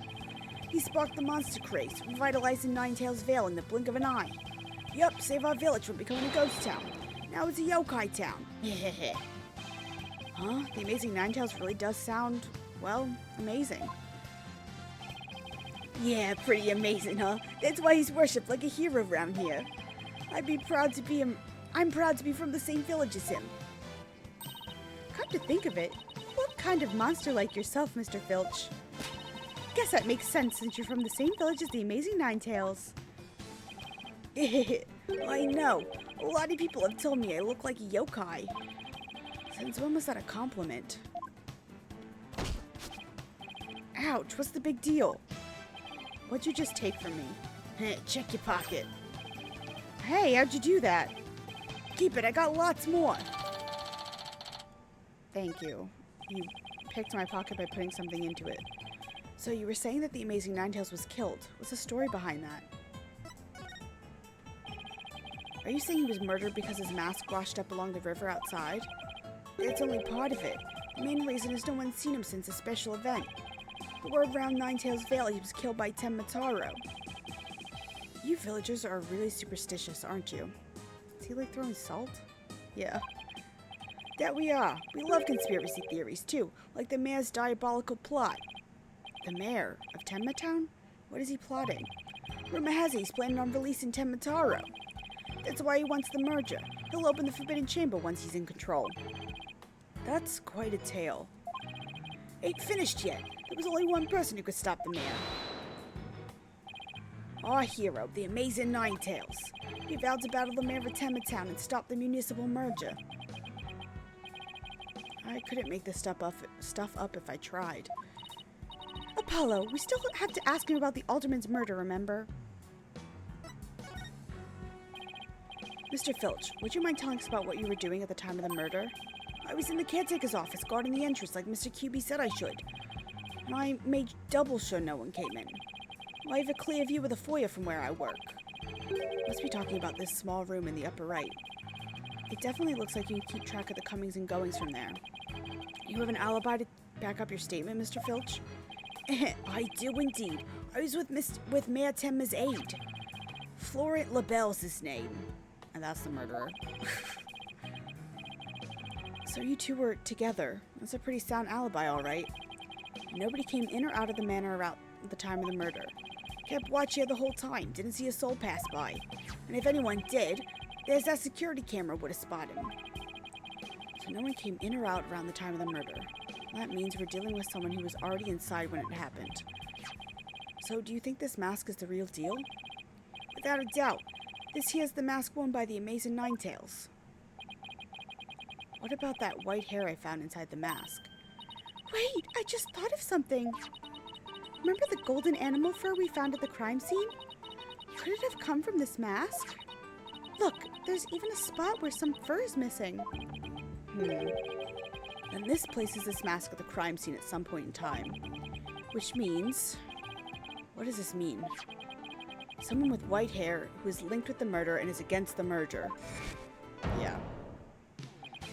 No way. Could the Amazing Ninetales and the Alderman actually be?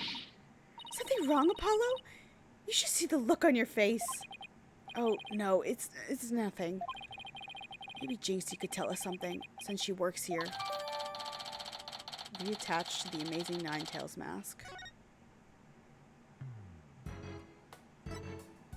Okay. What am I? Okay. So talk to Jinxie. Where the fuck is she? I assume in the garden? No. The lane? look, there's Jinxie. Milk, cheese, yogurt, ice cream, and... Sounds like she's out grocery shopping. She must really like dairy products. A charm to make a better milkshake and another to cure my lactose intolerance. Maybe she should just stick to soy milk. Jinxie, hey, it's me. It's that demon lawyer. Ugh, not another warding charm. Apollo? Who is she? Oh, right, this is your first time meeting each other. This is Jinxie, Mayor Tenma's daughter. She was the first to discover the crime scene. Oh, so she's the one who... hello, my name's Athena Sykes. I'll be helping Apollo defend your father at his trial. Pleased to meet you. Pleased to meet you, too. Where's Trucy? She went back to the office ahead of us. But don't worry, Athena and I are on the case. Wait, how do I know you didn't gobble her up alive? Relax, I didn't eat her up, and I wouldn't do such a thing in the first place. Oh, poor little Trucy. I'm about ready for some tears of frustration myself. She's quite an, interesting character, huh, Apollo?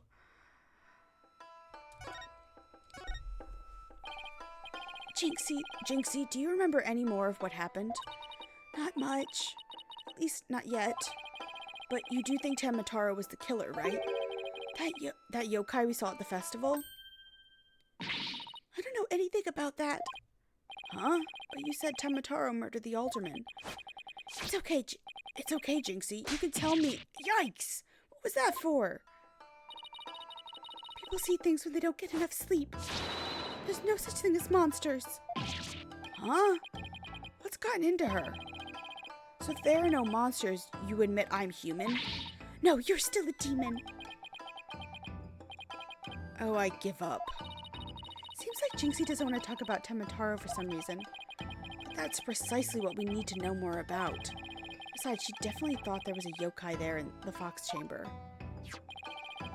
Jinxie, about this charm. Ah, that's... You gave me this when I was heading off to the scene of the crime.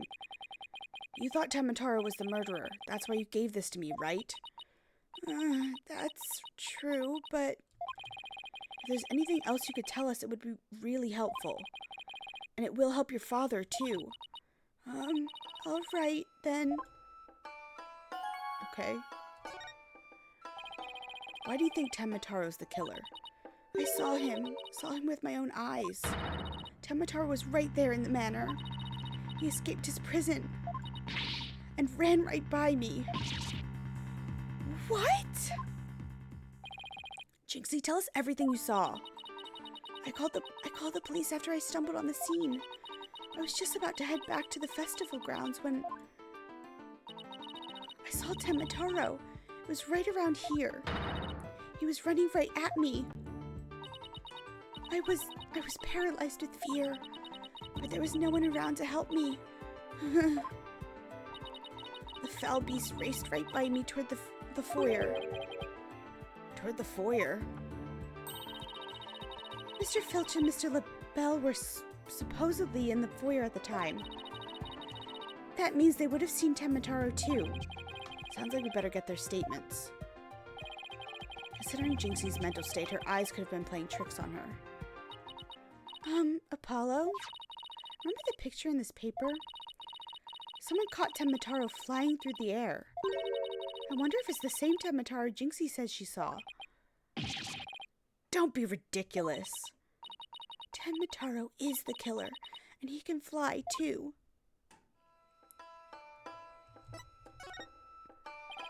Jinxie works at the Alderman's Manor, so maybe she can shed some light on this. So, no one knows the Amazing Ninetales' true identity? Uh-huh, they say no one's ever seen him without his mask. Doesn't that make you want to know even more? Uh-huh, that's why matches where wrestlers try to expose their opponent are so popular. Wait, you mean expose as in strip them naked? Ugh, you even think like a demon. The only thing the winner removes is the loser's mask. To have your mask torn off is the worst humiliation a wrestler could suffer. That's why their masks are more important to them than life itself.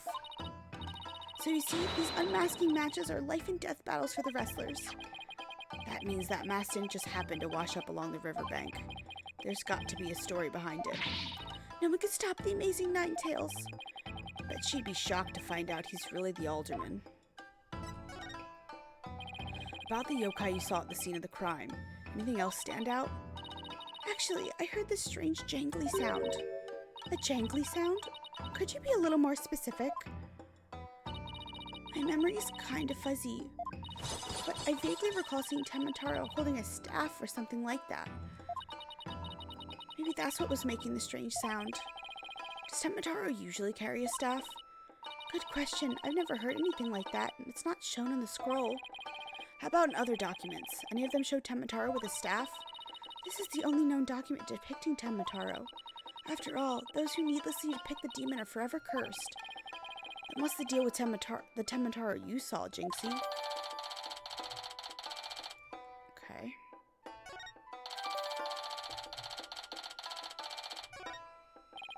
Why didn't you tell me you saw Tenmataro earlier? Actually, Mr. LaBelle told me not to tell. Mr. LaBelle? Papa's aide. Oh, right. The other guy who was supposedly in the foyer at the time of the crime. And what exactly did he tell you? Keep the village superstitions in mind. Before you go talking about seeing Tenmataro at the time of the crime. Village superstitions. They say you must not gaze upon Tenmataro, but in the event that you do, look. And then tell anyone what you saw. Tenmataro will claim your soul. That's something everyone here knows? Sounds like a bunch of baloney to me. Uh-huh, everyone's from babies to the village elders know about it. But I didn't because I'm not from around here. Hey, come to think of it. Huh? Why is everyone hiding their faces? You mustn't stare at Tenmataro like that. Lower your eyes. He'll steal your soul if you're not careful. Huh? Steal my soul? Seriously? The guy at the special event thing said almost the exact same thing. Apollo, do you think this LaBelle guy actually believes in Tenmataro? I seriously doubt it. He's not even from Ninetales Vale. Then why would he try to keep Jinxie from talking? Good question. I think we better go have a word with him. Time to unmask the monster of a mystery. This monster of a mystery. Last time I saw Mr. LaBelle, he was relaxing in the foyer. Bueno, next stop, the Manor Foyer. With any luck, he'll be there waiting for us. Back here. There's no one here. Guess our luck isn't so good when it comes to Mr. LaBelle. Maybe he's out for a walk or something. Somebody's left something on the sill of the caretaker's window. Oh, it's a TV program guide. Howlin' Wolf vs. Pretty Boy Vampire. By Timothy Twilight. Guys, are we making a fucking Twilight reference? Y'all. Looks like someone circled a pro wrestling match.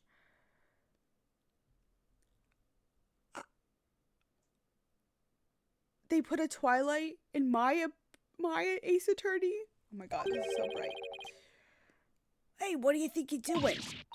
Oh, it's Mr. Filch. What can we do for you?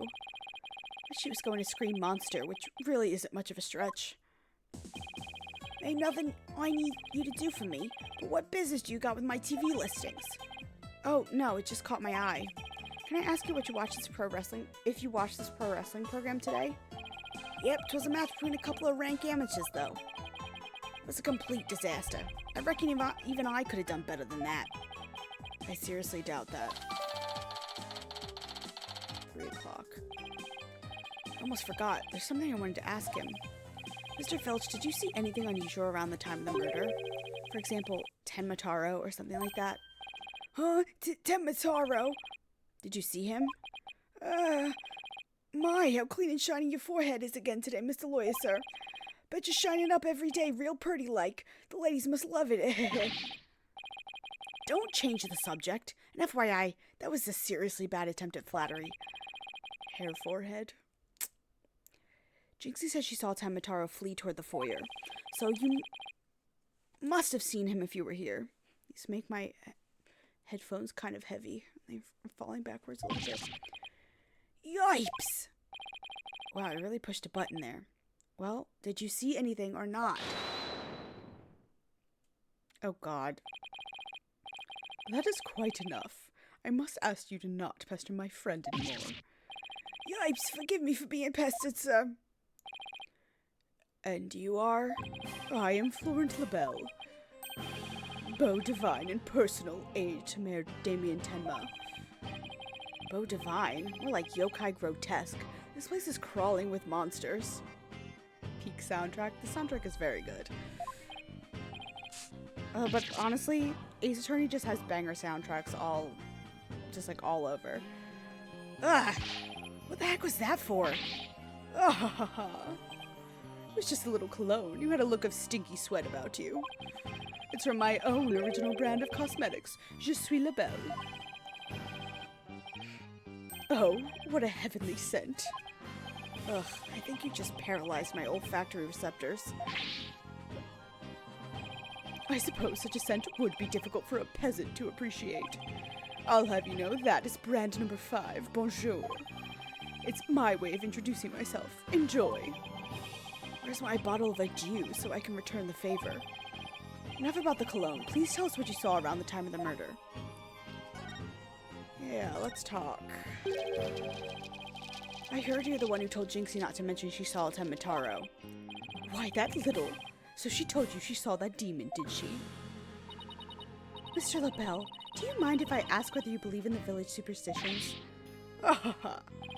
Oh, please. I was merely trying to keep with traditions. Nevertheless, I will say this. I wouldn't stick my nose into this whole Tenmataro business if I were you. Bad things happen to those who do. That much is true. He is one scary monster. That's crazy. You really expect me to believe that monsters are real? Well, you're real, and you sure look up like a monster. Look who's talking. So, Mr. LaBelle, you didn't see Tenmataro. Little Jinxie has an active imagination. Isn't that right, Phineas? That's right. I didn't see nothing, especially not Tenmataro. That was not his voice. He fucked that up. As for me, I see only things of beauty. That's why I can barely see you. I've got 2 words for this guy. Total freak. What do I think of Athena so far? I love her so far. She's great. Could I ask what you were doing at the scene of the crime? In other words, you'd like to hear my alibi. Just to think you'd suspect me of all people. Sir, you don't know this, but I watched an anime of you murdering the man. Is Paloma homophobic? Hi, Carly. I don't think so. Wow, I just noticed his shoulder pads are quite something. How dare you doubt me? That's an affront to beauty itself. Total freak. He is kind of a freak. His lipstick needs some work. It's not a good color on him. You obviously can't see straight.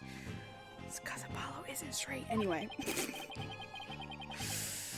None of these characters are straight. Not a single one. Ugh, like that spritz really helped.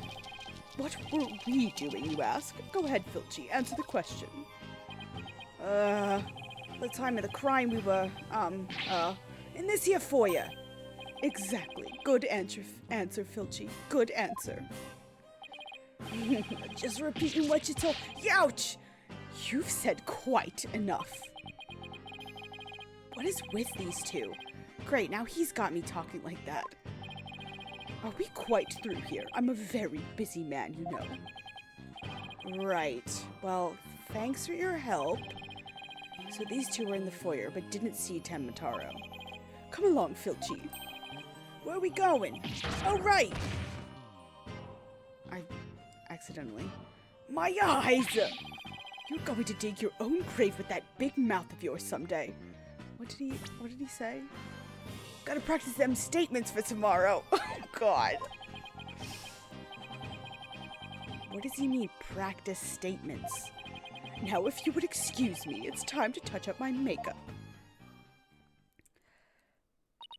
Okay. Connecting to chat. Twitch, what happened? Twitch, why would you disconnect me from my own chat room? Okay.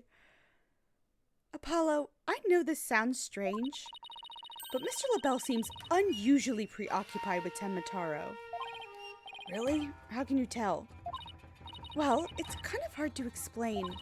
You see, I can read people's emotions from the tone of their voice. You mean you have good ears? Something like that. People's emotions are expressed in the tone of their voice. The one thing I will say is, do all the lawyers need magic powers? Do they need magic powers? Just a lot. And my ears can pick up on some of even the subtlest of tones for some reason. That's an interesting skill, but what do you mean he's preoccupied with Tenmataro? Not exactly sure, but it was like he was obsessed with the thought of Tenmataro. That's what I picked up from his voice anyway. Everywhere we turn, it's Tenmataro this, Tenmataro that. We should go talk to the mayor, too. Sounds like a plan. We need to get to the bottom of that rumor about him wanting to release Tenmataro. I like that it's just taking me to the places I need to go, instead of me clicking around blindly. Something wrong, Apollo? Where'd your enthusiasm go? What am I doing asking the mayor if he has ever thought about releasing Tenmataro? At best, he'll think I'm an idiot. At worst. Oh, here he is. It's so nice to finally meet you. I'm Mr. Justice's partner, Athena Sykes. I'm looking forward to working with you, Mr. Tenma. Taro. Oh, yes. I look forward to working with you, too. Glad he didn't mind Athena calling him by a completely wrong name. Apollo, he's just as kind and gentle-looking as I'd imagined. Lucky for you, after that blunder you just made. There was something I wanted to talk to you about. There are rumors going around about how you want to or did set Tenmataro free. What utter nonsense! Yikes! They always assume the worst of me because of the way I look. But those rumors don't have a shred of truth, I tell you. A little touchy about his appearance, isn't he?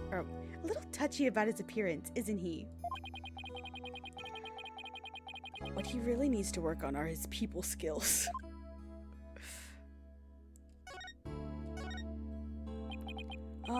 So rumor has it that you want to push the merger through in order to release Tenmataro.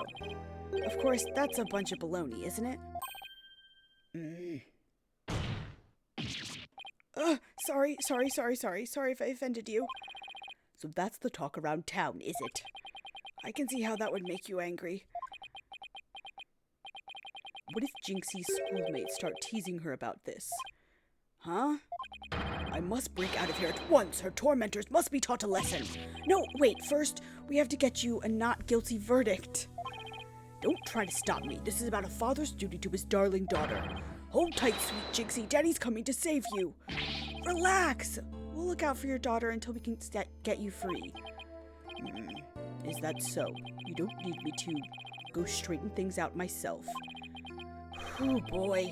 They'd probably call in the SWAT team if he showed up at her school. Oh, right. I ought to ask about the reason behind the merger. Seems like you were rather forceful in pushing for the Am I having a stroke? Seems like you were rather forceful in pushing for the municipal merger. Did you really want Ninetales Vale that badly?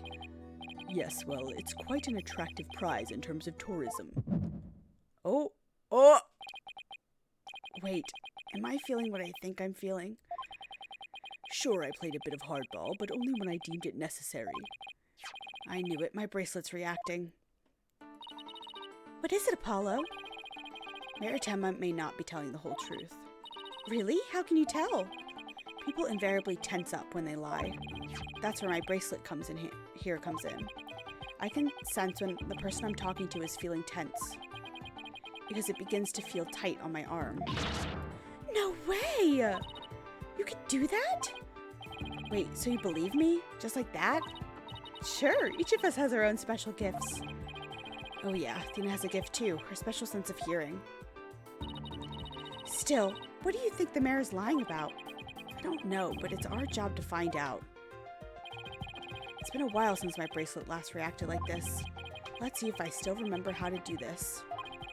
First, I touch my bracelet. Right, now let's give it a whirl.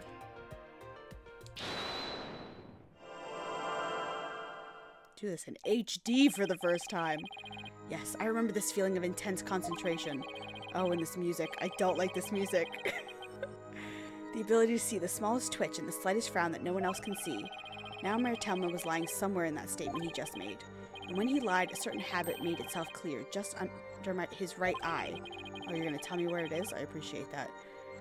I just have to shift my viewpoint up and focus on that area. Alright, I've got him now. His nervous tell should appear when he's trying to pull the wool over my eyes. I've got to pore over every word he says and wait for it to appear. When it does, I'll perceive it.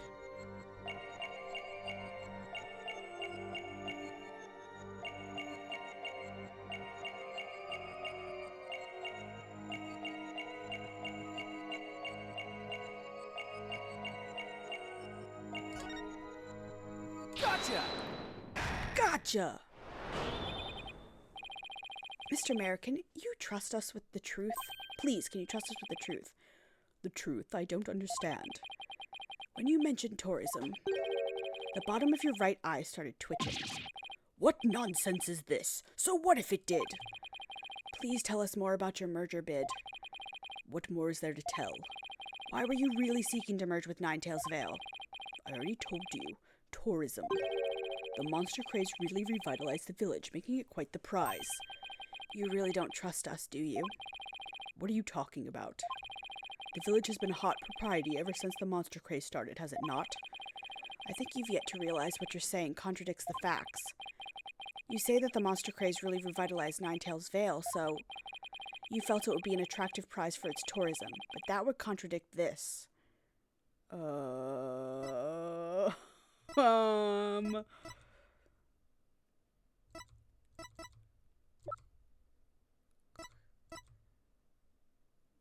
Yep. Take that! The monster craze in Ninetails Vale is a very recent phenomenon. It was sparked when the amazing Ninetails rose up against the municipal merger. The village was practically a ghost town before then. Ugh. So you see, you couldn't have possibly seen it as an attractive prize for its tourism. What's the real reason behind your push to merge Tenma Town with Ninetails Vale, huh? Well, Are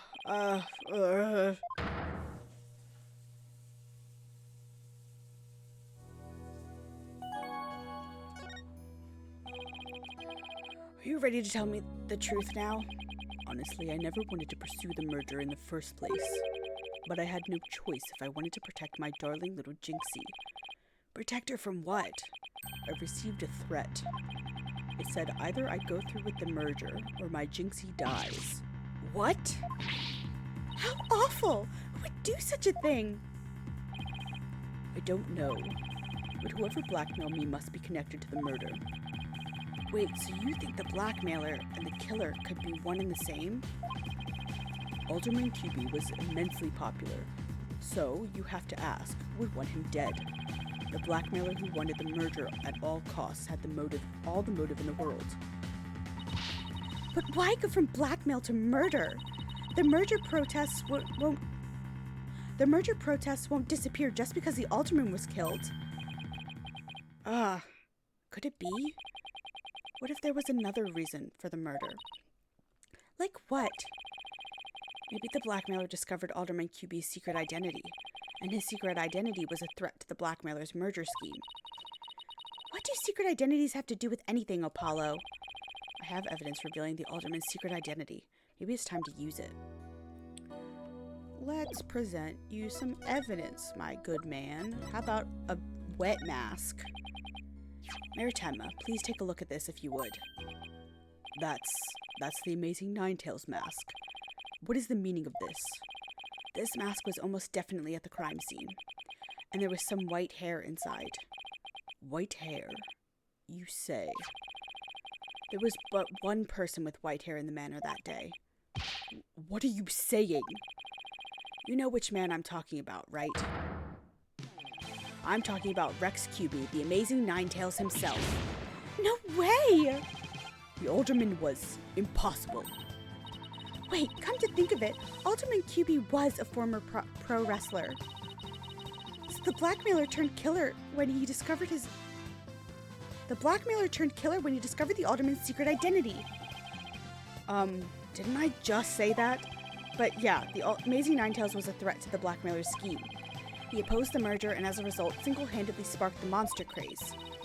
Even so, what was the mask doing at the crime scene? There had been an event at the manor, and maybe Alderman QB had taken part in it, if you get my drift. This is absurd. Mr. Mayor, do you have proof of the threat that was made against you? Yes, a blackmail letter. Unfortunately, it disappeared after the murder. I'd been carrying it around in my briefcase, but now it suddenly vanished. The blackmailer must have taken it with them after they killed the alderman. Well, at least we've clearly established the killer's motive. Mayor Tenma, visiting hours are over. It would appear this meeting is adjourned. Apollo, do you really think the Tenma Taro that Jinxie saw is the killer? I don't know. All I know is there's no such thing as monsters. What about that newspaper article? Could the killer have purposely freed Tenma Taro to do their dirty work? Oh, come on. There wasn't any Tenma Taro to release in the first place. Yes, but the only suspects the police have right now are the mayor and a yokai.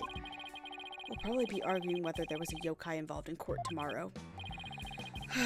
I can already see the look of disbelief on the judge's face. Apollo, are you alright? I'm fine. I'll think of something. I better, because I can't very well say a flying demon was the killer. At this point, the only thing I know for sure is tomorrow is going to be one doozy of a trial. End of act? Yes, alright. We're gonna stop here for tonight. Yes, I would absolutely love to save the game. I like that it lets me return to the game menu. That is a great function, quality of life function from the last game. Ugh. I love them. Look at the costumes.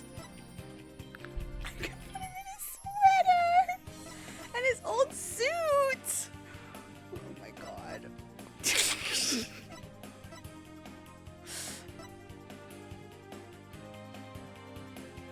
He looks so good. And the little mask, Mr. Mask or Mr. Hat. I'm putting him in that Themis Academy uniform. I don't really want to have her in a schoolgirl outfit, but she's so cute. I love it. I love these. Like, he looks good in his suit, but like, this is so cute with the little Mr. Hat. I don't want to look at Phoenix in this the whole time though. As good as it is, I do not want to look at him in that hot pink sweater. If I could put him in his Phoenix outfit, I absolutely want to see really quick. Oh, I don't have costumes for this one. Is there costumes for...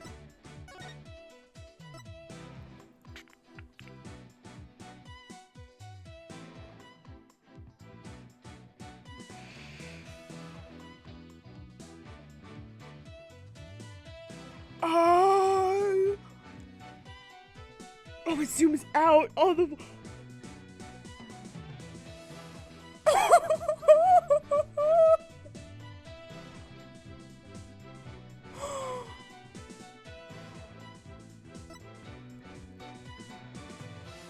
He's in their reused school uniform.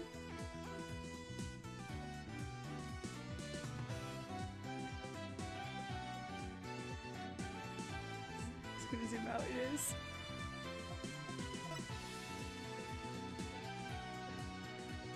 She looks cute in this. Okay. That will be fun.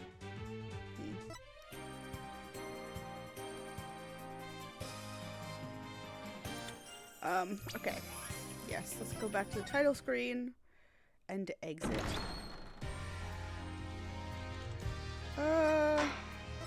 Exit game. I don't know why they put that in. Consult. Turn this on to enable consultations during the trial segments. After failing to present the correct evidence a few times during a cross-examination or similar segments, you will have the option to consult your partner for hints. I don't... Okay. I'm gonna probably never use that. But that's fine. I'm so happy. I'm so happy we're back in Ace Attorney. I know it has only been a couple of weeks since I was playing one, but like, I missed it. I love these games. They're so much fun.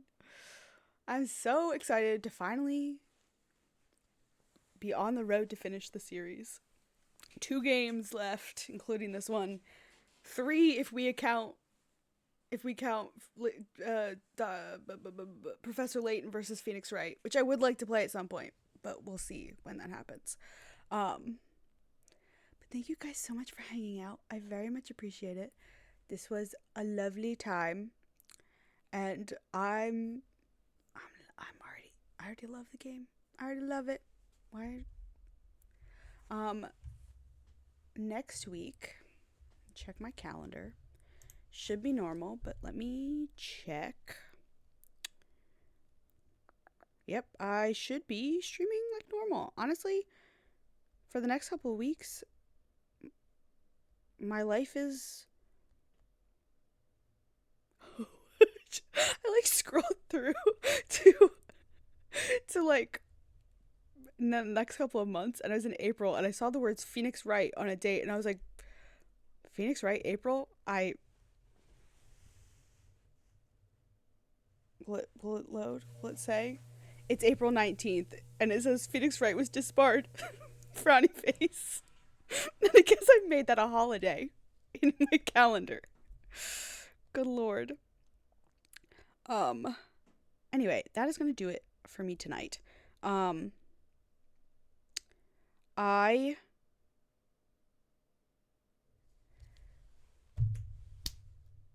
love you guys very much. I love you hanging out. I am excited for the journey that we're going on. So I hope that you guys have an amazing rest of your Friday night and a fantastic weekend. And I will see you guys all next week. All right? Goodbye.